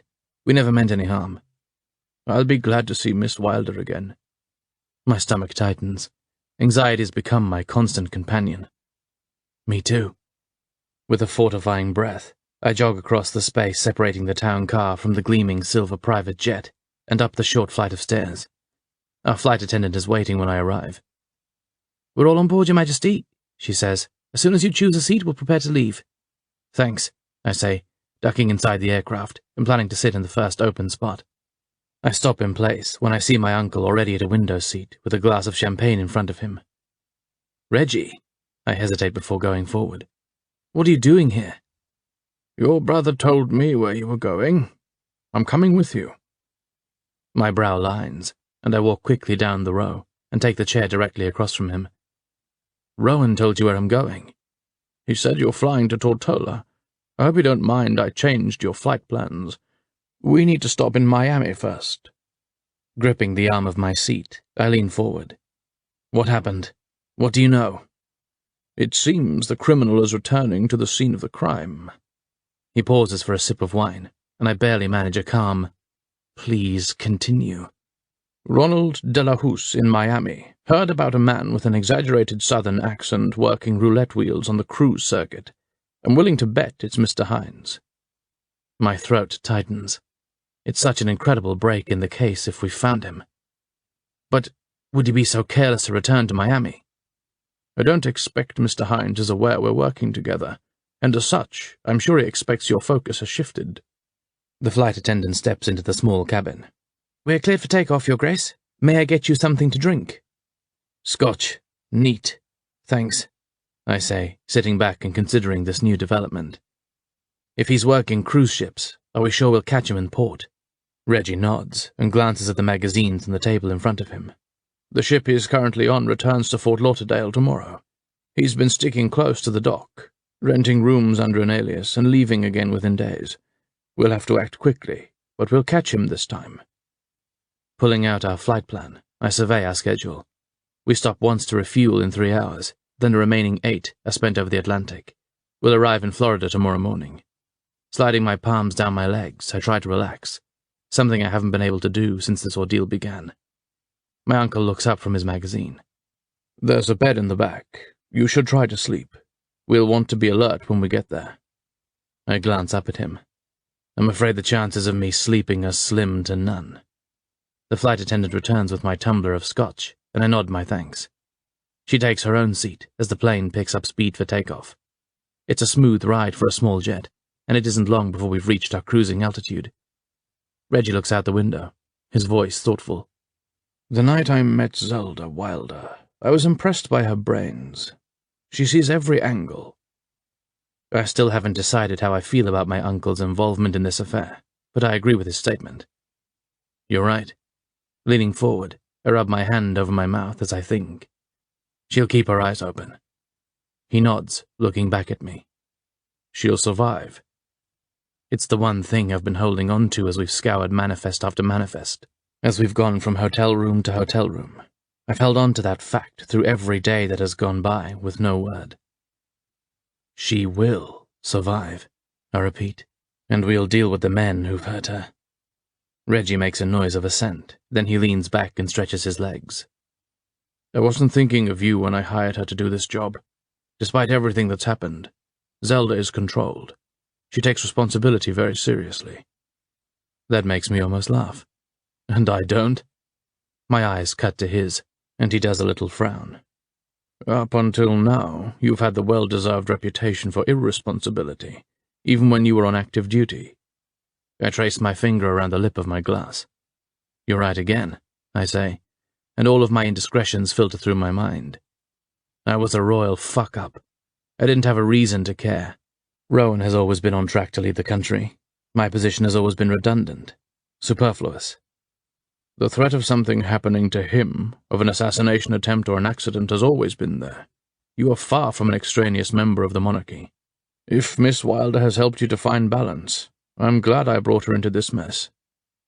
Inhaling deeply, I try to remember the day I changed. It didn't happen all at once. It crept up behind me when I was holding her, kissing her, laughing with her, and making love to her. When I met Zelda, I wasn't thinking about balance. I was thinking about excess, excessively indulging in her arms. She is responsible, you're right, but she's also sassy and passionate and quite fun. The more time we spent together, every time she spoke of leaving, I couldn't imagine going back to the way I was before. I slip my hand in my pocket, closing my fingers around the engagement ring I'm carrying with me. I can't imagine my life without her. Reggie studies his own empty wineglass. I'm sorry she's been caught up in this crisis. I want to help get her out of it. Logan emerges from the cockpit, and his expression is determined. He's dressed in his usual dark suit, and his phone is in his hand. Sir. He takes a seat across from me, in front of my uncle. We just heard from your brother, the Crown Prince. Satellite imagery has identified 5 small islands off the northern coast of Venezuela. We've engaged a local service to scout them and report back any findings. My chest tightens. How long before we know something? They have to travel by boat, considering the islands are very small and largely unpopulated. Still, they're starting immediately. I'm impatient with his answer. A day? 2? Some of them are 50 or so miles apart. Reggie reaches across the aisle and holds my arm. Seth will know where they have her. We'll have her location in the next 24 hours. Now it's my turn to look out the window and say a silent prayer. It's what we're counting on, making this unexpected stop. The Ramada across from Port Everglades is as fast and dirty as they come. It's like deja vu all over again, I murmur, walking toward the 2-story beige building. The only difference is, instead of raining, the sun is beating down on us, and the air is so heavy with humidity, it feels like a warm washcloth against my skin. We're so close to the port, I can hear the drill of the ship's anchors being raised and lowered, and the smell is wet pavement mixed with gasoline and rotting garbage in the side-by-side dumpsters. Logan and I split off from my uncle, him taking the left, and me right. Reggie will do the honors of pretending to need a room, then he'll let us in the back door. Unlike last time, we don't have a room number for Seth. Walking through the narrow 2-lane parking lot, I pass a man, loading a small bag into a faded white Jeep with a bed like a truck. Our eyes meet briefly, and I nod, not wanting to appear suspicious. He doesn't return my greeting, and I make a quick note of his appearance. Tall, pale blonde hair, and flat blue eyes. His grey tee is stained with sweat, and has fish Aruba on the front over a cartoon wave. It draws my eye to a spatter of what looks like oil or mud on the hem. All of this is seen in a moment, but I don't stop. The noise of a truck door slamming and an engine turning over tells me he isn't stopping either. In fact, he seems in a hurry to leave. My watch thumps, and I look down at my wrist. It's a text from Logan saying, "Room 220, stat." Breaking into a sprint, I jerk the door back open without even stopping to think it should be locked. I take the stairs 2 at a time and burst through the metal doors, making my way fast down the hall toward the open door. Reggie is in the hall looking down, phone in hand. "What happened?" I'm breathing fast when I reach him. My uncle's face is grave, and he nods toward the room. "See for yourself." Using my elbow to avoid fingerprints, I push inside and stop in my tracks. Oh shit. The smell of blood and vomit hits me in the face, and my stomach roils. Looking around, blood is spattered on the walls. A large portrait is on the floor, smashed into 3 pieces. Glass is everywhere. Logan is in the bathroom, and his phone camera flashes twice. The desk chair is in the center of the room. Stepping closer, I see fibers from what appears to have been a yellow nylon rope, caught in the cracks where the arms meet the metal base. The smell of vomit is strong, and looking down, my eye catches something on the floor. I almost lose the small breakfast I had this morning when I recognize it's a fingernail. The base is bloody, and it appears to have been ripped out at the roots. Straightening, I step back and hear a soft crunch under my boot. Looking down, I see another fingernail, then another. "Jesus," I hiss, moving away from the macabre scene. Logan steps out of the bathroom, and his face is pale. He walks straight to the door and leaves without a word. I hear the heavy thud of his boots, and I realize he's jogging down the hall in the direction of the exit. My stomach is tight as I walk carefully toward the bathroom. Whatever is in here made a definite impression on my retired military partner. "I'm not sure you need to go in there," Reggie says, peering his head into the room. "In fact, I think we should leave this place at once. They obviously knew we were coming for him. Police could be headed this way now. We can't afford the delay or exposure." They knew we were coming, or they were looking for something, I argue, continuing toward the small facility. The closer I get, the stronger the stench of urine and vomit grows. I take a cloth handkerchief from my pocket and hold it over my nose and mouth. The door is cracked, and Logan left the light on. In one quick sweep, I see enough to shoot our threat level to fire engine red.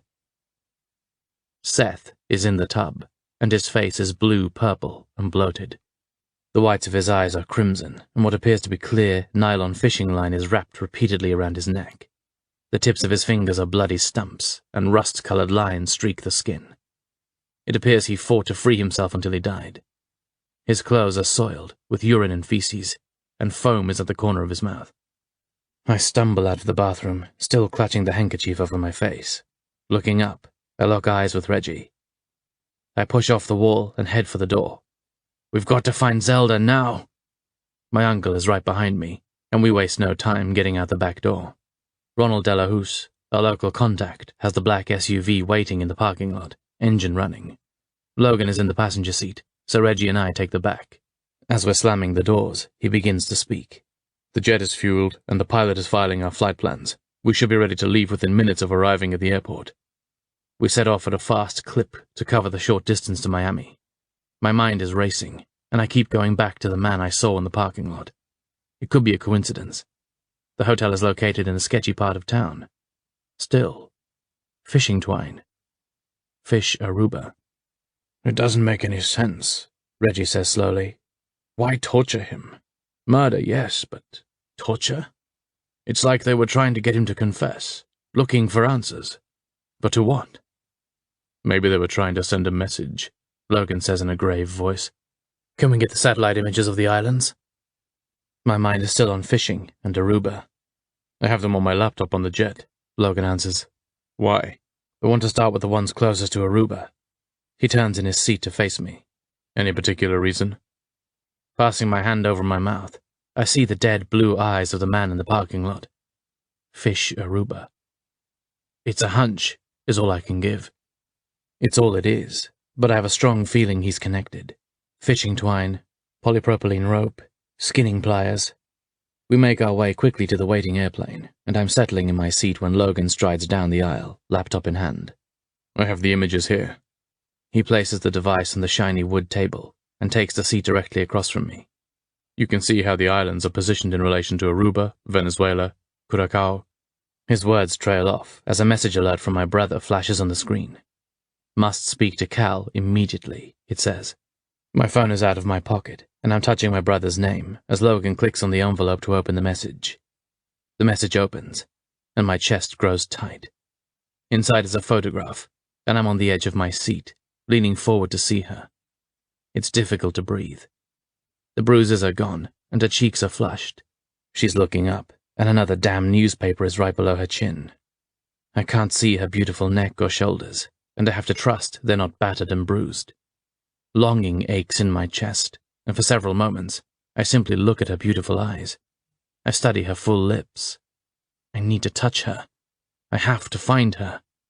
Cal! Rowan's voice is in my ear. I'm glad you called. We've received important news. The photo. I have it here, I say. She looks healthy. She's well. His voice is haunted, and ice filters in my veins. What happened? Tell me, I shout. Open the second photo, he says. I slide the cursor over it, although by the thumbnail it looks like a thermometer. A double click, and I'm looking at a plastic stick. It's two-toned, pink and white, and it has pink lines on it. What is this? My brows pull together. Do you have the email message? My brother asks. Read it. My eyes scan quickly. The subject is proof of life. It's very short, only a few sentences. Dear Sirs, the proof of life photo you requested is enclosed, or perhaps we should say, proof of lives. It seems Miss Wilder is pregnant. Perhaps the possibility of a royal baby will motivate action on our demands. Your time is running out. My eyes flash to the photograph of the stick, and then again to Zelda. They flash to the two words, and I read them over and over. Royal baby. Royal baby. I fight back the image of Seth's tortured body from my mind. I fight to keep my insides from spilling out from where I've been figuratively gutted. They win. I can't take another day of this. Give them what they want. My voice is a whisper. I won't sleep until I find her. Chapter 21. Judgment. Zelda. Selena will be home soon, and I'm sitting with Jimena on the ground in the shade of the house with several items of clothing I accidentally scrubbed holes in when I helped with the wash. I never was any good at laundry, I say, doing my best not to stab myself with the dull needle as I repair a seam I busted open on the scrub board. Jimena has been working on the same secret project for the last week, and she glances at me with a shy smile. Laundry? I look around, trying to think of an easy word. Wash?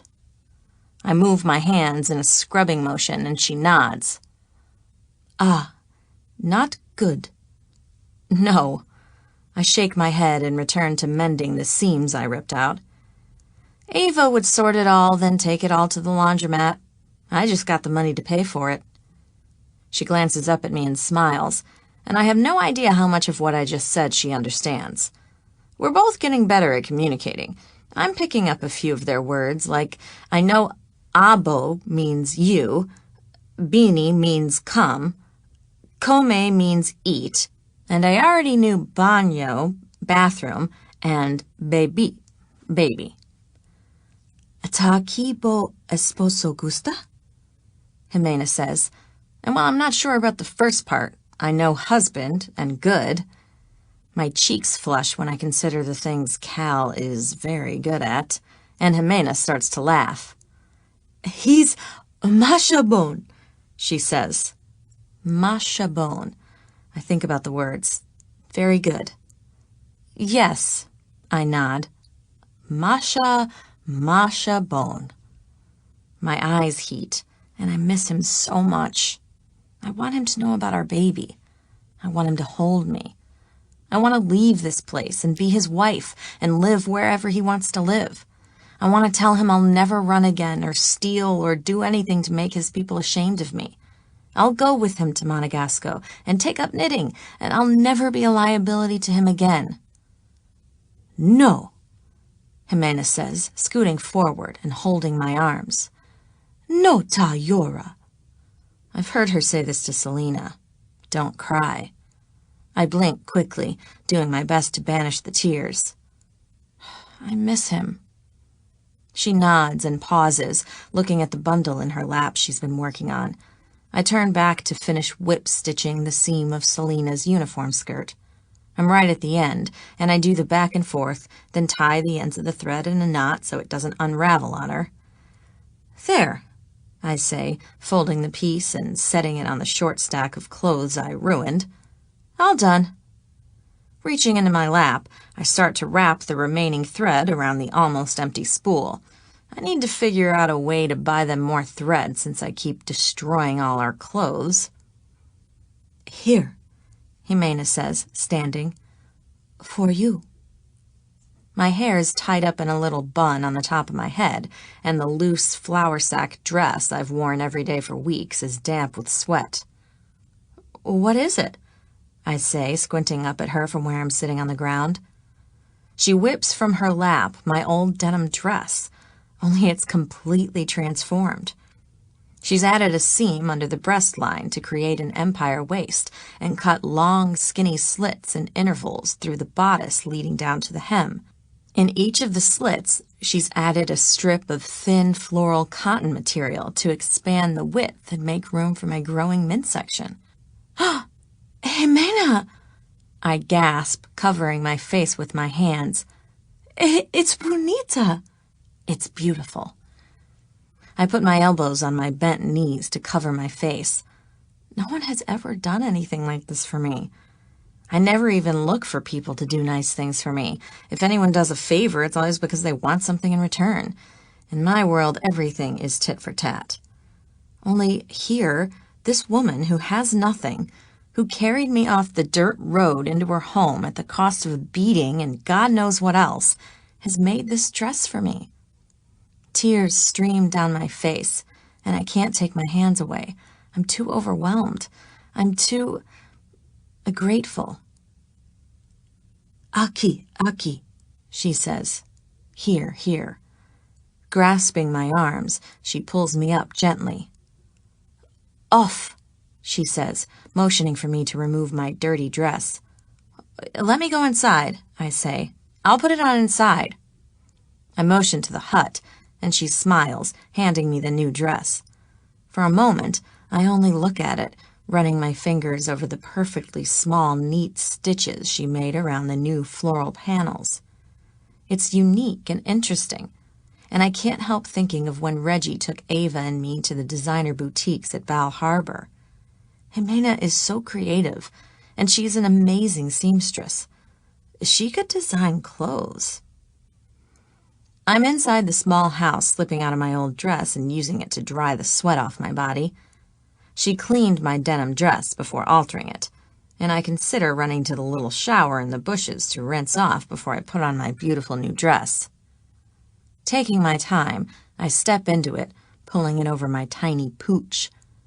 I have to laugh at my silly little stomach. It's not even a bump.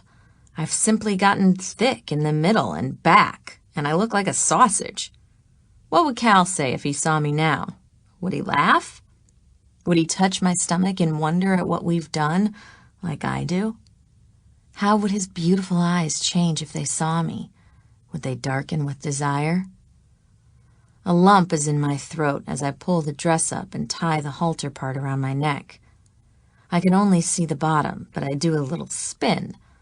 From what I can tell, it looks beautiful. I'm just about to run outside and thank my friend when I hear the sound of a truck pulling into the yard. I look toward the cloth door, expecting Jimena to run inside like she always does when anyone comes into our little camp. I wait several moments, and she still doesn't appear. The noise of voices speaking their language is loud in the courtyard, and I hear a shout. I'm stunned, and I run to the curtain. It's Jimena shouting. Slinging it aside, I see Mako is in the yard. He's with 2 other men I've never seen before. They're driving a truck, and in the back, 3 women are crouched together, their chins tucked into their knees as if for protection. My eyes move fast from them to Mako, and I see he's grasping Jimena's arm. She's pulling back, struggling against his hold, and I run to where they're standing. He speaks sharply. I make out Selena, and she instantly stops struggling. Their eyes lock for the beat of a heart, and she relents. Her fight is gone, and she starts to go with him. "No!" I scream, grasping her arm and pulling hard. My motions seem to enrage him. Mako shoves my chest, and I stumble backwards. "Cards!" I scream, holding out my hands. "Cards for Jimena!" His eyes narrow on me. Stepping forward, he puffs out his chest, and I know he's trying to intimidate me. "You cheat," he says. "No!" I shout. "Cards for Jimena!" I've got to save her. It's all I can do, even if he's right and I am cheating. One of the first tricks Seth taught me was to count cards. Still, I'm cheating a pimp. That makes it okay, right? I don't care. In my world, the answer is yes. Mako looks over his shoulder at his friend and speaks fast in his language. I make out the words bitch and teach her. Whatever it takes. Following me back into the house, I go to the drawer where Selena keeps her worn deck. We don't have much time, and I know I only get 1 round. I need to let him deal so he doesn't renege. I shuffle sloppily and pass the cards to him to deal. 4 cards. In front of Mako is a 10 of hearts. In front of me is a 3 of clubs. We have 2 cards facing down, and I know exactly what to do. "Keda," he says. "Stay." "Hit me." He puts a card in front of me. It's an ace, and he starts to laugh. "Jason!" he shouts, pointing at it. 11. He won't let me count it as a 1 because he wants me to bust. I bust, and he wins. I nod in agreement. I know what's coming. He flips his face-down card, and it's another 10. "Ha ha!" It's a shout rather than a laugh, and it's right in my face. "Warda," I say softly. "Wait." Turning my last card over, it's a 7 of hearts. Black eyes go wide. He stares at the table several minutes, then looks at my hands and back to the card. His fist flies up, and I brace for him to hit me. It's gonna hurt like hell, and I've got to be sure I fall in a way that protects my stomach and my head. I'm not sure I can handle another concussive blow. Seconds pass. He's trembling, fist raised, and I'm squinting, ducking with my whole body tense. When another moment passes, I sneak a look at him, and I can see something bigger than me is holding him back. He's weighing the consequences of hurting me, and ultimately, he backs down. Wade Paxton is one mean motherfucker, and even this peasant pimp knows it. His eyes are blazing anger, and he throws the metal chair aside. I watch as he storms out of the cubicle into the yard. I hear the shrieks of a woman from another house, and my stomach sinks. I would save them all if I could, but I can't. I can only save Jimena. My shoulders droop, and I'm suddenly so tired. I'm still sitting at the table looking at my 21 hand when Jimena quietly returns. She doesn't speak as she goes to the small kitchen area and starts to prepare the vegetables for our meager dinner. I slowly walk to my cot and lie down. I'm so exhausted from the adrenaline, and lately I've simply been tired all the time. I don't know if I'm getting proper nutrition. I don't know if the way I feel is normal. I don't know anything, and I don't have anyone to ask. I only know I saved my friend. I look up and I watch as she moves around the little space. I don't know how long Mako will abide by the rules of our game, but she's safe for now. Selena is coming home, and the three of us will sit at that little table and eat dinner together. We will be like a little family. Gathering my strength, I get off the cot and go to the door to wait for Selena. Whenever I see her at the edge of the trees in the afternoon, we always smile and wave to each other until she's at the house. It's become our ritual, and it gives me comfort to see her safely return. My stomach knots when I see Mako and the men are still in the courtyard with their truck bed of sacrificial lambs. I don't want Selena around them. I know she knows what happens to these women. She knows more than I do about everything. But I don't like Mako near her.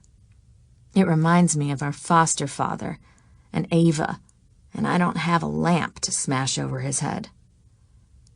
I see her at the tree line, and I make the decision to go to her this time when the noise of another truck sounds in the distance. It's coming fast, the noise growing louder until it breaks through the trees. It's the strange Jeep truck hybrid. It's Blix.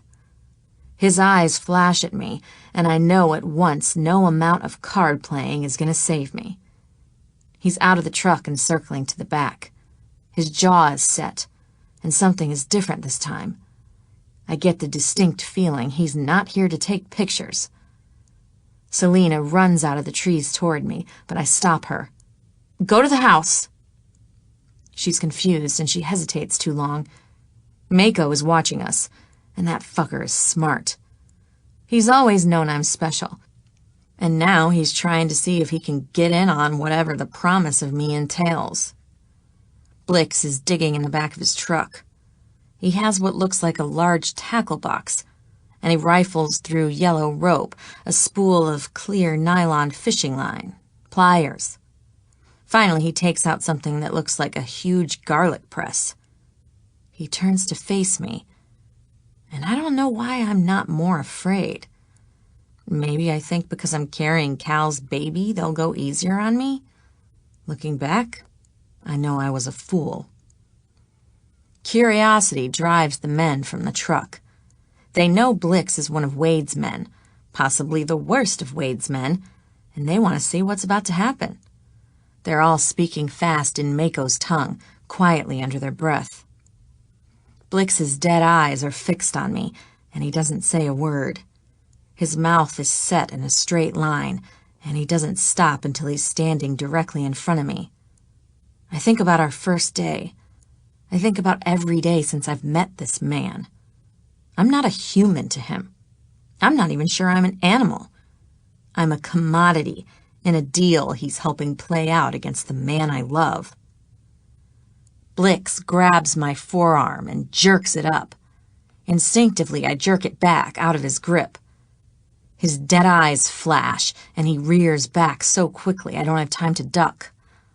Light explodes behind my eyes with the force of his fist, and next thing I know, I'm on my hands and knees on the ground. The screams of Jimena and Selena from behind the curtain fill my ears, and I cringe back from the pain in my head. "Oh, God," I whisper a real prayer.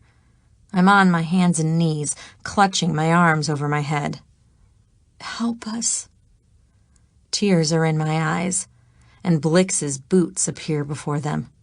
He's standing in front of me, and he jerks my hand off my head. I'm handicapped by my injury. I can't fight him. I can barely register what's going on. I close my eyes, and again, I pray. Please help me. Please don't let them suffer for me again. The words are in my mind as I slowly lift my head. My eyes open and then go wide with horror. Blix has the garlic press in his hand, and I just register the touch of metal against my skin when snap! He clamps the metal pincher shut, and the end of my ring finger falls to the ground. Silence fills my ears half a second before pain shoots through my hand. I scream. I can't stop screaming. I look at the dead little digit. It's like something out of a haunted house lying on the ground. Blood is pouring down my arm, and I can't stop screaming.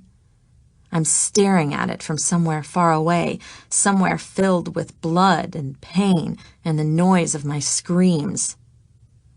The men run back in the direction of the truck, and Blix jerks my hand up, wrapping it tightly in some kind of white material and applying pressure. It hurts 1,000,000 times worse, and I scream until my throat burns fire and my voice gives out. Pain resonates in my hand and arm, and I'm trembling and whimpering when he finally pushes me back, satisfied I won't bleed to death. He never speaks. He bends down and plucks the end of my finger off the ground and drops it in a plastic bag. Then he returns to his vehicle and drives away. My insides shudder violently. I'm on my knees, one arm tied around my waist, still whimpering, holding my hand at my stomach but afraid to touch it. It's covered in blood, and a purple line is below the bandage, now stained dark red. I can't look directly at it. The only thing I see is the ring. The tin ring Cal gave me. I want Cal. Jimena runs out to me. My teeth rattle, and the dizziness is back. I think I'm going to faint. Hazy shapes cloud my vision, but I feel her taking my arms. I focus with all my strength on getting to my feet, allowing her to take me into the house. Selena is at my other side, holding my waist. She's crying. I see the slick coating of tears on her cheeks, but I can't speak. My voice is gone. My fight is gone. They're too strong, and I can't win this time. I've been a thief and a liar all my life, and my time in this place is the prison sentence I ran to Monegasco to escape. My motives don't matter. Protecting Ava doesn't matter. Only my crimes exist here, and I see this moment as the reckoning for everything I've done. We're at the sink, and Jimena speaks to her daughter. Selena runs to their bed, and I hear the sound of material ripping. I can't stop shaking. My body is hot and cold. I can still feel the cold metal pliers against my hand. I can still hear the notch sound, and I see half my finger fall like a bit of Play-Doh to the ground. I see Blix's dead eyes, and I wonder if I'm nothing more than another fish to be skinned in his mind. "You're in shock," Jimena says. I'm on the cot, wrapped in a blanket. She holds a cup of broth to my lips, and I try to drink it. I try to think, but the throbbing in my head makes logic difficult. It's interesting to note the disabling fire of a concussion can take a back seat to the searing agony of a severed finger. Two pains are warring in my body, and based on my bizarre train of thought, I think my friend is right. I think I'm in shock. Jimena speaks in a whisper. She's rapping and rapping. Selena is pale, but she comes to me. "It's going to be okay. Mama says it's going to be okay." She's rapping my finger as if she has experience with such things. Perhaps this isn't the worst thing she's seen. I can't imagine what that means. I can't imagine anything anymore. I don't know what day it is. Every day bleeds into the next, like the blood pouring from my hand. I don't know how long I've been here, and I don't know what I'm looking forward to anymore. My stomach hurts, and I need to pee. "Baño," I whisper. Selena takes my arm. I'm still in the beautiful dress Jimena made for me, only now it's stained with blood. It's a sign of our friendship.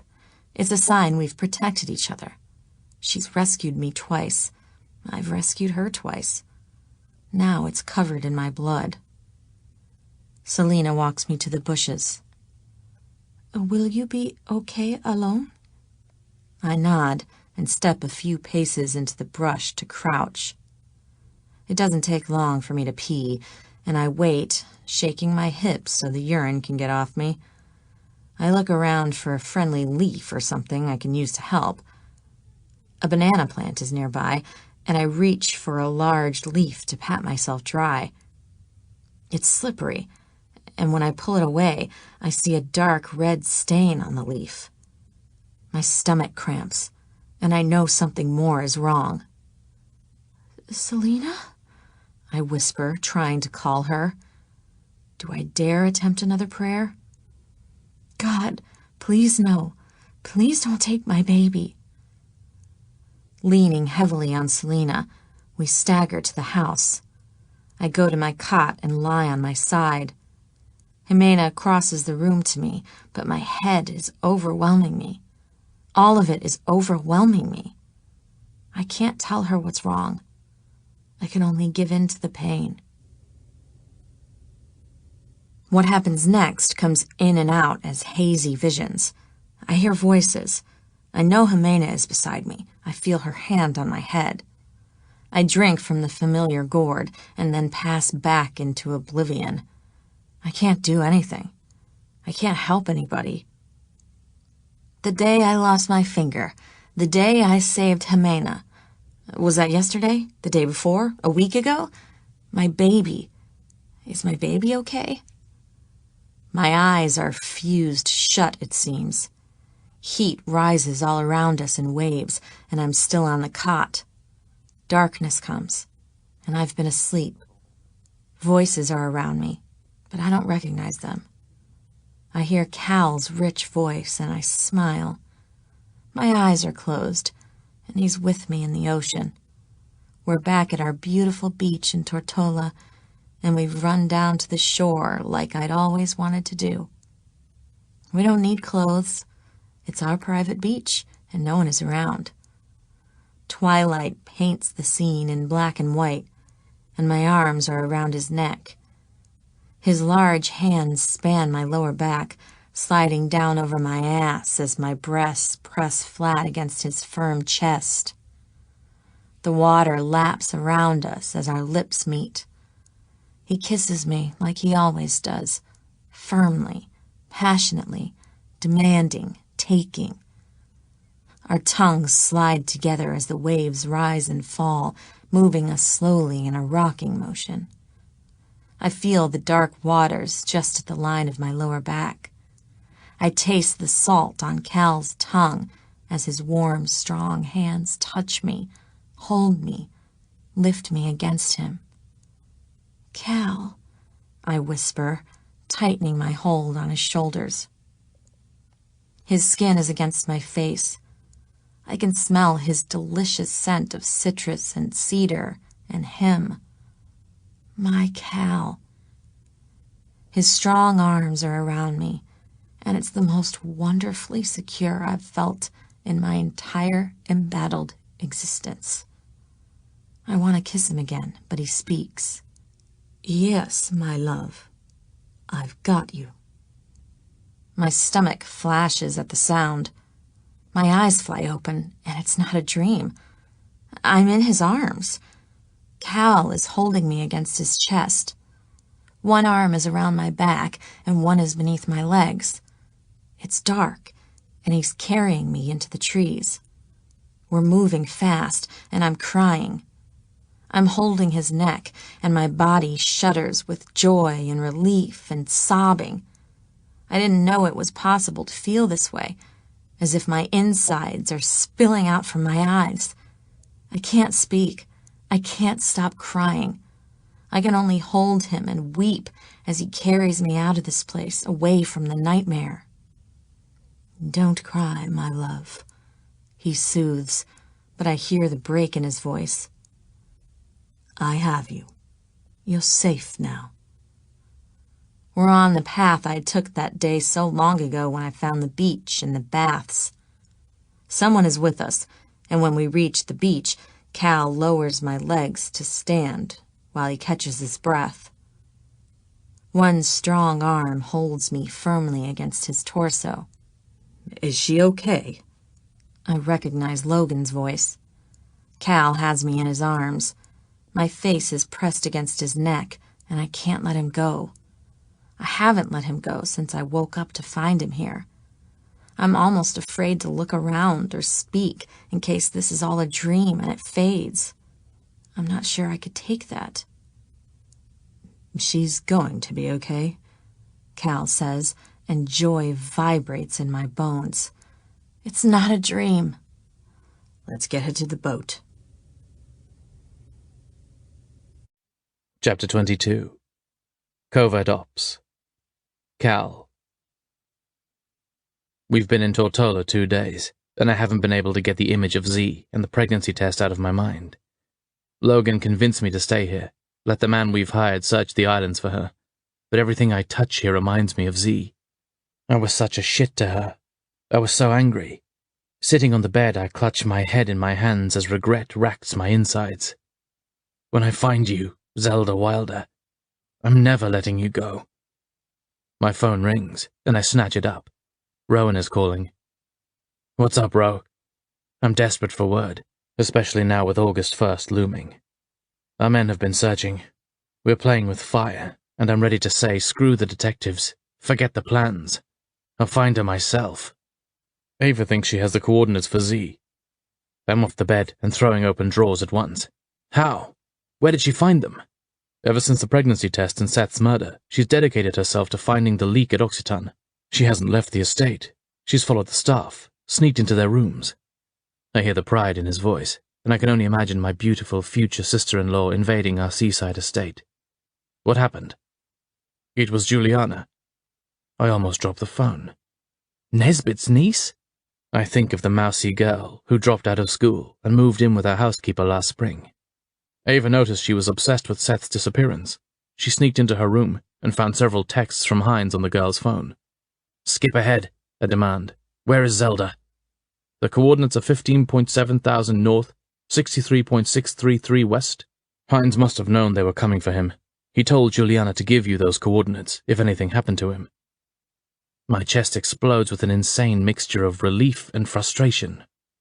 What the fuck was she waiting for? I shout in the phone. She didn't know he was dead. Ava says the news hit her pretty hard. Never mind. I'm hanging up. I'll text you when we get there. Be careful, brother. Rowan's voice is grave. I've got Logan and Reggie with me. I'm jogging down the stairs, grabbing my keys off the counter.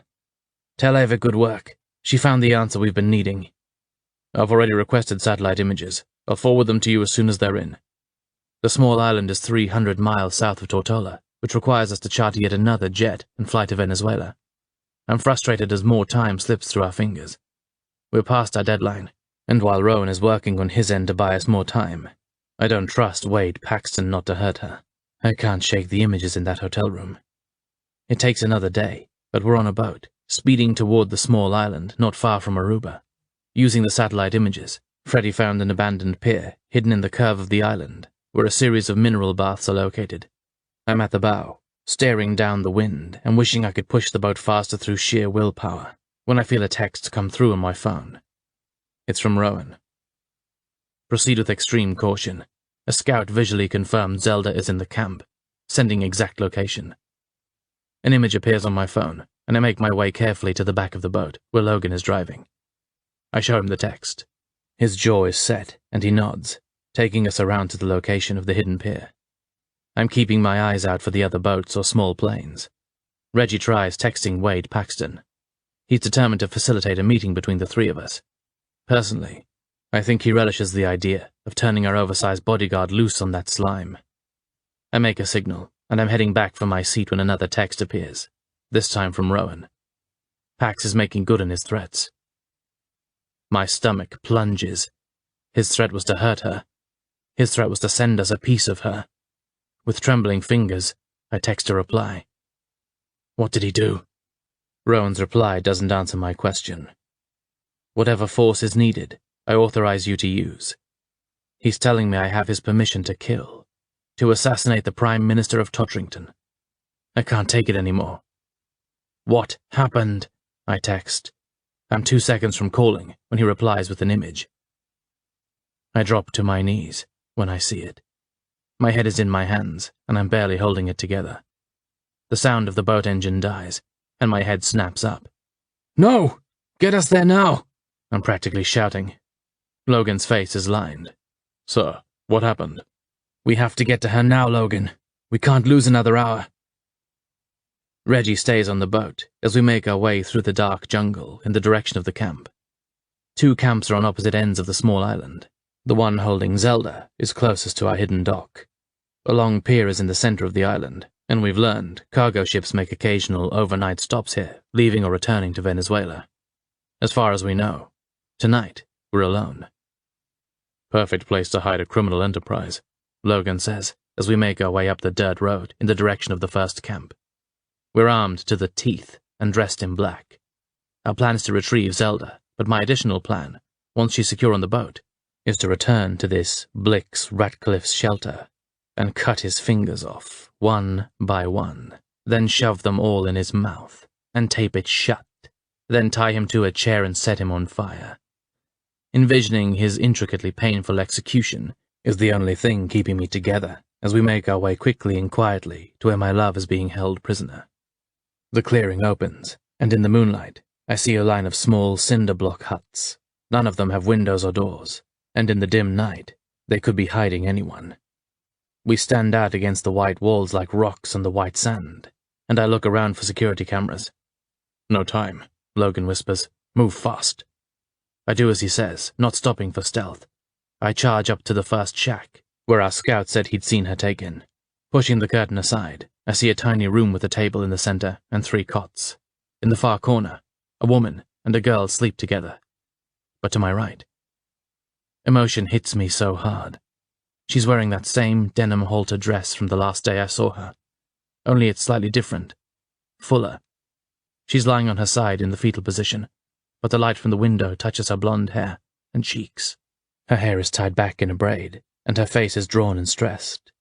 Even sleeping, she looks so tired. Going to her, I gently smooth her hair away. Her bandaged hand is near her face, and I lift it carefully, moving it against her chest. She exhales a noise, and I have to pause as it cuts into my heart. I want to hear her say my name, but I don't want to scare her. As carefully as possible, I lift her into my arms. Her chest is against mine, her arm over my shoulders, and I slowly lift her.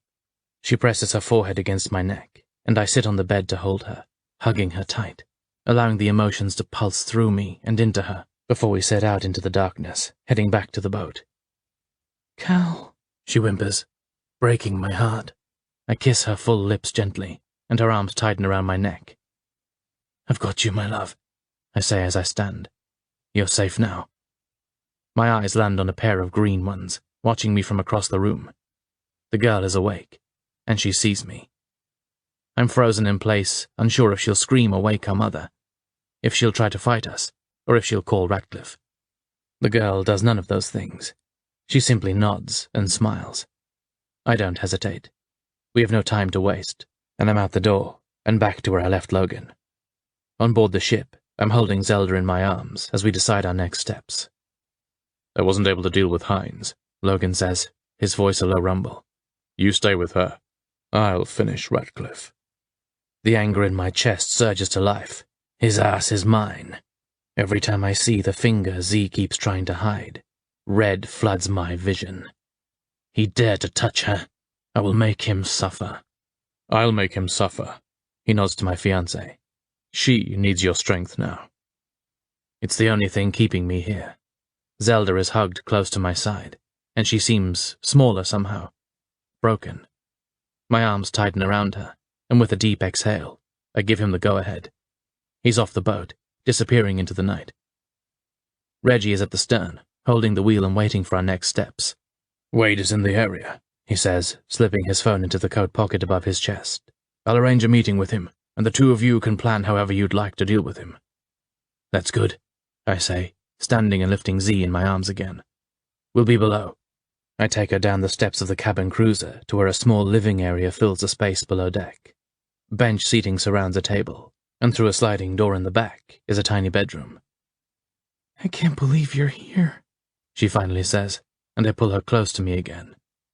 She cried almost the entire way from the camp to the boat, and my heart broke over and over with her sobs. She's been so quiet since we got on board.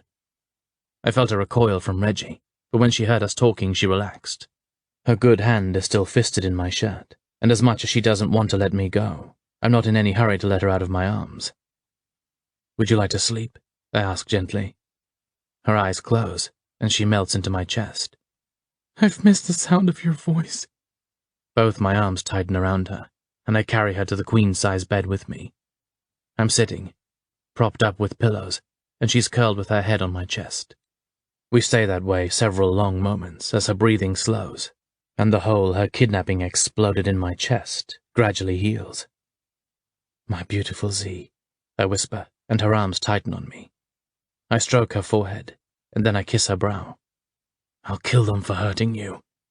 I'll kill them all. She doesn't speak. She only hugs me again, and a little tremble moves through her. It's almost more than I can stand.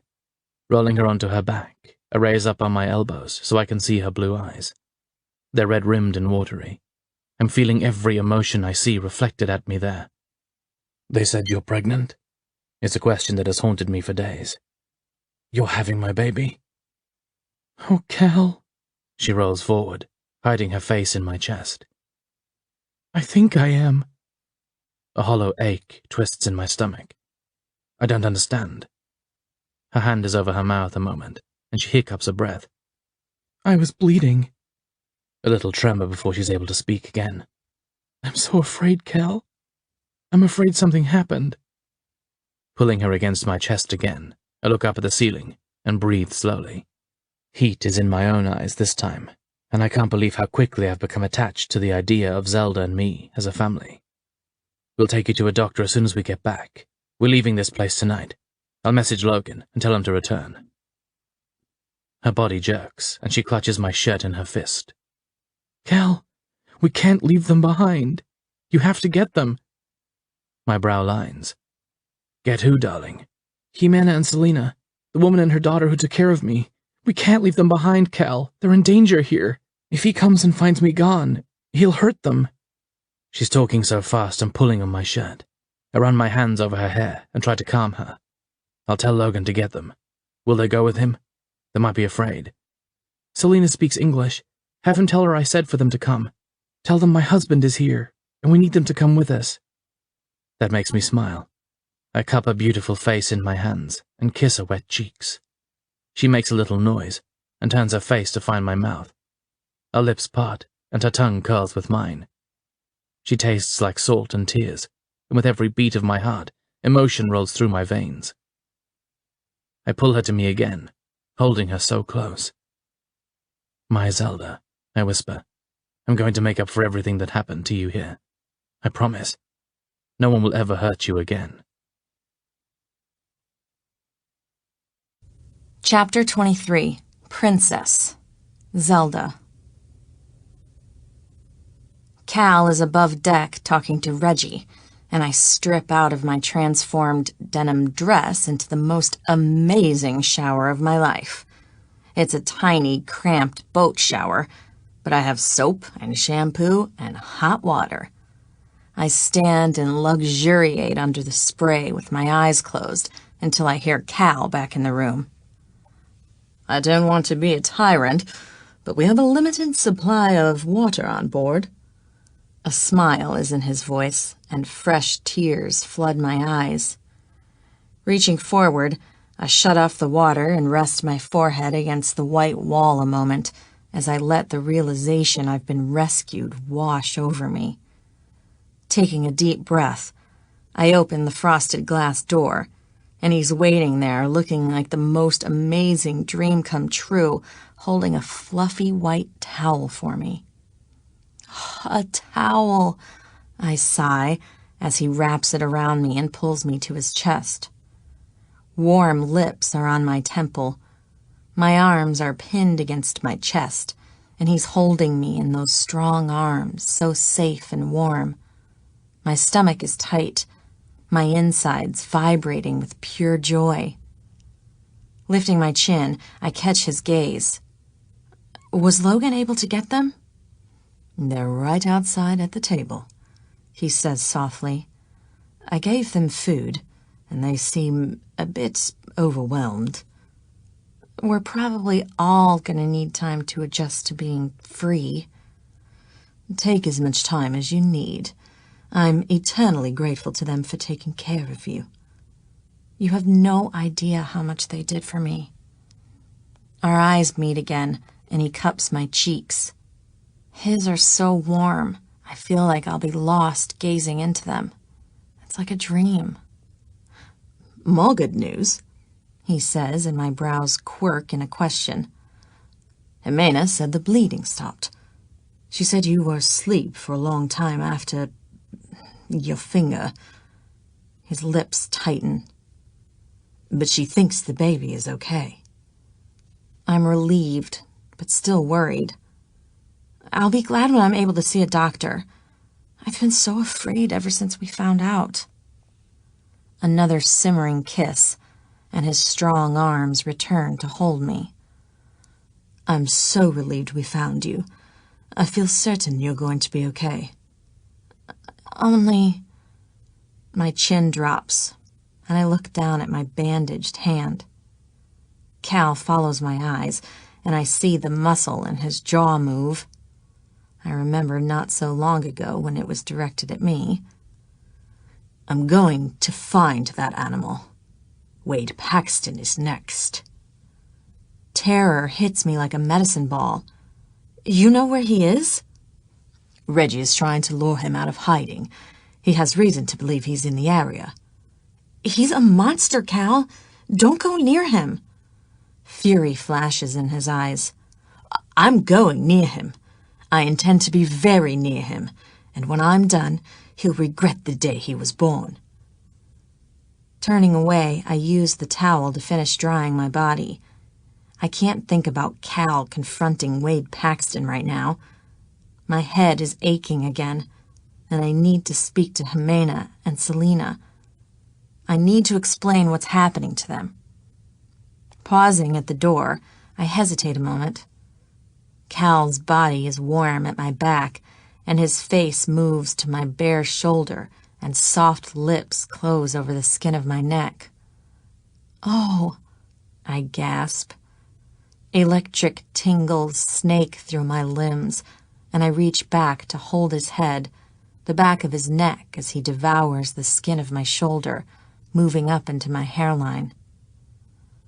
I've wanted to taste your skin, smell your hair, feel you in my arms for so long.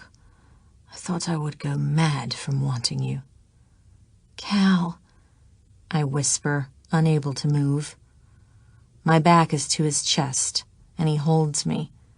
His face is against my ear, and my hand clutches his neck. When you're strong enough. His voice is low. I want to make love to you again. I want that too, I say, holding the wall for support. How long before we're in Tortola? We'll be there by morning. Cal gives Jimena and Selena their own private room on the first floor of the villa, and we're in the second-floor suite we shared before my nightmare began. We're relieved and cautious after visiting the recommended doctor as soon as we arrived in Tortola. Several blood tests, examinations, and one ultrasound later, we'd been told our baby girl is healthy and thriving. I'm 12 weeks along, which means, as Cal noted, I've been pregnant since Monegasco. I can probably say which night it happened, he says with a grin, holding me against his chest on the enormous, incredibly soft bed. The first night you decided condoms took too long? I tease, watching the two ceiling fans spin in time. He scoots down and pushes the light cotton blouse I'm wearing open. I don't regret a thing, he murmurs against my stomach, holding my sides and kissing my navel. Threading my fingers in his hair, I think about the other news we were given. The doctor said my concussion symptoms could last a year. I have to eat a special vitamin-enriched diet for the next few weeks while I'm recovering, and holding up my hand, I can't decide if I want to have reconstructive surgery on my finger. I think I'd like one of those wooden fingers, I say, considering my damaged digit. Cal props his head on his hand and studies my expression. Are you sure? We can have the finest doctors work on it. Remember that prince thing I'm always reminding you about? I place my palm against his scruffy cheek. I think it makes me look like a pirate. Or maybe a Tenenbaum? That gets me a sexy McCallum grin. I had a feeling there would be a movie tie-in somehow. Do you hate the idea? He returns to pressing burning kisses against my slightly rounded stomach. I love everything about the idea. Strong hands slide under my skirt, moving up the back of my thighs. My insides clench as he gets closer to... Yes, he hisses, flipping my short skirt over my hips. I love it when you go commando. Cal! I gasp, but he's distracted, dipping his luscious tongue inside and teasing my clit with slow, gentle circles. My hips jump with every pass, and he kisses away, moving his mouth to my inner thigh. Not so fast, beautiful. I want to make this last. Oh, God. My voice is a strangled groan. Now that I'm better, I realize how much I've missed him, and how much a healthy pregnancy makes me horny. I'm gonna combust if you go slow. He only grins and traces his tongue along the line of my hip. Everywhere he touches me sends fire simmering beneath my skin. He traces a path slowly to the center, settling in and covering my lower lips with his. His arms are wrapped around my thighs, and his tongue sweeps faster, circling, making my eyes flutter shut as my hips move in time with his mouth. Heat spirals up my thighs and down, fluttering like waves in the arches of my feet. My toes curl as my orgasm builds so fast, and when I feel his thumbs slide into me, I can't help crying out. My insides tighten in an irresistible fist of pleasure, and with one more teasing pass of his tongue, I break, bucking my hips and begging for his cock. With pleasure, beautiful. He grins, kissing my stomach once more, pausing over my breast to tease my nipples with his teeth. Currents of pleasure fizz in my veins, and every kiss shoots another spark into my clenching insides. Please, I need you. He's over me at once, leaning against his forearms and plunging deep into my throbbing core. His hard shaft massages and soothes my aching need, and I'm holding him, loving the feel of his hard body against my soft one. I slip out my tongue and taste the salt on his skin just before his mouth covers mine. Warm lips and the scruff of his beard mark me. My fingers are in his hair, and I follow his every movement, every kiss as his hips begin to move faster. He's diving deeper into me, and I love the feel of his rising orgasm. He moans against my shoulder, and my insides break into a new wave of clenching pleasure. It's all he needs to fall over the edge. He holds my hips flush against his body, and I feel him pulsing inside me, filling me, holding our bodies as one. God, I've missed you, he groans against my shoulder. I wrap my arms around him and smile. Not as much as I missed you. I hold him as we breathe together, as his heartbeat slows and we make our way back to calm. Another breath. I feel his lips pressing kisses against the top of my shoulder, and I trace my fingers down the lines of his back.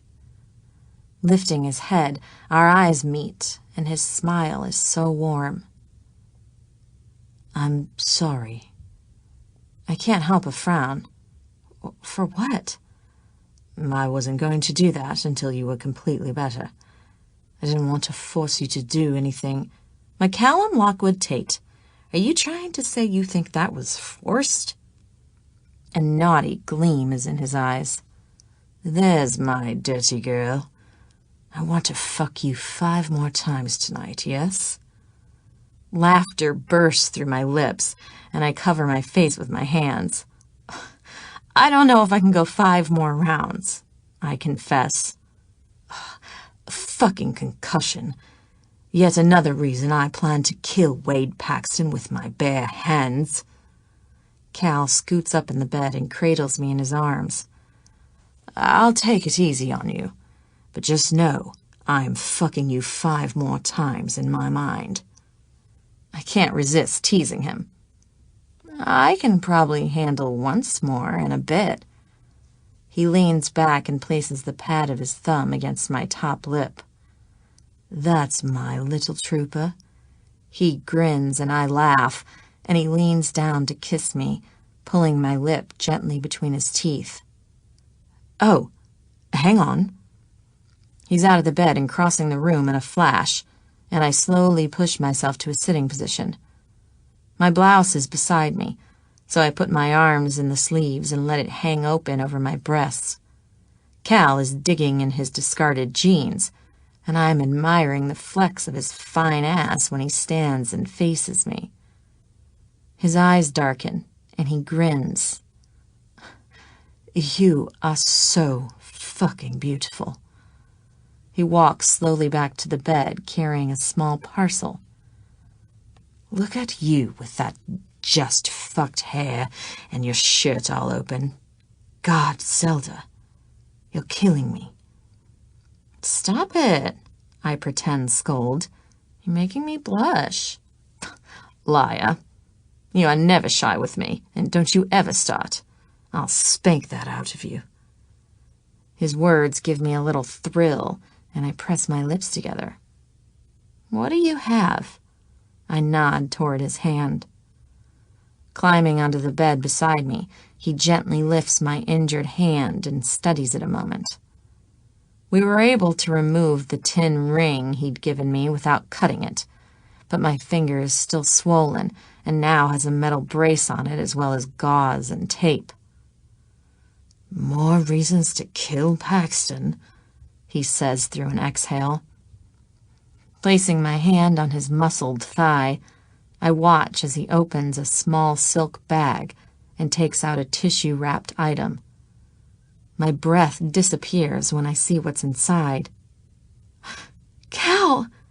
I gasp. It's the most beautiful thing I've ever seen. It's rose gold and diamonds, he says quietly. See the details on the side here? They look like angel's wings. I thought of you, since you're my angel. Tears blur my vision, and I can't take my eyes off the beautiful piece of jewelry. I've carried it with me everywhere while they had you.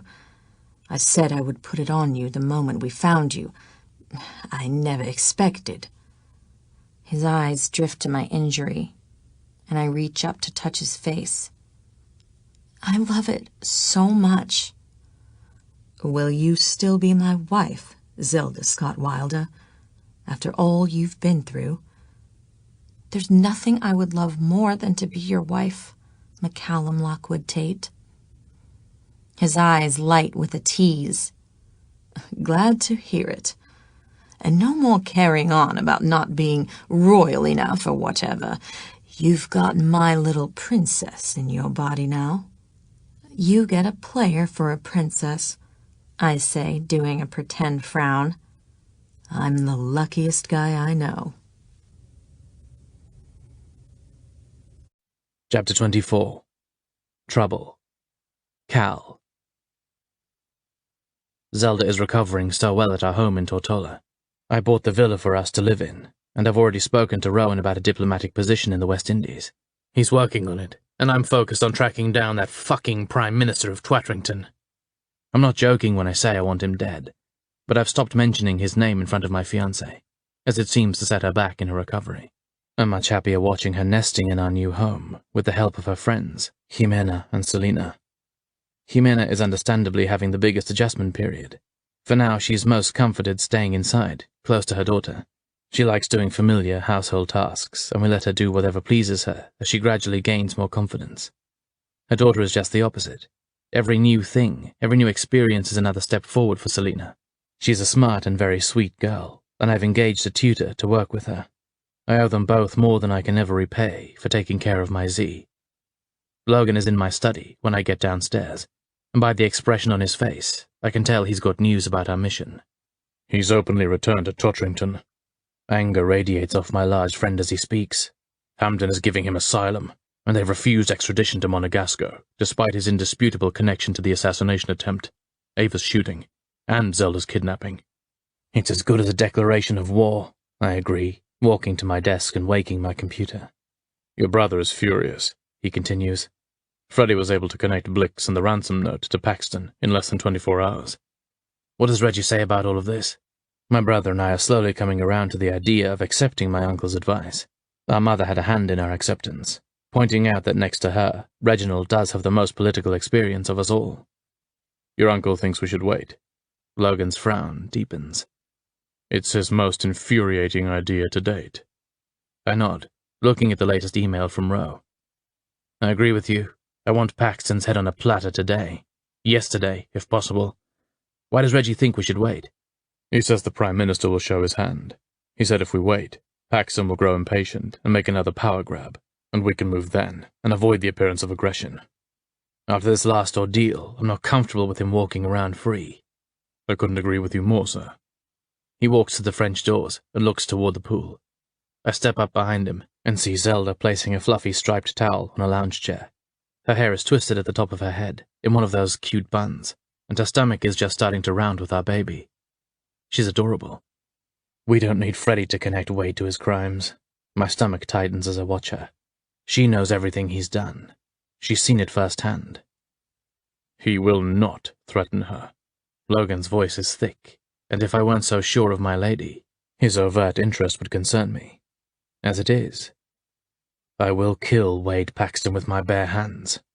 Taking my phone off the desk, I slip it in my pocket before exiting through the French doors. Zelda has survived enough.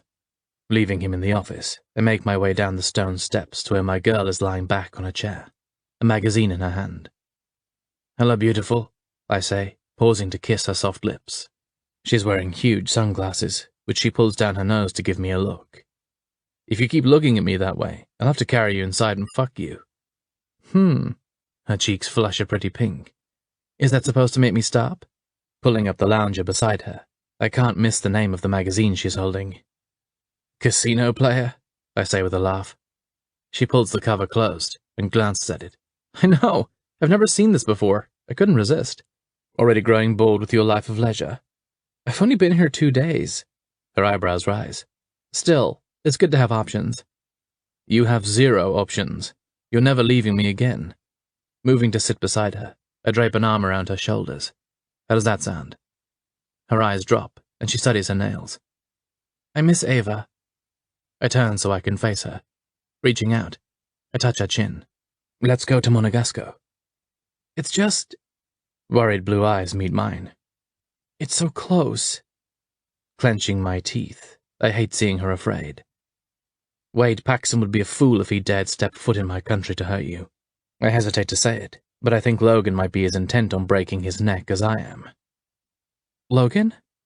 Her pretty brow lines, and she looks over her shoulder. Why? Don't look now, but I think you've charmed the pants off my best guard. He's no use to me now. I'll have to send him back to the regiment and find a replacement. Oh, stop it. She rolls her eyes and leans back in the chair, flipping the pages of that silly magazine. You're being ridiculous. I can't resist teasing her. I exhale a long sigh. When you go missing again, I won't be searching uncharted islands. I will not go missing again.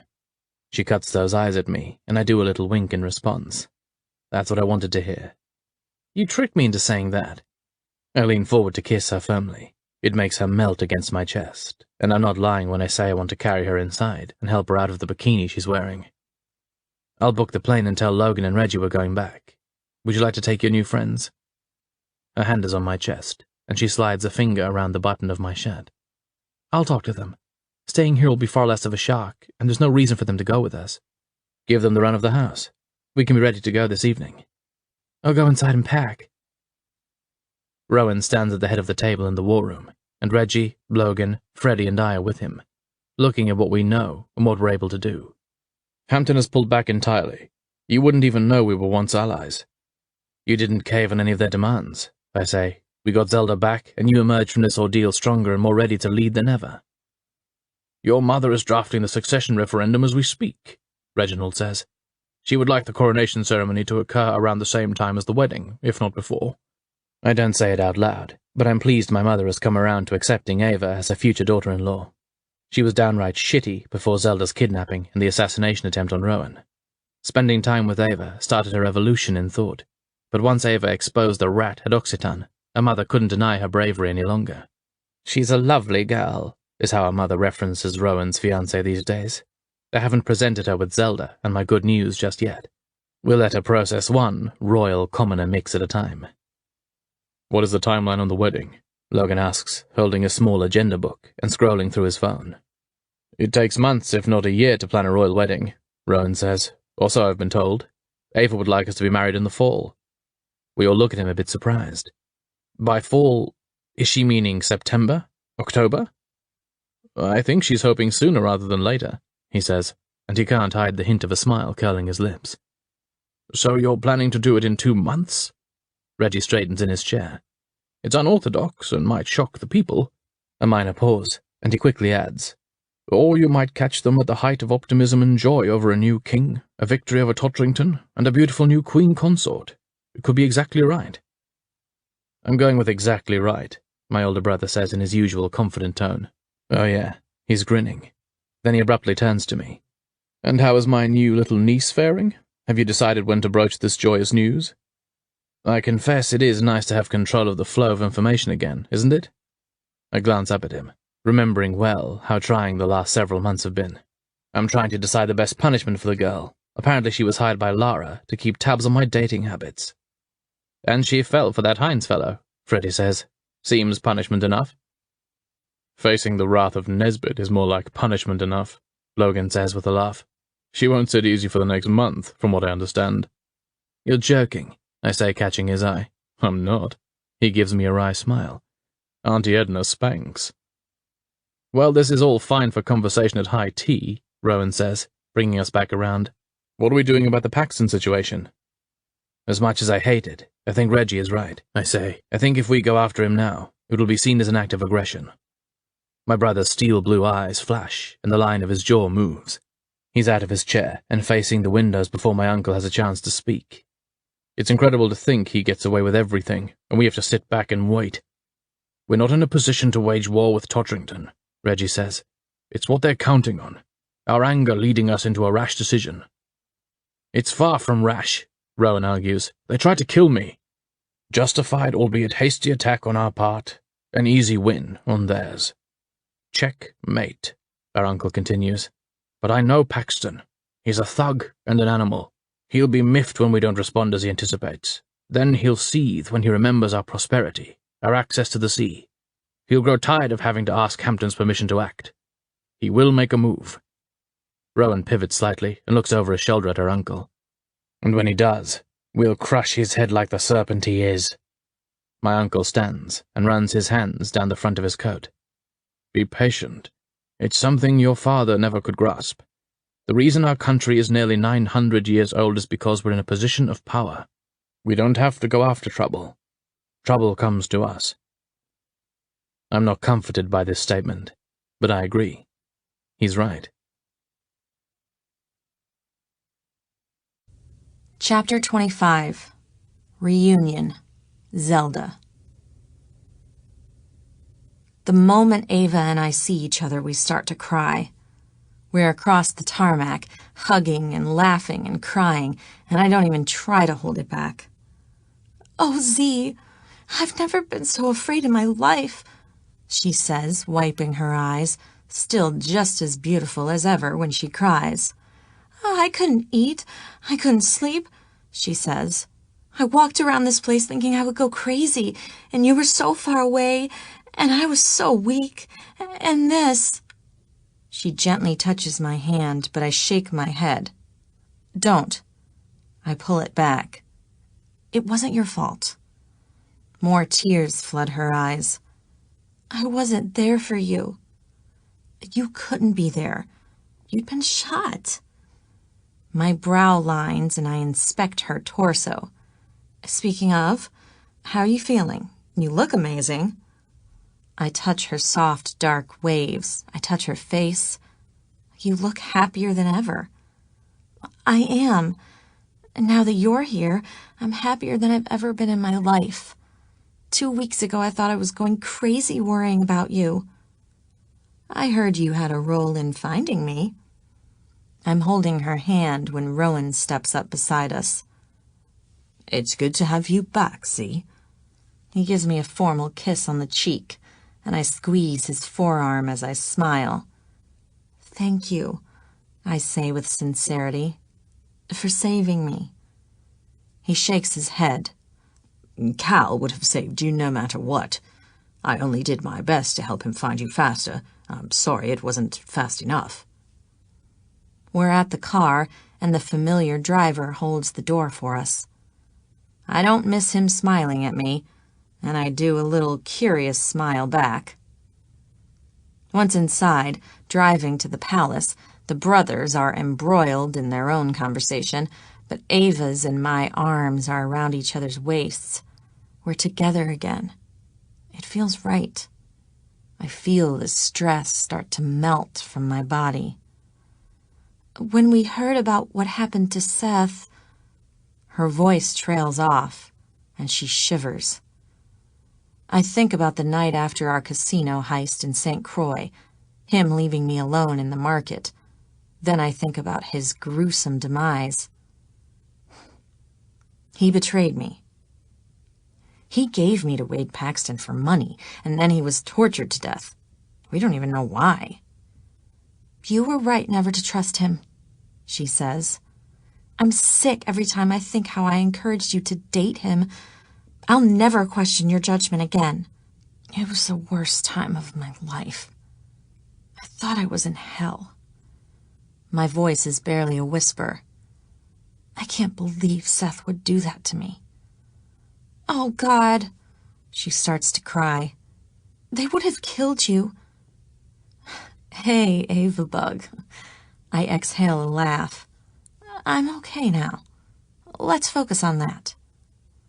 She lifts my hand and holds it.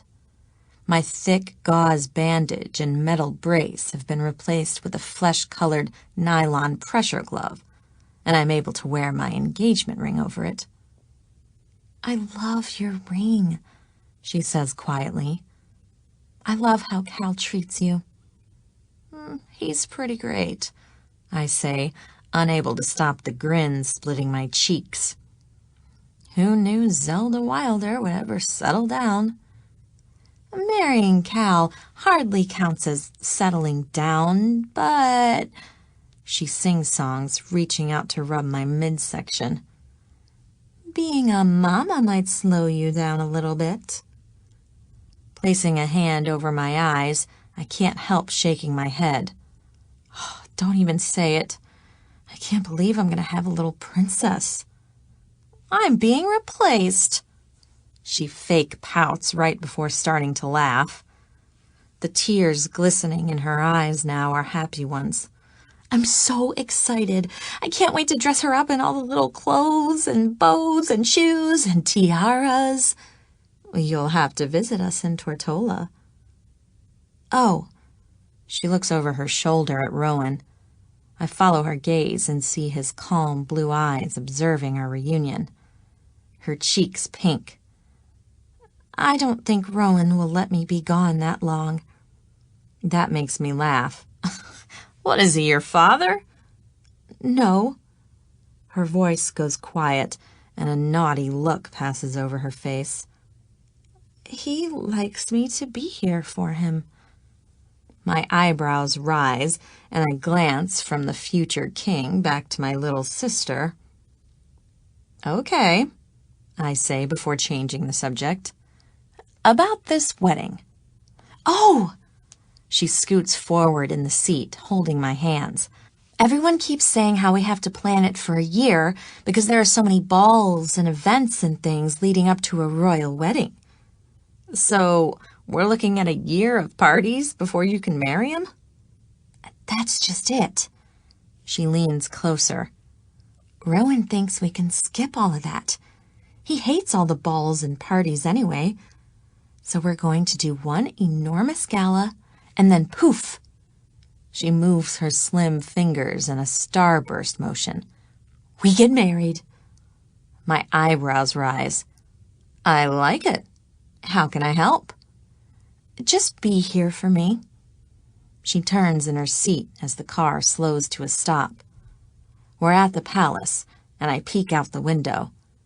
I still feel like a fish out of water with all these people, but I guess if Ava is happy here, I can help her with her wedding.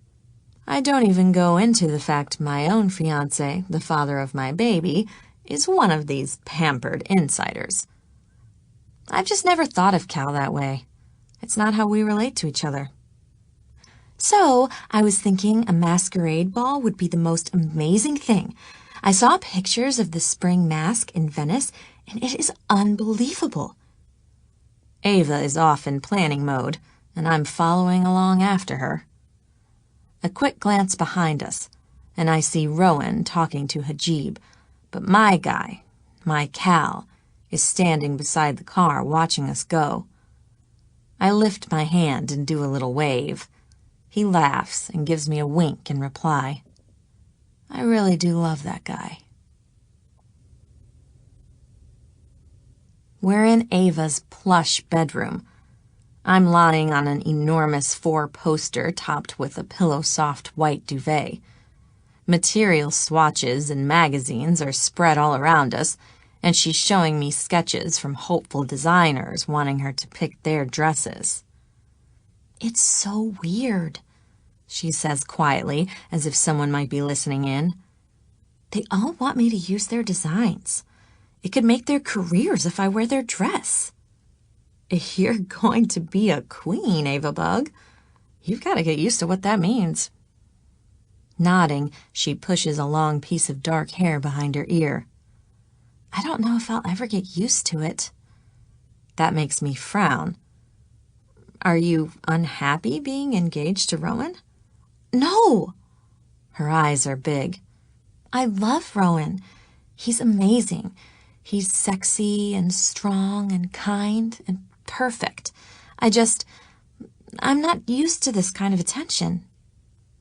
I understand that. Picking up a piece of tulle, I turn it over in my hands. You're pretty valuable now. Cal said the people are in love with you. Her cheeks flame red, and I love my little sister. They say I'm like a Cinderella. I guess they don't know I grew up stealing watches and cufflinks off security guards. Wrinkling my nose, I laugh. I think it gives you depth. You're not just some bubble-headed bimbo. Pressing her lips into a frown, she gives me exasperated eyes. Thanks, C. Love the vote of confidence over here. Ava Lavinia Wilder, you know I'm your biggest supporter. Hell, I've finally managed to get you into the life I wanted for you since I dragged you out of foster care. She shakes her pretty head. You're still small time, Zelda Wilder. You tried to get me to go to community college, get a business degree, and a 9-to-5. Hell, you're right. I laugh. I am small time. You said, fuck that, I'll marry a king. We fall back on her fancy bed, our heads together as we look up at the vaulted ceiling. It is a fairy tale, she says quietly. And as much as I tease you about it, I confess, I'm always looking over my shoulder. I'm always waiting for the other shoe to drop. I guess I'm small time too. Turning toward her, I grip her arm and look her straight in the eyes. It's not going to drop, Aves. You deserve this. You were born a lady. I'm small time, but you're not. Rowan loves you. and you're going to have a beautiful life." She blinks up at me, and I know she's hearing me. Ava has always trusted whatever I tell her, and as always, it's something I take very seriously. I won't let my small-time fears, my penchant for looking over my shoulder, trickle into her happiness. My sister is going to marry the King of Monegasco, and anyone who tries to rain on that parade can deal with me. After what I've survived, I'm feeling pretty badass. A soft rap on the door makes us look up. I'm the new kid at the palace. When we were here before, all our adventures were at the beach estate in Occitan or at the Paris Hotel. Now we're in this place, and it's all very official and palatial. "Come in," Ava calls, and the door opens slowly. I'm not sure who I expect to see, but it is definitely not Cal's mother, the Queen, looking curiously into my sister's room. "I hope I'm not disturbing you." Her Royal Highness actually seems to be asking if it's okay to join us. "Not at all. Please come in." Ava is as beautiful and inclusive as ever, and I can tell she's worked her magic on this old lady. I remember very well her skeptical attitude toward my sister on the yacht before the Grand Prix. "I'm sorry to intrude," the old woman says. "I know how sisters love to have their special time together." "You're not intruding at all," Ava says kindly. "It's actually you I would like to see." She turns her attention to me, and I feel my cheeks heating. "How do you do, ma'am?"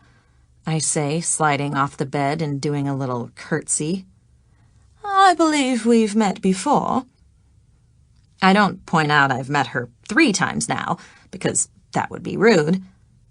"Yes, ma'am. I met you with Sir Winchester at the Rose Gala."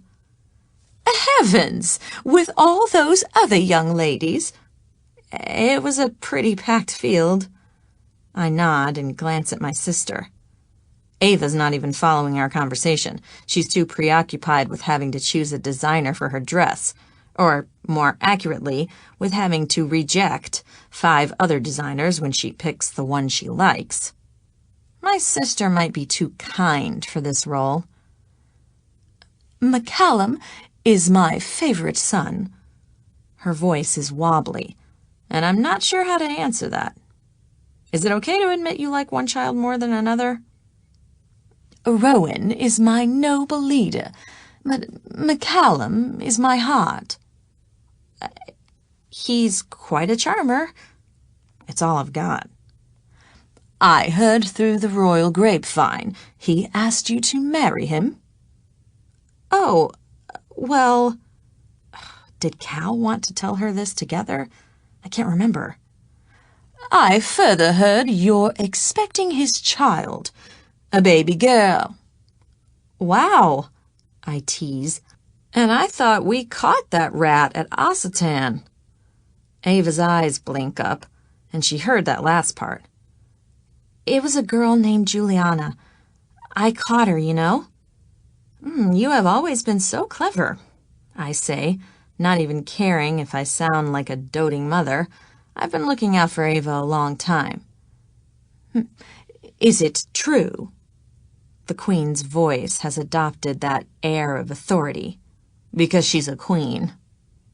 My chin drops, and I wonder where my man has gone. "Yes, ma'am. I'm pregnant with Cal's baby." Sneaking a glance, I see her blue eyes studying me, sizing me up. And as much as I'll defend Ava until the cows come home, I can't bluff about myself. I'm no lady. "You're going to marry my son?" Her voice is sharp, and I'm sure it's because she knows I'm a con artist and petty thief. Everybody knows this, right? It's essentially what led to me being in a prison camp for the last 6 weeks. Poor life choices. I want to tell her my picture is beside poor life choices in the encyclopedia. I'm the visual aid. The Queen is not a terrible person. She's a mom who wants the best for her, admittedly, favorite son. I get that. If I thought I was good for Cal, I never would have run away in the first place. I believed he deserved someone better, with more class than me. I love Cal very much, I say quietly. I love him like I've never loved anyone in my life, except for Ava. Then you should be here with us in Monegasco. Taking him and moving to such a remote location sends a message. That we like living in paradise? Her cool blue eyes narrow at me. That there is disapproval at home. I've never been very good at keeping my mouth shut. Isn't that sort of the truth? She stands. Of course not. I approve of anything Cal chooses. Going to the door, she stops and looks down. Except when he chose to snort coke off the naked bodies of 2 supermodels and was caught on camera. I did not approve of that. My mouth has fallen open, but I quickly shut it. I'm not surprised Cal would get busted doing something like that, but I'm floored his super proper and ultimately controlled mother, the Queen, would acknowledge it out loud and in front of us. You should get your rest, she says before closing the door. When Ava turns to me, it's like looking in a mirror. Both our eyes are round as saucers. Then we start laughing. Oh my God, I wail softly. Is she the worst or what? I haven't decided. Ava's voice is thoughtful, and her eyes return to the closed door. She wants what's best for them. And you're always saying we gotta do better. I can honestly say we've done better than I ever dreamed when I said those words. She looks down at the large prints in front of her, then up at me again. So what do you think? I think I'm going with the Nikki Rodriguez. I join her on the bed to look at the simple full-length design. A delicate network of silk covers the bodice, and thin spaghetti straps are over the shoulders.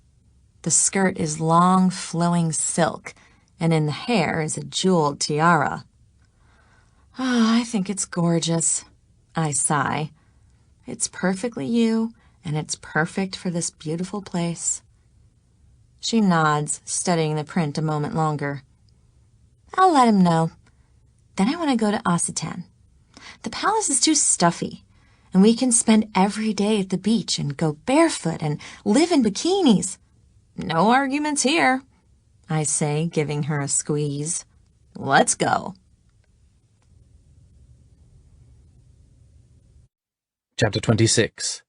Watching. Cal. Waves break in a gentle swish, and my head is in Zelda's lap. She's wearing a black and white string bikini, and her skin is golden.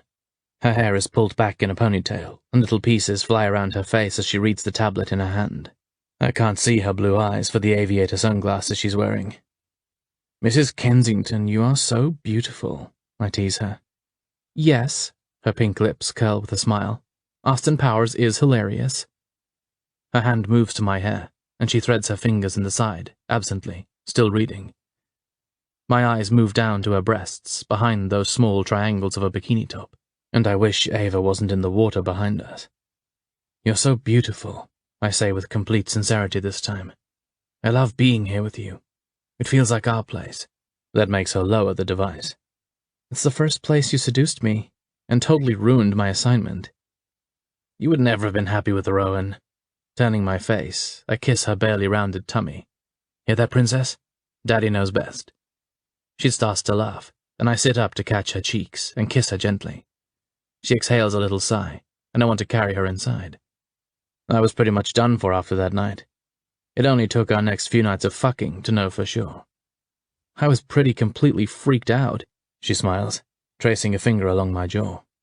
I was supposed to be seducing your brother, and you kept seducing me. You're the one who never wore panties. I lean forward to kiss the line of her neck. Definitely need to carry her inside now. She sighs a little laugh. I miss your texts. I like checking the status of your underwear. It's simply a matter of efficiency. If you're going to be around, it saves time to skip the panties. That's my girl. Now I have to carry you in the house, and fuck you. Cal, she laughs more. I'm reading. You can read. Her hands are on my face, and I hear the noise of feet squeaking on the sand. Don't mind me, Ava calls out as she passes us. I'm just going inside for lunch. I break away and look up. Oh, hello, Ava. Didn't see you there. She laughs and waves over her head as she continues up the boardwalk. I glance behind us toward the ocean. All clear. Perfect. Wrapping my arm around her waist, I do a quick roll, replacing her position on the bench chair and holding her in a straddle on my lap. She smiles down, and I spread my hands over her waist, sliding my thumbs across her bare stomach. I thought I was going to read, she's teasing, and I'm hard as a rock. Read aloud, I say, running my eyes over her breasts, still hidden behind the bikini top.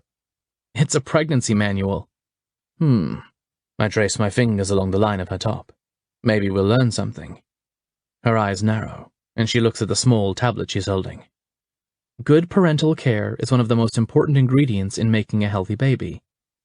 Hooking my finger in the center of one triangle, I slide it to the side, allowing her breast to spill out. And here I thought it was just semen, I say before covering a taut nipple with my mouth. Her voice wavers as I slide my tongue around the hardened tip. Don't delay, she sighs, and I trace my finger along the edge of her bottoms, starting at the top of her hip and moving quickly down. As soon as you have a positive... Oh, Cal. Her voice breaks when I reach the center and slip a finger into her slippery core. I say, kissing across her chest to the other beaded nipple. A positive, what was that? My finger curls inside her, and the device hits the sand.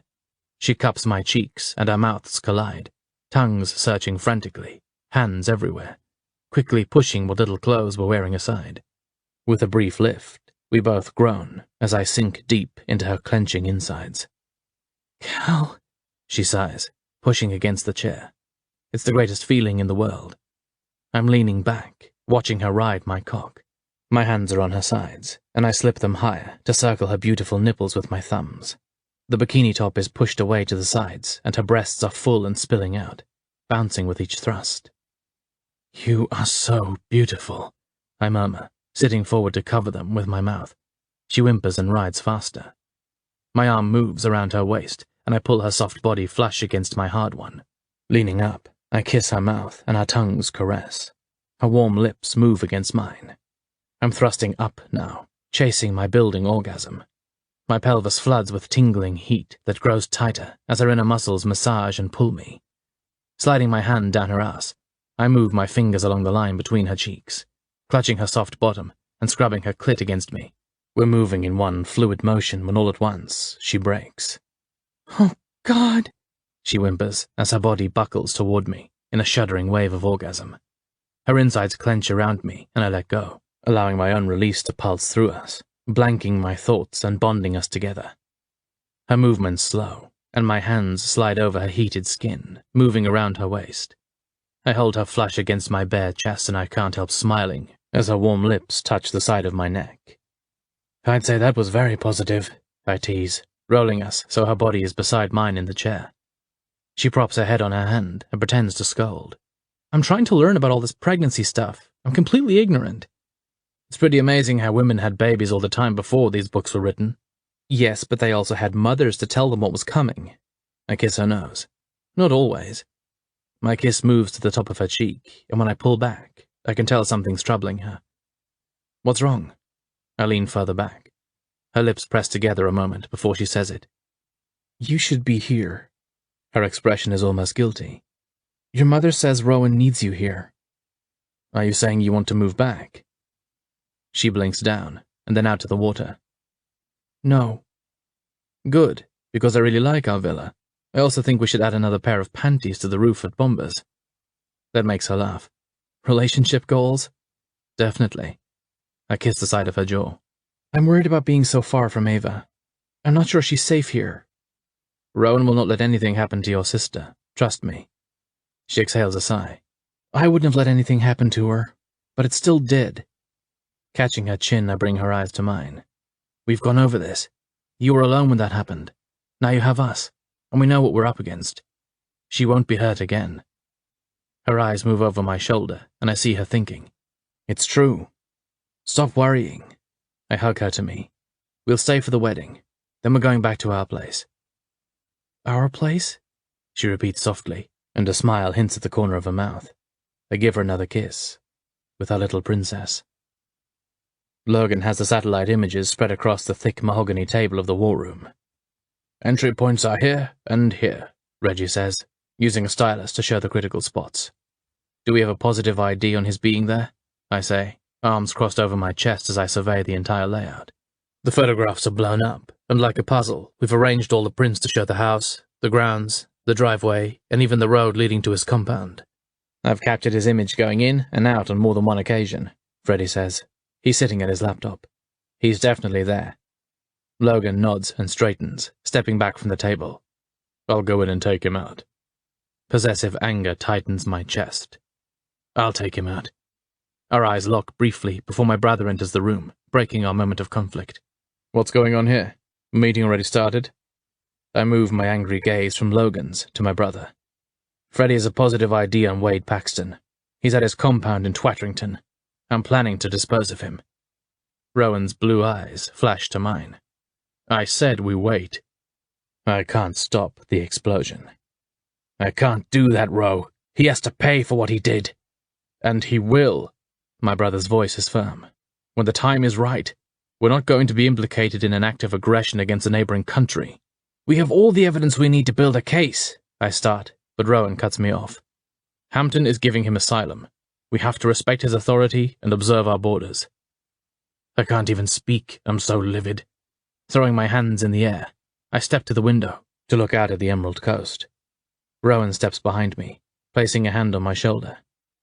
I know how you feel, but we have to observe protocol. Looking over my shoulder, I meet his blue gaze. And if he starts recruiting, we'll know. I don't like this. It feels dangerous. It feels like we're playing with fire. Still, I can't cross Rowan. I have to support him as king. And I'm redoubling the watch on Wade Paxton. Chapter 27. Paper Faces. Zelda. Fittings and flowers and teas and lunches fill Ava's days leading up to the royal wedding. She's met more royal ladies and debutantes than I can count, and my head is swimming with all the names and titles. We've tasted cake after cake until I don't think I can eat another bite, something I can't believe I'm thinking. The masquerade ball is tonight, and it's the final event as we lock into the countdown leading to the big day. I've checked in with Jimena and Selena, and they are thriving at our villa in Tortola. I miss being there.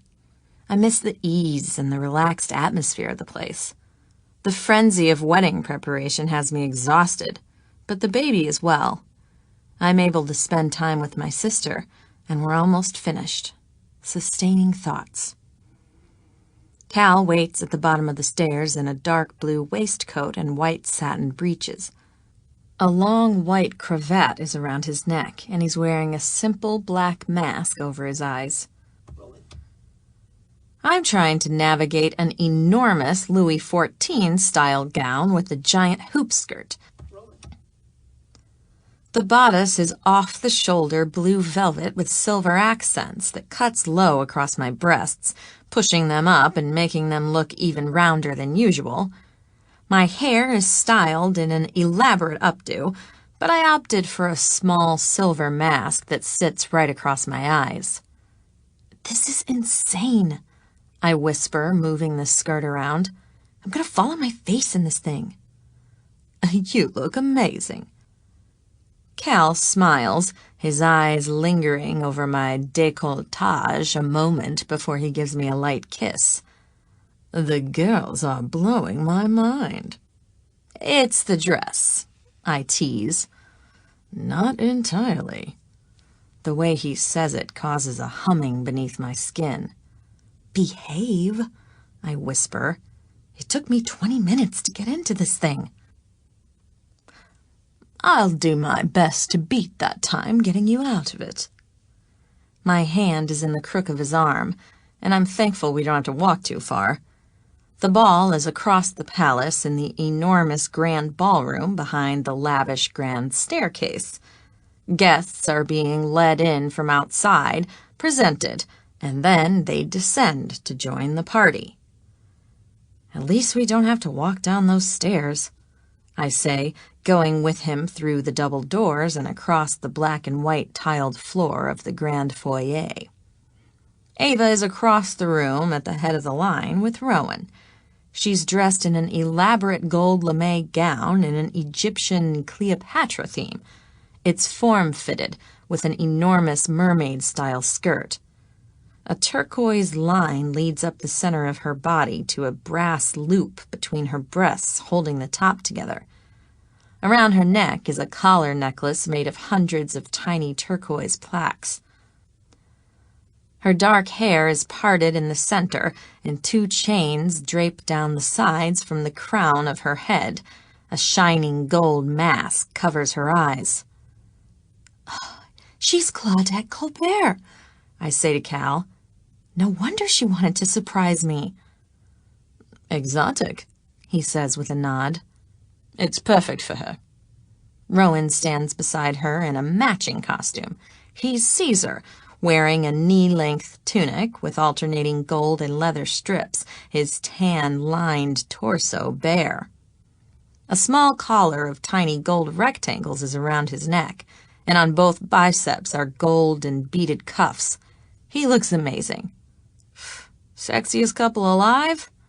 I glance up at my escort. He winks and kisses my cheek just beside my ear. They've got nothing on us. Just wait till I find you under all those petticoats.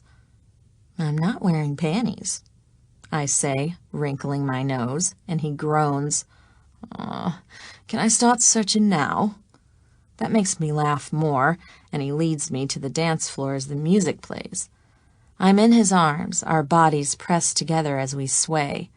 I watch my sister from across the room of maskers, and I figure she'll be swamped with guests all night. I'm so happy she's blissed out with her king, but I wouldn't trade all her social obligations for anything. My chin rests against Cal's shoulder as I study the guests dressed in every type of costume imaginable, from elaborate Venetian-style carnival to simple tuxedo and evening gowns with Zorro masks. I can't stop looking at the dazzling display surrounding us.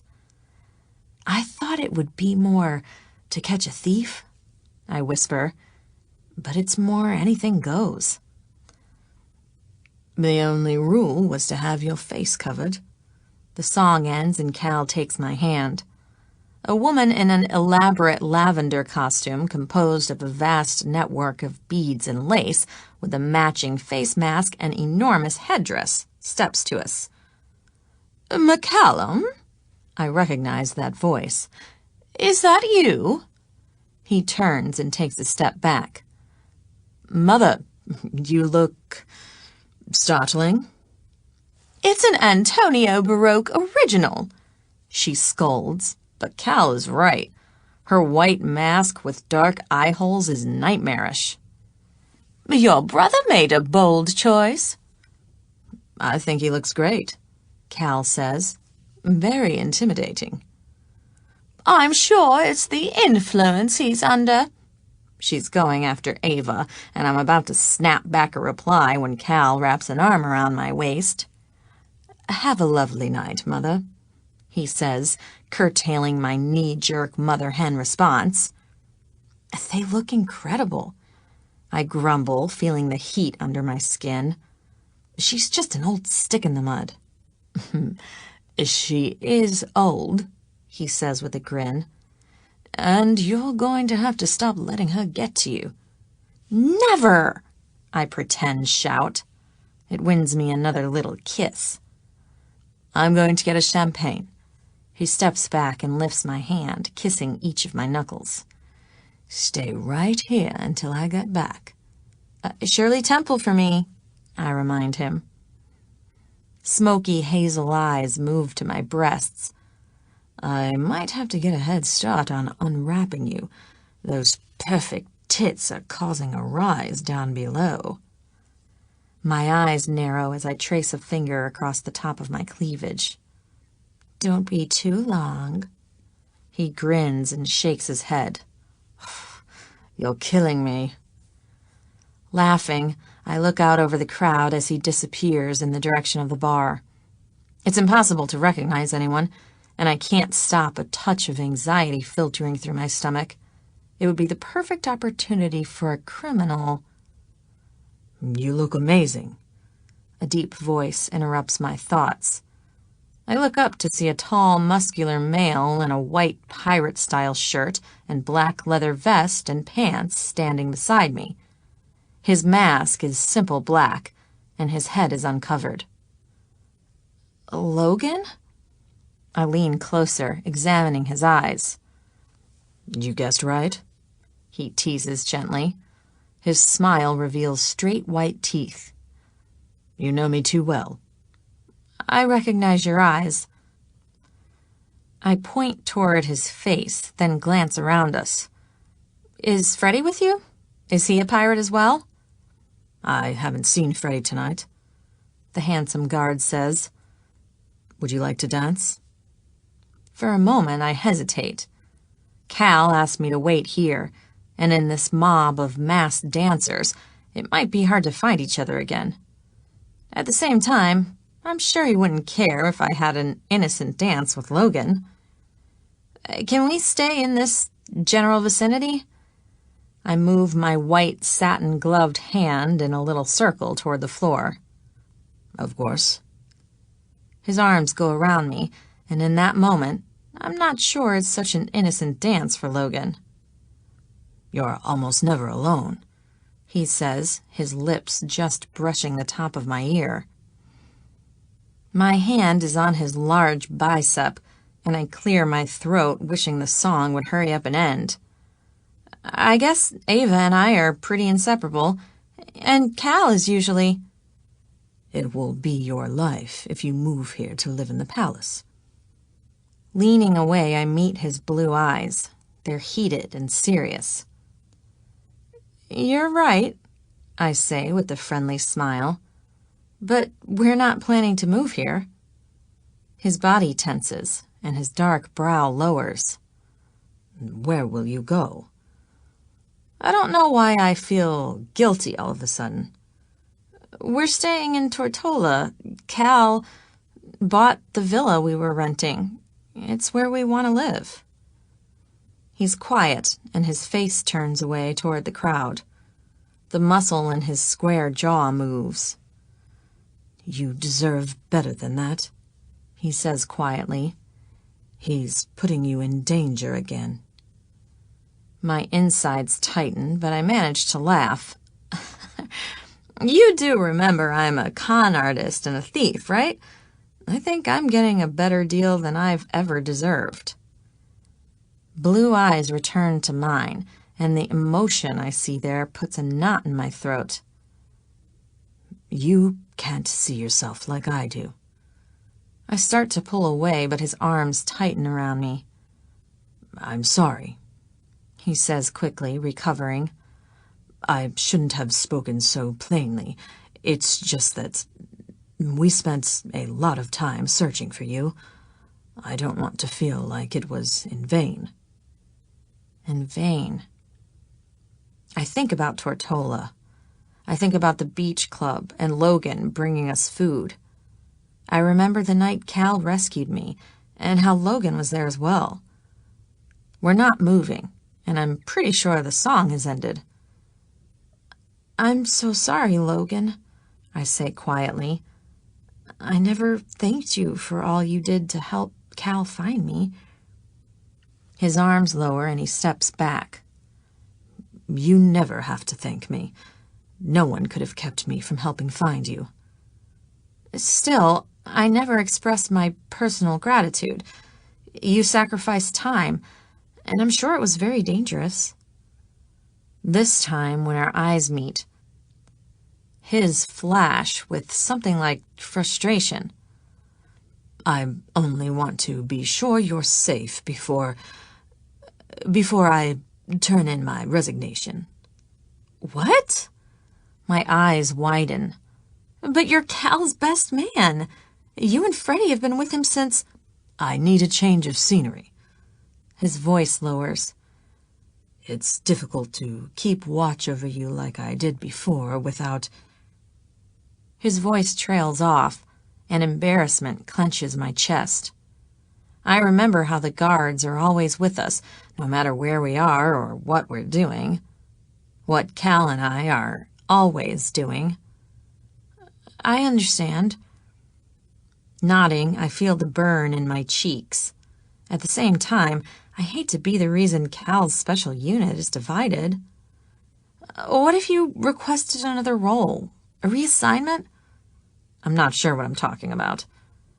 It would be better than your leaving. Leaving? Cal is with us, handing me a glass of sparkling pink soda with a cherry. I move to his side, holding his arm and avoiding Logan's gaze. Where are you going? Logan's voice is all business. I was thinking France, Italy, perhaps. What? All joking is gone from Cal's voice as well. Why would you do that? We need you here. Does Rowan know about this? I haven't discussed it with anyone yet, Logan says, and I step away, moving closer to the dancers so they can talk in private. The awkwardness of the situation, realizing he's probably seen Cal and me making love, is a bit overwhelming, especially in view of Cal's tease that Logan might have feelings for me. I don't want to believe he does. I don't like reading meaning into situations. Such a troubled face on such a beautiful lady. An older voice addresses me, and when I look up, a little yelp squeaks from my throat. A man in a sinister golden skull mask with black holes at the eyes and nose looms over me. On the forehead is a strange round symbol, and the straight teeth are yellowed and awful. I'm sorry. Did I startle you? His voice is low, and he's wearing a gold damask suit with a black cape. My heart is flying in my chest, but I clear my throat. No, not at all. I do a little bow, trying to regain my composure. I'm not troubled, thank you. I start to move away, but he steps forward, pulling me to his chest roughly. Let's share a dance, and you can tell me why you're sad. I have powers. I can make the bastard pay. His words are a growly hiss, and a creepy skull moves closer to my face. Small words are painted around the temples and over the brow bones in a rust color like blood.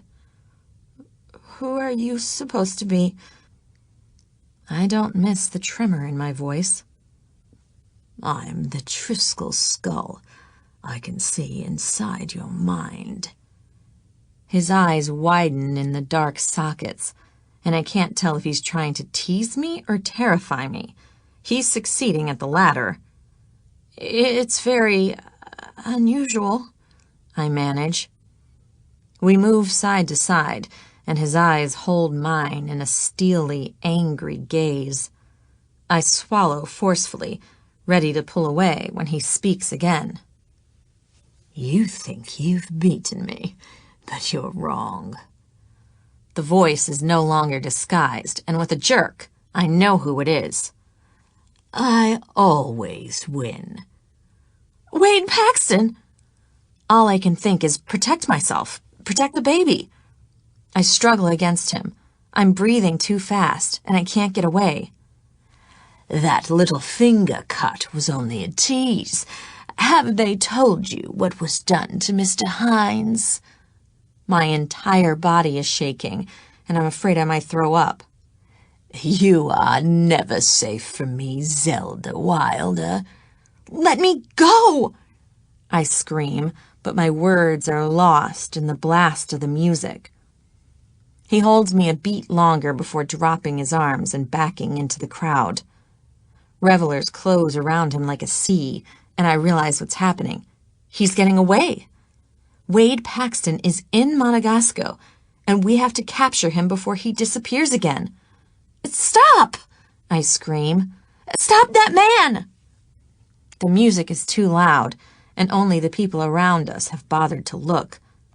I'm in these stupid 14th century shoes, and my head doesn't reach the shoulders of many of the guests. I try to push through them. I have to stop him. Zelda, what's going on?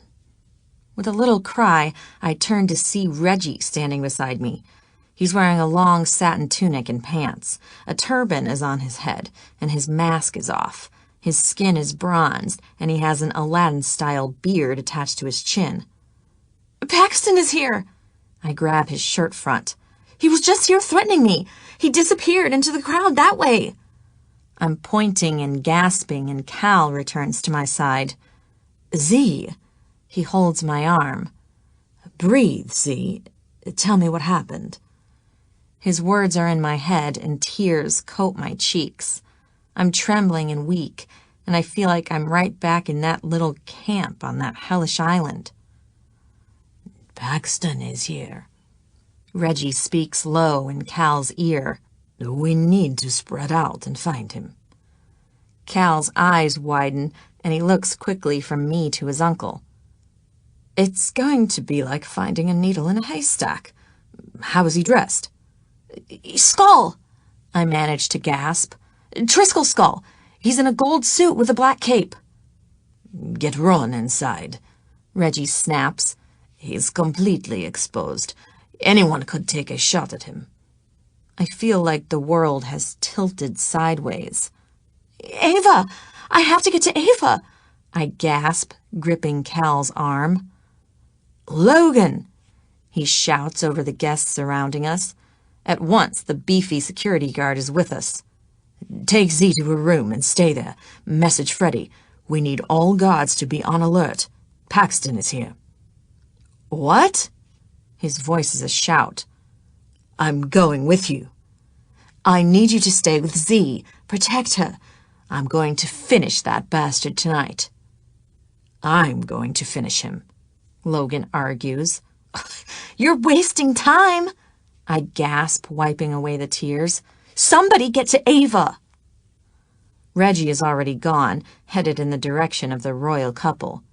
Cal's eyes meet mine, and I see the fierce determination burning there. I won't let him get away this time. I promise you.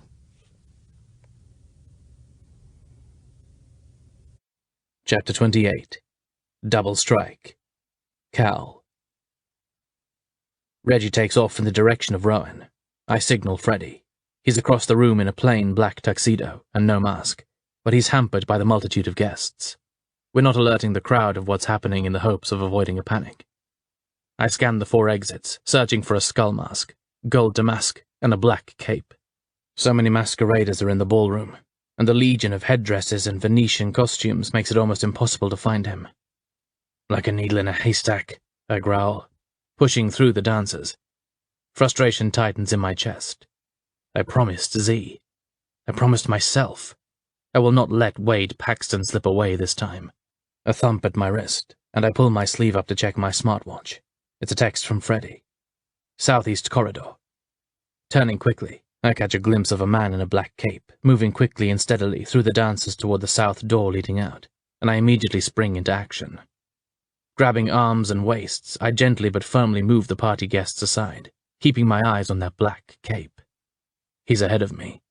He'll be out into the courtyard before I make it to the exit, but he'll still have to cross to the palace gates before he'll be able to hail a cab or get in his car. For security reasons, the courtyard is completely cleared of all vehicles during royal events. Sure enough, he's gone, but I'm making better time. I'm right after him in mere seconds. He's moving slower to avoid drawing attention. Too late, you bastard. You've already got my attention. Out in the courtyard, he's walking fast in a straight line to the black, wrought iron gates. Mask gone, I pull off the white tie at my neck and break into a run. The noise of my shoes echoing on the cobblestones alerts him, and he breaks into a run as well. My only hope is that he'd planned to hail a cab and doesn't have a car waiting. Would he be that stupid? Paxton is through the gates, but just as it slams, I'm pushing it open. He doesn't stop at the line of cars, rather, plunging into the crowd of spectators instead. His skull mask is still over his face, but I'm exposed. Smart motherfucker. He knew the crowd would stop me. I see him ahead, slowing to a stroll now. He pauses at the corner and turns back to face me, doing a little salute in my direction before resuming his casual walk into the night. The sight of his audacity flashes my chest. No, he will not get away this time. Instead of diving into the crowd, I run to the first town car. I need you to drive me 1 block north, just on the other side of this crowd. Quick! The driver answers in the affirmative and pulls the black vehicle out of the circular drive. The spectators part, leaning forward to see who is leaving early. I look away from the flashbulbs popping in the windows and strain toward the edge of the crowd. It's like the shore of a great sea. Once we're close, I pat the man on the shoulder, toss him a $5, and dive for the door. Thanks, old man. You're a lifesaver. I'm out the door and running full speed in the direction Paxton was headed. It's possible he had a car waiting for him around the block, but I have to hope he didn't. I have to believe he's cocky enough to think he won again. I'm right. My breath is coming in heavy pants when I skid around the beige stone building and looking up the winding alley, decorated in colorful lights and little tables at the cafes. I see a man in a gold suit, slowly walking away. He must have ditched the cape. I break into a run, dodging pedestrians and casual diners until I'm almost to him. My wrist catches on a wrought iron gate, momentarily stopping me. He takes a left off the main route, and I snatch my arm free. When I reach the point where he turned, I see it's a narrow, dark alley. With only a moment's hesitation, my military training kicks in. I'm defensive, stepping slowly into the potentially deadly space. My eyes are dazzled from the lights of the street. We're behind the shops, where the garbage cans and back doors meet in a dingy corridor. Looking ahead, I see it's a dead end. Either he's still here, or he was able to escape through the back door of a restaurant. I take careful steps. My arms are up as I turn quickly around every dumpster and box where he could be lurking. Don't know when to quit, do you, McCallum? I jump back at the sound of his voice, loud behind a stack of crates. We're facing each other, and I do a quick blink to ensure it's only us. We're alone here. I'll quit when I've finished you, I say, my voice hoarse from running.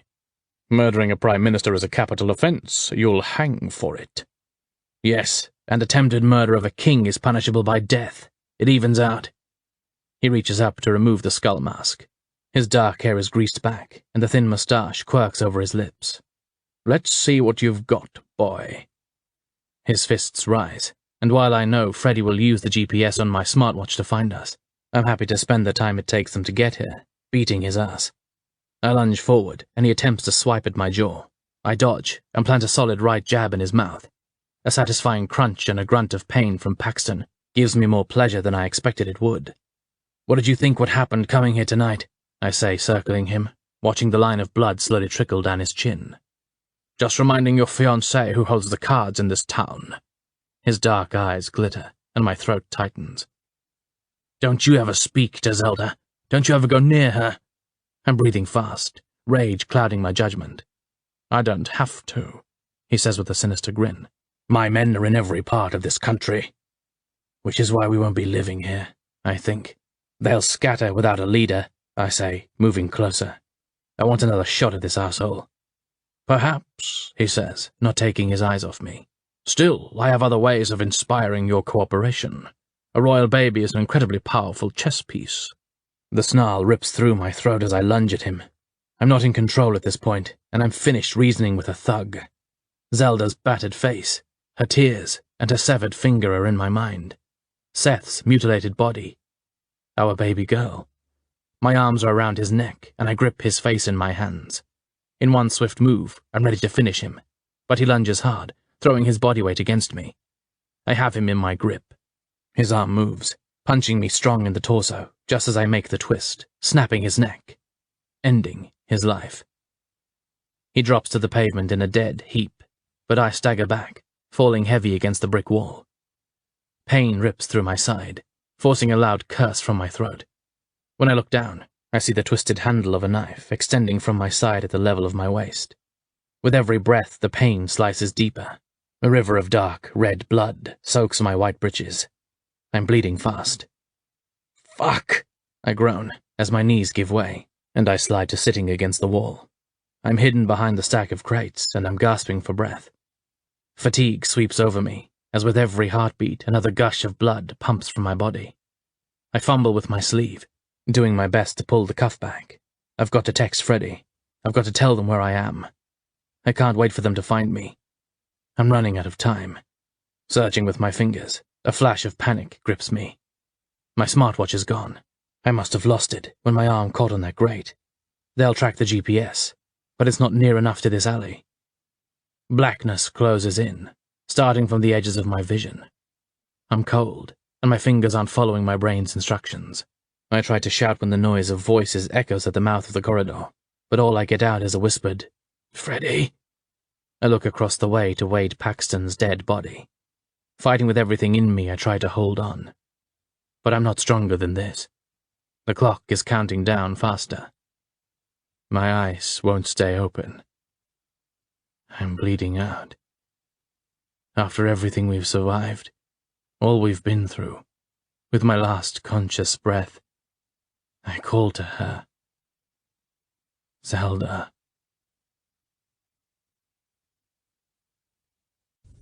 Chapter 29. Backup. Zelda.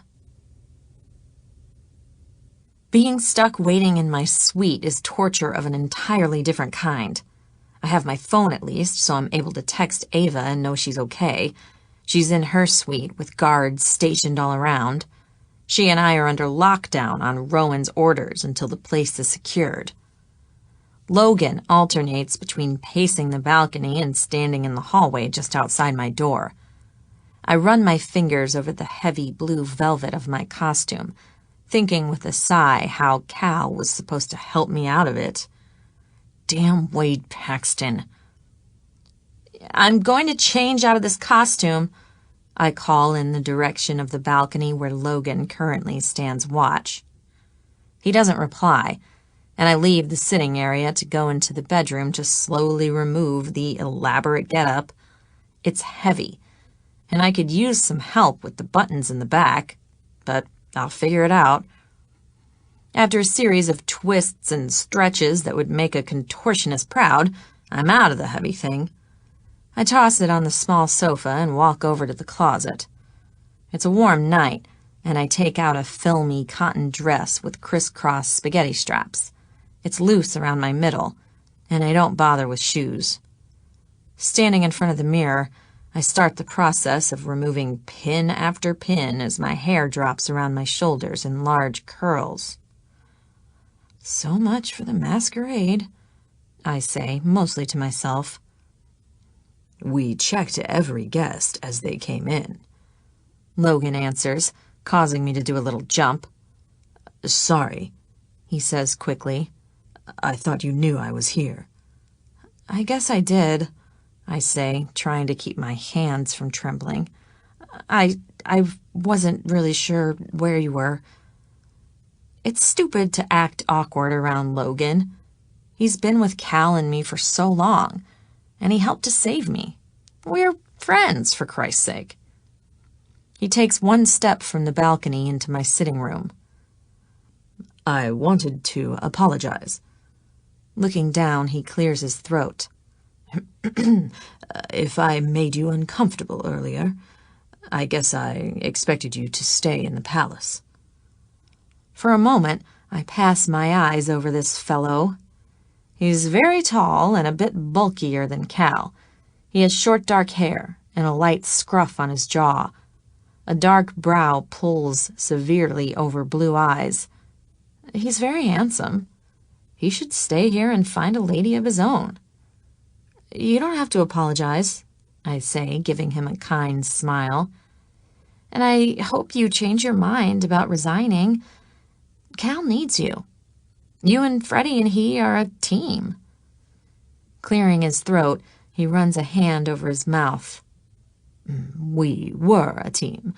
Lately, I've had trouble engaging. I'm still not quite sure I understand. Maybe you need a little break? He only does a half smile and turns to face outside. I look over to the wet bar and think how if Cal were here, we'd share a nightcap, discuss the evening, tease each other, and fall in bed to have sex or search for a movie to watch, or both. It's difficult not to be angry with him, Logan quietly confesses. I would never have let you be taken. Excuse me? My sharp tone causes him to look back at me. Cal gives me my freedom. He knows I don't like feeling trapped. Sometimes decisions must be made for your own protection.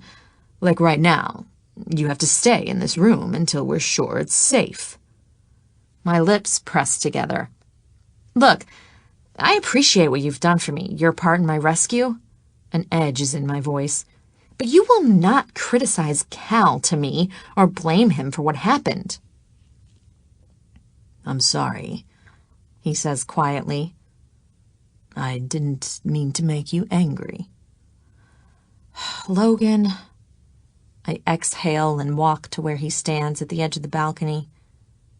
We've all been through a hideous ordeal. Perhaps a little time away. Perhaps you could meet someone to share your time with, outside your official duties here. Right. His smile is bitter, and I get the distinct feeling my encouragement backfired. I hope I didn't overstep or invade your privacy by saying that. Please don't patronize me. I would never. You are more than an official duty. His eyes burn with something new, and just as fast the shutters close. His tone returns to formal. Forgive me. I take my position here very seriously. It's impossible not to feel I would have handled things differently. My bottom lip goes between my teeth. I don't know if I should say thanks or apologize. I decide to simply nod and say, okay. I go to the wet bar and pour a ginger ale for me. No champagne with the little princess on board. Tracing my finger along the edge of the glass, I think about Cal and his team and my idea at the ball before everything blew up. You should stay in Monegasco, I say. It's your home, and you love it here. We're leaving anyway. Right, he says, that tightness returning. You're leaving the security of the palace and the guards. Weariness rolls over me in waves, and I can't retread this argument. Either way, I hope you find happiness. I am grateful to you for all you've done. Now I'll say goodnight. Sleep well. His voice is quiet. I'll be here. As exhausted as I am, however, sleep never comes. I lay in our enormous king-sized bed, staring at the ceiling and listening to the sounds of the palace after dark. I think about Cal out there somewhere and freaky Wade Paxton and his horrifying mask. The sight of it still makes me shudder. The ball was cut short, and all the lords and ladies and dignitaries returned to their houses or castles. Ava and I were sent to our rooms like children. No, that isn't fair, I sigh, turning again in my bed. We were sent heavily guarded to our secure rooms. My window is open, and I listen to the noise of night birds. I hear cicadas screeching. I miss Cal. I want to be in Tortola, or at the very least, I wish we were at Occitan so I could go down to the shore. I wonder what Jimena and Selena are doing. Hours drag by, and Cal doesn't return. Logan's footsteps as he walks from my sitting room out to the balcony echo in my quiet suite. The baby isn't big enough to disturb me, but I can't seem to get comfortable around my belly. I'm about to throw back the blankets, grab a robe, and demand he play around a blackjack with me when my phone lights up, buzzing and vibrating. A soft tap on my bedroom door follows next, and I hear shouts and the scuffling of feet in the courtyard below. Logan appears in my room, and the expression on his face shoots dread through my veins. "What's wrong?" I demand. Scooping up my phone, I see Ava is calling me. I haven't heard from Cal. In one fluid movement, I'm out of the bed, grabbing my robe and holding it in front of me as I approach Logan. "We need to go to the hospital," he says. "There isn't much time." My heart is breaking, and I can't seem to breathe. Ava sits beside me, clutching my hand, and I can't stop shaking. My entire world is crumbling, and I'm on the edge of a cliff, facing the end of everything. Wade Paxton is dead, but before he went down, he used that same fucking knife, the one he threatened me with when I was trapped in the bathroom during the Grand Prix, and jammed it into Cal. My Cal. He's in a room far from us, fighting for his life. Fear claws at my throat as a fresh wave of tears fills my eyes. Rowan's face is ashen. His mother sits stoic, staring at the floor in front of her. And all we can do is wait. Wait and wait. Minute after minute. 1 second, 2 seconds, 50 seconds, 1 million. We're waiting for any change, for a word from the doctor, for Cal to come out of the coma. "Paxton was aiming for his heart," Freddie says to Rowan. They speak softly to avoid alarming the Queen. Or me? I don't know. All I know is I'm leaning forward in my chair, straining every muscle in my body to hear their words. Rowan's jaw is clenched, and anger permeates his tone. "Why did it take you so long to find him? You had GPS. You should have gone directly to him." His watch was missing. Freddie's voice is strained. "It's a miracle we found him at all. It's a miracle he was so close to the hospital." Guilt is heavy in the guard's voice. "There was so much blood. I thought we were too late." The door bursts open, and a small female doctor emerges. It appears to be the same woman who treated Ava, and I briefly wonder if they have a royal physician. We're all on our feet. "Majesté," she begins in French, speaking to Rowan, but I've been here before. I clutch his arm before she can say another word. "English, please!" I shout. The doctor is taken aback, but she clears her throat and continues in English laced with a thick French accent. "His Majesty is in hypovolemic shock," she says. "We've given him platelets, plasma, dopamine, and now a steady supply of fluids and antibiotics. Still, he does not wake up." White filters into my vision, and I'm going down. Strong arms surround me at once, and Logan carries me to a nearby chair. Ava is beside me, again holding my hand. "He's going to be okay," she repeats like a mantra. "He's going to be okay."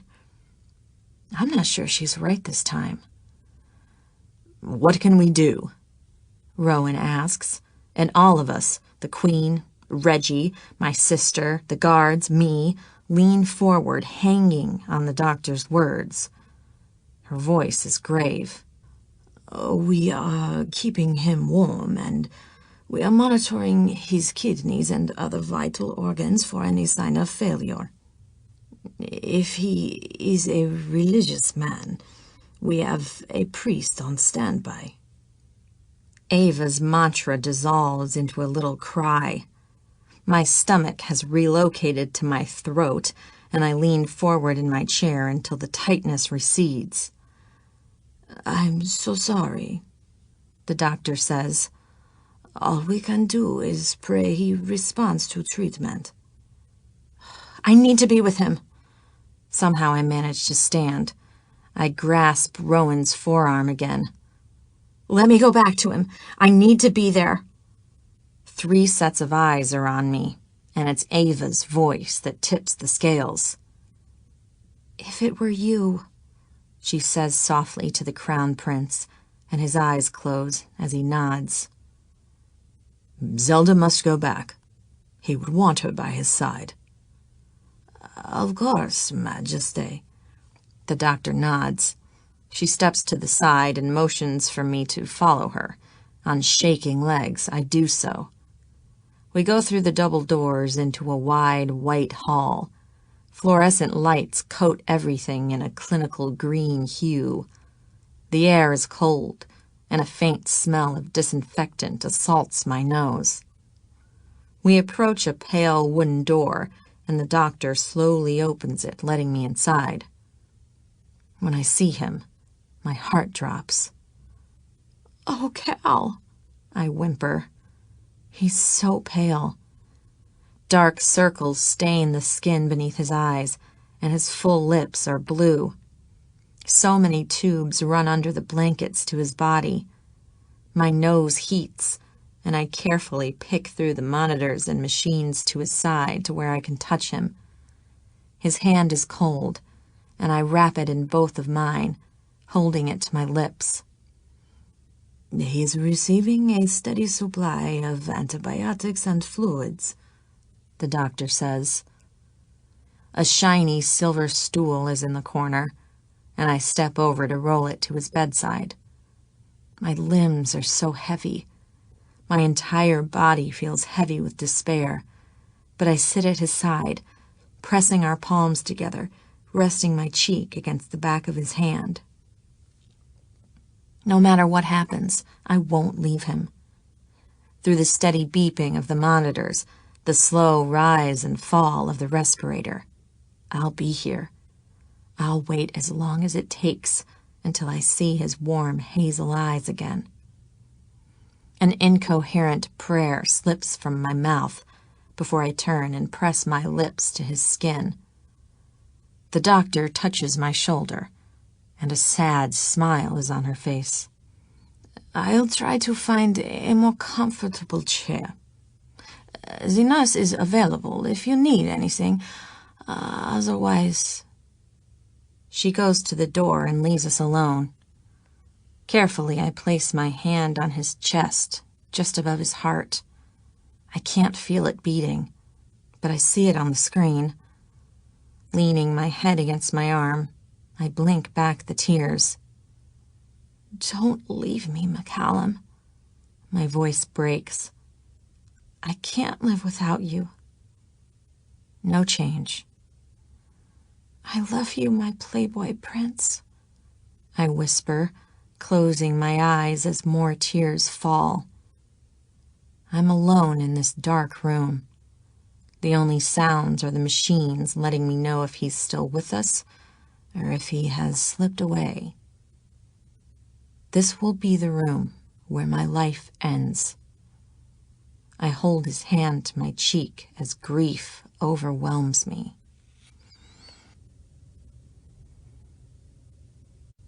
Chapter 30. A Wedding. Zelda. Sunlight streams through the blinds, waking me, and I want to throw open the French doors to see what kind of a day my little sister gets for her wedding. Instead, I lay on my side for a moment, thinking about all that has happened in the past weeks and how much has changed. I run my hands over my growing stomach, thankful for my little princess. She appeared at the most traumatic time of my life, and she's given me so much strength. She's a treasured part of her daddy I will always have. Closing my eyes, I wonder if she'll have his warm hazel eyes.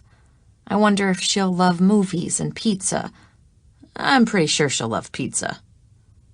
Tears appear in my eyes. I've gone from being a strong survivor who never cries to a weepy fount of pregnant lady emotions. I suppose it's warranted. but I'm still getting used to my heart spilling onto my cheeks at a moment's notice. With a sigh, I reach up to touch them away. My breath hiccups, and I don't mean to shake the bed. Still, I'm busted. A strong arm goes around my waist, and warm lips move through my hair to the back of my neck, kissing down to my shoulder. "'Tis so soon." Cal's voice sends warm love filtering through my veins. "You should save them for the wedding." "Pregnancy hormones," I say, turning to smile up at him. His arms tighten around me, and he presses a light kiss to my lips, to the side of my jaw, to the base of my throat. "As long as they're happy, Tears," he says, giving me a smile. I'm so much more than happy. I guess that's why it keeps running down my face. My hands are on his shoulders, and I can't help loving the way the morning sun casts a warm glow over his skin. I trace my fingers lightly over the muscles in his arms. Lifting my head, I bury my nose in his chest, inhaling deeply his luscious cedar and citrus and Cal scent. He's here. He's okay, and I'm so deeply grateful. The weeks of his slow but steady recovery were so difficult. I'll never forget my dark night of the soul when we didn't know if he would live or die. He was so weak, and the burning ache as I watched him cling to life was a torture I pray I never face again. The darkest hour truly was before dawn. "Go back to sleep." He moves down to rest his cheek against my breast. "I'm too excited to sleep." I squirm under the weight of his body against mine. "Our little princess needs you to sleep," he says, turning and pulling my back to his chest to spoon. Instead, it presses his morning wood right against my ass. "Somebody else is ready to party." That makes him laugh, and his hand slides down my stomach, catching the edge of my sleep shirt and moving under it. "We will have very mellow sex, then go back to sleep." As he speaks, his lips graze my neck right behind my ear, and chills scatter down my body, pooling desire low in my belly. Reaching behind me, I thread my fingers into the side of his hair. "You don't know the meaning of the phrase mellow sex." "You're right. I want you to ride me like a bull in one of those western rodeos." Laughter explodes through my lips. "It's too soon for that much crazy. I might hurt you." He kisses my neck again. "I can't think of a better way to go." "Don't say that." Squirming out of his arms, I push him onto his back to examine his side. "You're getting better." He props on his elbows and looks down at the ugly wound where Wade Paxton stuck that horrible knife into his side and almost killed him. Thank God it lodged in a rib instead of puncturing his lung. He lost so much blood. Freddie and his team searched for almost an hour before finding him. I thought losing a finger was the worst pain I'd ever felt. I reclined beside him, looking deep in his warm hazel eyes. "I can't live without you, McCallum Lockwood Tate." My throat aches, and he rolls toward me into a kiss. It's long and slow, just lips, pulling, chasing. "Shh," he says against my cheek. "Those days are behind us. It's all good things now." It's true. Wade Paxton had been found guilty of conspiracy to assassinate Rowan, of ordering Blix Ratcliffe to shoot Ava, kill Seth, and kidnap me. Cal wasn't even questioned in his death. It had been dismissed as self-defense. The bad blood between Totterington and Monegasco will likely continue, but the imminent threats appear to be gone. Except for Blix, who has disappeared. Logan and Freddie are determined to find him. Rowan's coronation ceremony was last week, and today my little sister will become his wife, the queen consort. Ava will be the most amazing queen, I say with a little smile as his lips trace a path down my neck. I'm so proud of her. We can finally go home. He lifts my shirt to kiss one breast, then the other, before moving down to my stomach. Ready to go home, princess? I exhale a delighted laugh, threading my fingers into his hair. He continues his trail of kisses, moving downward, and I arch back, closing my eyes as we spend the next several minutes waking up my favorite way. Ava's hands shake so hard she can't put on her eyeliner. Gimme that, I say, stepping around in front of her. I am freaking out, she says in a low voice, glancing around the room at the laughing and chatting ladies in waiting. Everyone in the world is going to be watching us today, and if they don't, it'll be on the internet, and they'll watch it over and over for the rest of eternity. Now, that is one sure way to make yourself crazy. I'm holding the liner pen, drawing a dramatic swoosh over her striking emerald eyes. You're going to be fine. Your dress is gorgeous. You are gorgeous. And all you have to do is walk down there and say, I do. I have to say a little more than that. She steps back to face the mirror, and I straighten the front of her long, flowing skirt. The lace across her bodice is so delicate, and the spaghetti straps are perfectly fitted to her elegant shoulders. I'm wearing a sky blue dress made in a similar design as Ava's. It's mid-thigh length with a swishy, flowing skirt. The cut is empire waist to allow for my growing baby bump, and it has a sweetheart neckline and delicate cap sleeves. It's all a bunch of repeat after me stuff, I say. Help me with this tiara. The unique headpiece is in the shape of a large flower at her temple and covered in dozens of sparkling diamonds. It extends over her head like a headband, and her long hair hangs in flowing waves down her back. You look amazing. I can't help it. Tears heat my eyes. Oh, she cries. Don't cry. You'll make me cry. I rush to the window and snatch up the tissue box. Quick, look up at the ceiling and do math in your head. Her brow wrinkles. Does that work? That makes me laugh. Even if it doesn't, you're not crying now. I'm too nervous to cry. The queen enters the room at that point, and everyone stops chattering and bows. Ava and I do a brief curtsy, and she waves dismissively. She's dressed in a blue one-piece sheath with a long matching coat on top. A small blue hat with a matching netted veil is on her head, and that ever-present three-stranded pearl necklace is beneath her collar. That's enough. Are you ready to go out, Ava? Ready as I'll ever be, my sister says softly, reaching for my hand.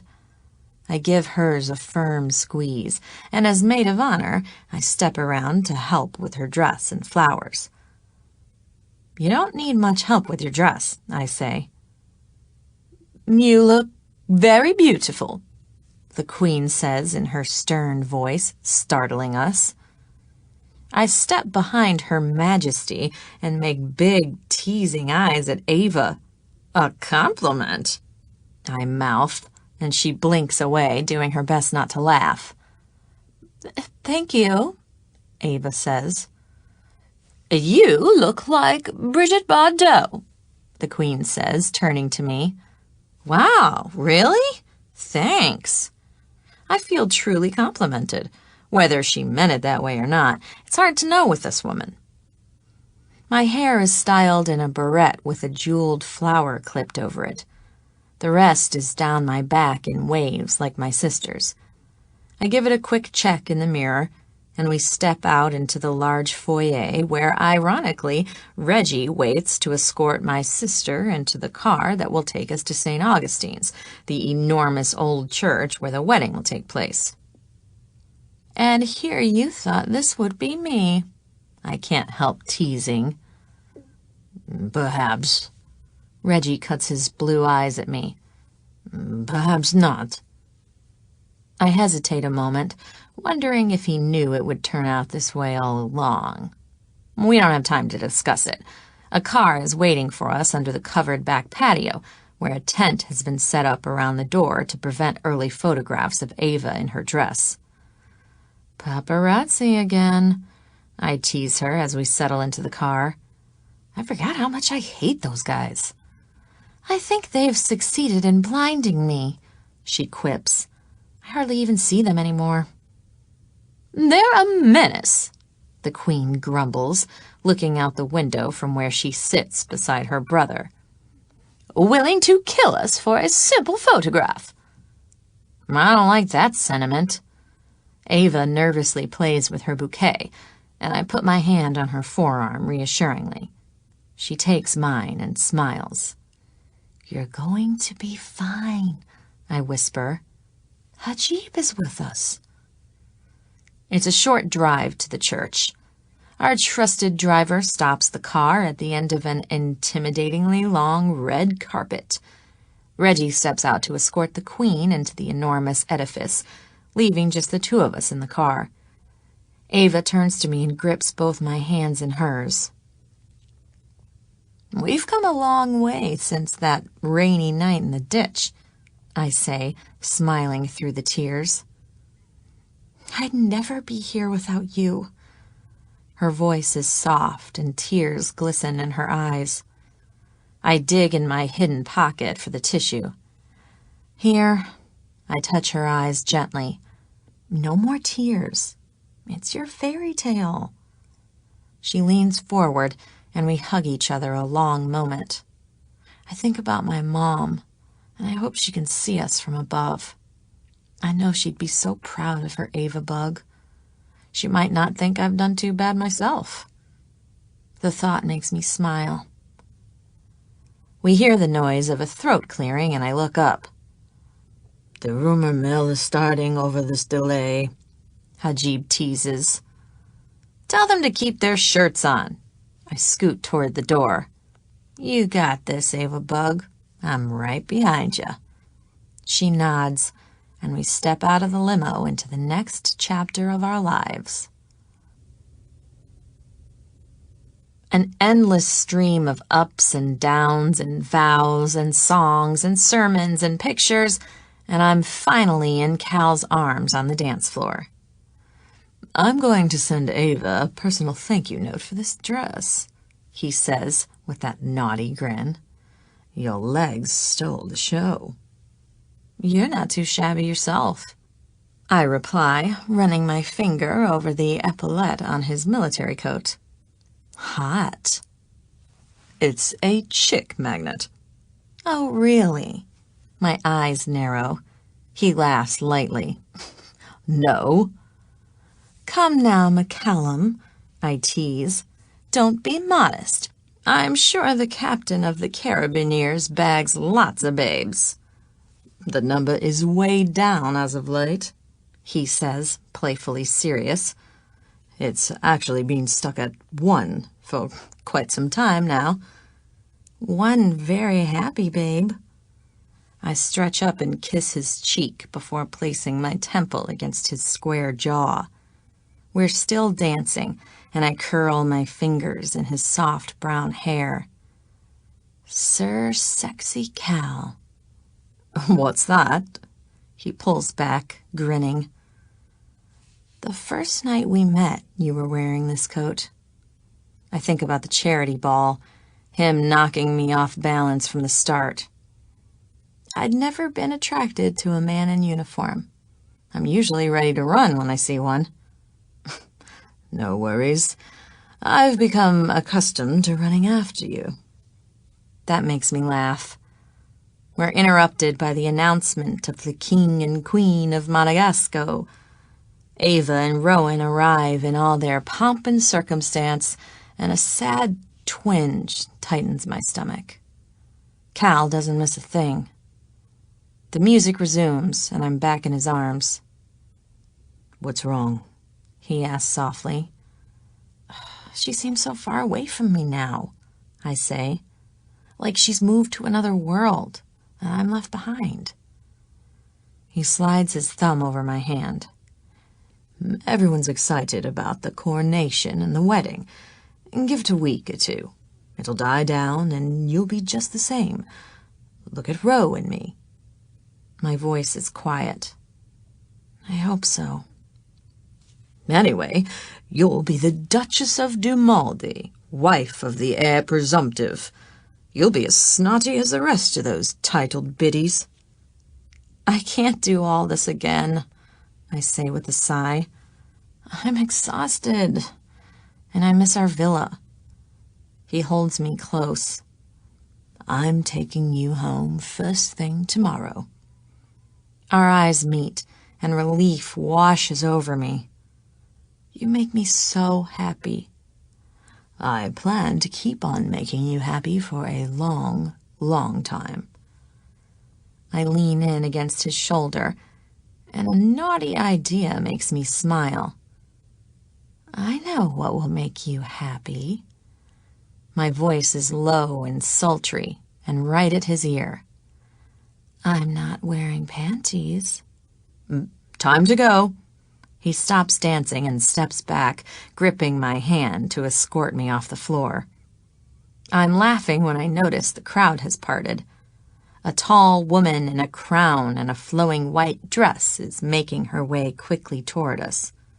I look up, and tears heat my eyes. It's Ava. "Z?" She hurries straight to me, pulling me into a hug. "I kept looking around the room and I couldn't find you." "I'm here, Ava Bug." I reach up to move a dark wave off her cheek. "Did you need something?" "I just wanted to say thank you. I wanted to hug you. We're leaving for our honeymoon tomorrow, and Cal said you were going back to Tortola." Her green eyes are round, and I recognize that look. "It feels like everything is changing." "Only logistically," I say, squeezing her hand. "You'll come and visit us, won't you?" "Of course!" Her voice is high, and I pull her close for another longer hug. "You were born for this," I say with conviction. "You're going to be fine, and Rowan makes you happy, right?" She's quiet a moment before a little smile touches her lips. "Very happy. That's the most important thing. Everything else will fall into place."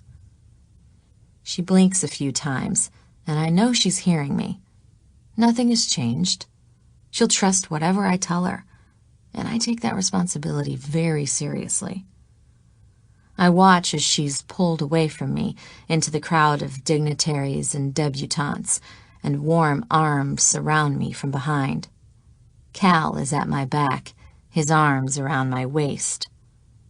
I'm not the princess in this story. I'm no Cinderella. The good news is, it doesn't matter. We've both found our happily ever after. Epilogue. Cal. Zelda's head is on my shoulder, and our beautiful baby girl is in her arms. Her little head is a halo of blonde hair, and my chest is so fucking full as I hold them both in my arms. I sit beside Zelda in the hospital bed. Our newborn daughter, Her Royal Highness, Princess Isabella Scott Lavinia Wilder Tate of Domaldi, is cleaned, fed, and sleeping, and I'm still trying to get my head around how we started this morning like any other day and ended it as parents. After the royal wedding, we didn't waste any time returning to Tortola and our villa. Jimena and Selena were so excited to see Z. They had a little party with bouquets of hibiscus flowers and the most delicious savory meal. Jimena made cornbread cakes and the type of stew with shrimp and peppers, tomatoes, and water chestnuts, and what appeared to be okra. Kalaloo, she called it. Zelda had told me about the simple yet incredibly delicious meals her friend would make for them every night in that wretched camp, but it was my first time experiencing one. Needless to say, she is now our head cook. The three of them had stayed up chatting late into the night, catching up, while I'd retired early. These days I'm Monegasco's ambassador to the West Indies and pretty much all of the Caribbean islands, and as such, my time is spent meeting with local officials. I listen to and observe what is going on around the islands, analyze it, and discuss weekly with my brother. It would sound like a cushy, made-up job, but after Zelda's ordeal and the extended search, we decided it doesn't hurt to have a network of friends in the area, especially since it appears Totterington is ahead of us in that regard. Zelda is enrolled in college, when she's not accompanying me to dinners, charity events, and banquets around the islands. She has always tried to get Ava to get a degree, but I convinced her with her brains and nerves of steel she should be a CEO somewhere. She laughed, but I was only half joking. So our days have fallen into the happy routine of me charming the pants off the dignitaries who've been duped into thinking Totterington is the better of our two countries, and Zelda is quietly learning how to conquer the business world. Naturally, our evenings are spent with loads of hot sex, crack pizza, and our favorite movies. Why, just last night I'd been showing Z how if she lay on her side, and I got behind her just at the right angle, we didn't even notice how giant our little princess had become as I fucked her sexy mother's brains out. Yes, the sex has been a challenge these last few weeks, but now look at us. We're here in this executive hospital suite with our precious little life-changer in our arms. What are you thinking? Zelda's voice pulls me from my reflections. I reach over and touch those pillow lips. Just, wow. Look what you did, I say softly. She smiles, her blue eyes softening. You had something to do with it. Hell, I simply laid back and enjoyed the view. I'm not kidding. Zelda is gorgeous when she's getting off on me. She's really beautiful, isn't she? Z cuddles our sleeping princess closer against her, and I cover her tiny head with my palm. She has your hair. She seems to have your eyes. I can only pray to God she has your sexy lips. As the words are leaving my mouth, something strange happens in my stomach. No, I say, feeling suddenly angry at the little dick who might dare try to kiss my Belle. Actually, I hope she looks like my mother right now. As in, the way my mother looks today. McCallum Lockwood Tate. Z's voice is sharp, but when she sees my face, she bursts into laughter. What? I say, not finding the humor in this situation. Oh my God! She laughs more, and I'm getting a little pissed. What's so funny? Does the overprotective daddy thing kick in that fast?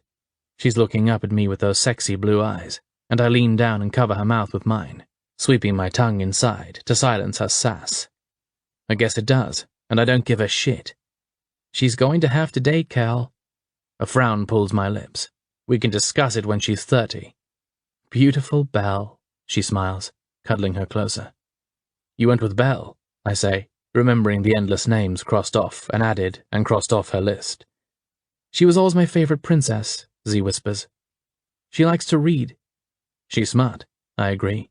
For example, that spot right there on your breast. It's very comfortable. I've slept there a few times myself. Belle also has the sexiest prince. Zelda Scott. My voice is stern.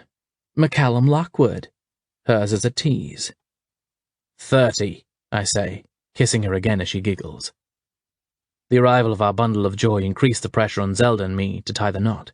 Honestly, I've been ready to make her mine since the day I met her more than a year ago. Finally, once Belle passed the 3-month mark, Z relented to Ava's constant badgering and my mother's not-so-subtle hints about how having a princess out of wedlock is not the Monegasco way. The Queen has no idea. We left Monegasco so we could live as far as possible from my royal baggage. It's the only reason Z agreed to marry me in the first place. God, I love this woman. Now we're bracing for the arrival of my family and a weekend of celebration and wedded bliss. Z's ready to climb back into her sexy saddle of love, and I've been impatiently waiting to have her beautiful body all over me again. Her long curls just grazing her dark, tight nipples. Sorry, distracted. The big day is here. Zelda says it's bad luck for me to see her before the wedding, so she has spent the last 2 days with her sister. I only shake my head. We're so far past such things. Still, it means Rowan and I have been able to catch up in a way we don't normally get. We'd spent last night drinking and talking married life. Today, as we're preparing for the ceremony, he's more serious. I need to discuss something with you, he says as I stand in front of the mirror, fiddling with the khaki tie Zelda picked out for us to wear. Linen wrinkles so fast, I say, looking down at my slacks. During the reception, let's talk. I look over my shoulder at him. He's wearing the same beige linen vest over shirt sleeves as me, but his steel blue eyes are worried. Definitely, I say, giving him a nod. We head out to the driftwood canopy, strewn with white tulle and hibiscus flowers. A local pastor waits in the center. Ro is at my side, and I see Jimena in the front row, dotting her I's and holding our bell. I give her a wink, and she smiles. The soft sound of a local steel drum band indicates it's time to begin, and my stomach tightens. I haven't seen my girl in 2 days, and I can't imagine what she's cooked up for me. Ava precedes her down the aisle. She's wearing a flimsy green dress, strapless and short, and her dark hair swirls in the breeze. She's very beautiful, and I give Rowan a glance. Yep, he's transfixed. I do a little chuckle. Good to know. The song changes, and I feel tightness in my throat. Shit, I'd better not cry like a fucking pussy. Still, I've wanted this woman to be mine for so damn long. It's sunset. The world is striped in pink, purple, blue, and gold, and Zelda appears at the top of the aisle. Her dress is made out of some kind of filmy material. I don't even look at it. All I can see is her beautiful hair moving around her face. She has a little headband around her head. Her lips are that soft pink color, and her sexy legs are on full display. She's a fucking goddess, and I feel like the luckiest guy in the world. Shit, I whisper, and the pastor laughs. It's the only thing that breaks my focus. Sorry, I say, giving him a quick glance. No worries, he says with a grin. And she's beside me. She's standing here barefoot, and she seems so small. I don't know how it's possible because Zelda Wilder has always been larger than life to me. She's looking up at me, and I see the most amazing thing. Her blue eyes are glistening. They're huge and warm, and so much love is spilling out to me from them. I want to skip all these words were supposed to say and pull her to me, and kiss her long and hard. But I control myself. The friendly island pastor leads us through all the traditional vows. My mother, whom I've barely noticed sitting next to Jimena, is satisfied. We exchange our rings. I laugh as I slide the rose gold wedding band over her prosthetic wooden finger. My pirate wife, Margot Tenenbaum. The band sits perfectly atop the engagement ring I gave her last year. Finally, he gets to the part where he announces us as husband and wife, and I can kiss my beautiful bride. I hold her for a moment, looking over her face as the wind pushes her hair all around us. My eyes move from that slightly off-center line in her chin to her fuller upper lip I love to bite, to those flashing blue eyes. Good God, how did this happen to me? Holding her cheeks, I kiss her with all the love in my soul. The crowd erupts into applause around us, and we turn to face them. It's time to party. Jimena has bail for the night, and I want to love my woman until dawn. The steel drum band plays, waiting in vain, and I think of our reunion night at Bombers, her cute little buzzy self. She's singing softly in my ear, and I love the sound of her voice. My hands slide over her smooth skin, and I close my eyes, holding her small body, a perfect fit to mine. The song ends, and she smiles up at me. You've made me so happy, McCallum. That's all I've ever wanted to hear, beautiful. I touch her cheek, and the song changes. It's another island favorite, and we laugh as our guests surround us to dance. Ava grabs Z's waist, and the two of them dance together. I step away to watch the show, and my brother catches my elbow. I'm sorry to bother you with this on your wedding day. His voice is grave, and my military past instinctively triggers. What's happening? Let's walk, he says. Together we stroll down to the enormous pit dug in the sand. A fire glows orange over embers, and several chairs and a canvas-covered sofa are positioned around it. I'm pleased with the job you've done establishing our position here, he says. Wade Paxton spent a lot of time cultivating ways to disappear in this area. I like knowing we've exposed all his secrets. We've exposed a lot of them, I correct, thinking of the one Paxton operative who continues to evade discovery. This appeared with my mail last week. He hands a crude scrap of paper to me. I unroll it, and it's an old-style message made up of letters cut from a magazine. It's unsettling.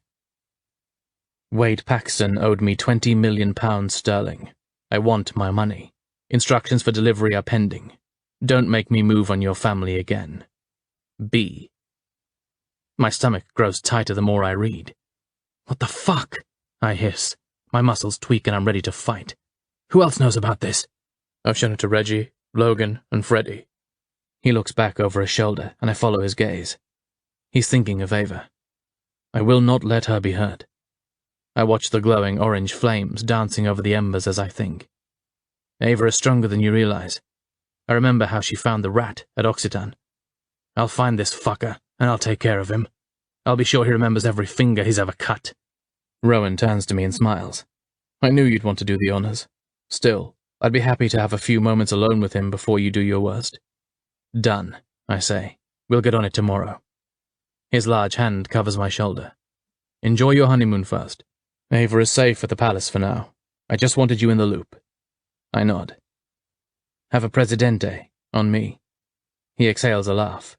You're living the charmed life here. Sometimes I envy you. It's pretty fucking awesome. We walk back slowly toward the party. The band is taking a break, and the music has changed to a techno dance number. Ava and Z are holding hands and moving their hips, and they're without a doubt the hottest sex kittens on the beach. Z has Belle on her chest, and our little princess is blissfully sleeping through her mother's celebrations. The task before us notwithstanding, I'm warmed and happy with the way our story has unfolded. As leaders of a country, there will always be some fucker needing to be handled. So long as I've got the most beautiful woman in the world and my little angel at home, I'll be good. My player and my princess have made me the luckiest guy in the world.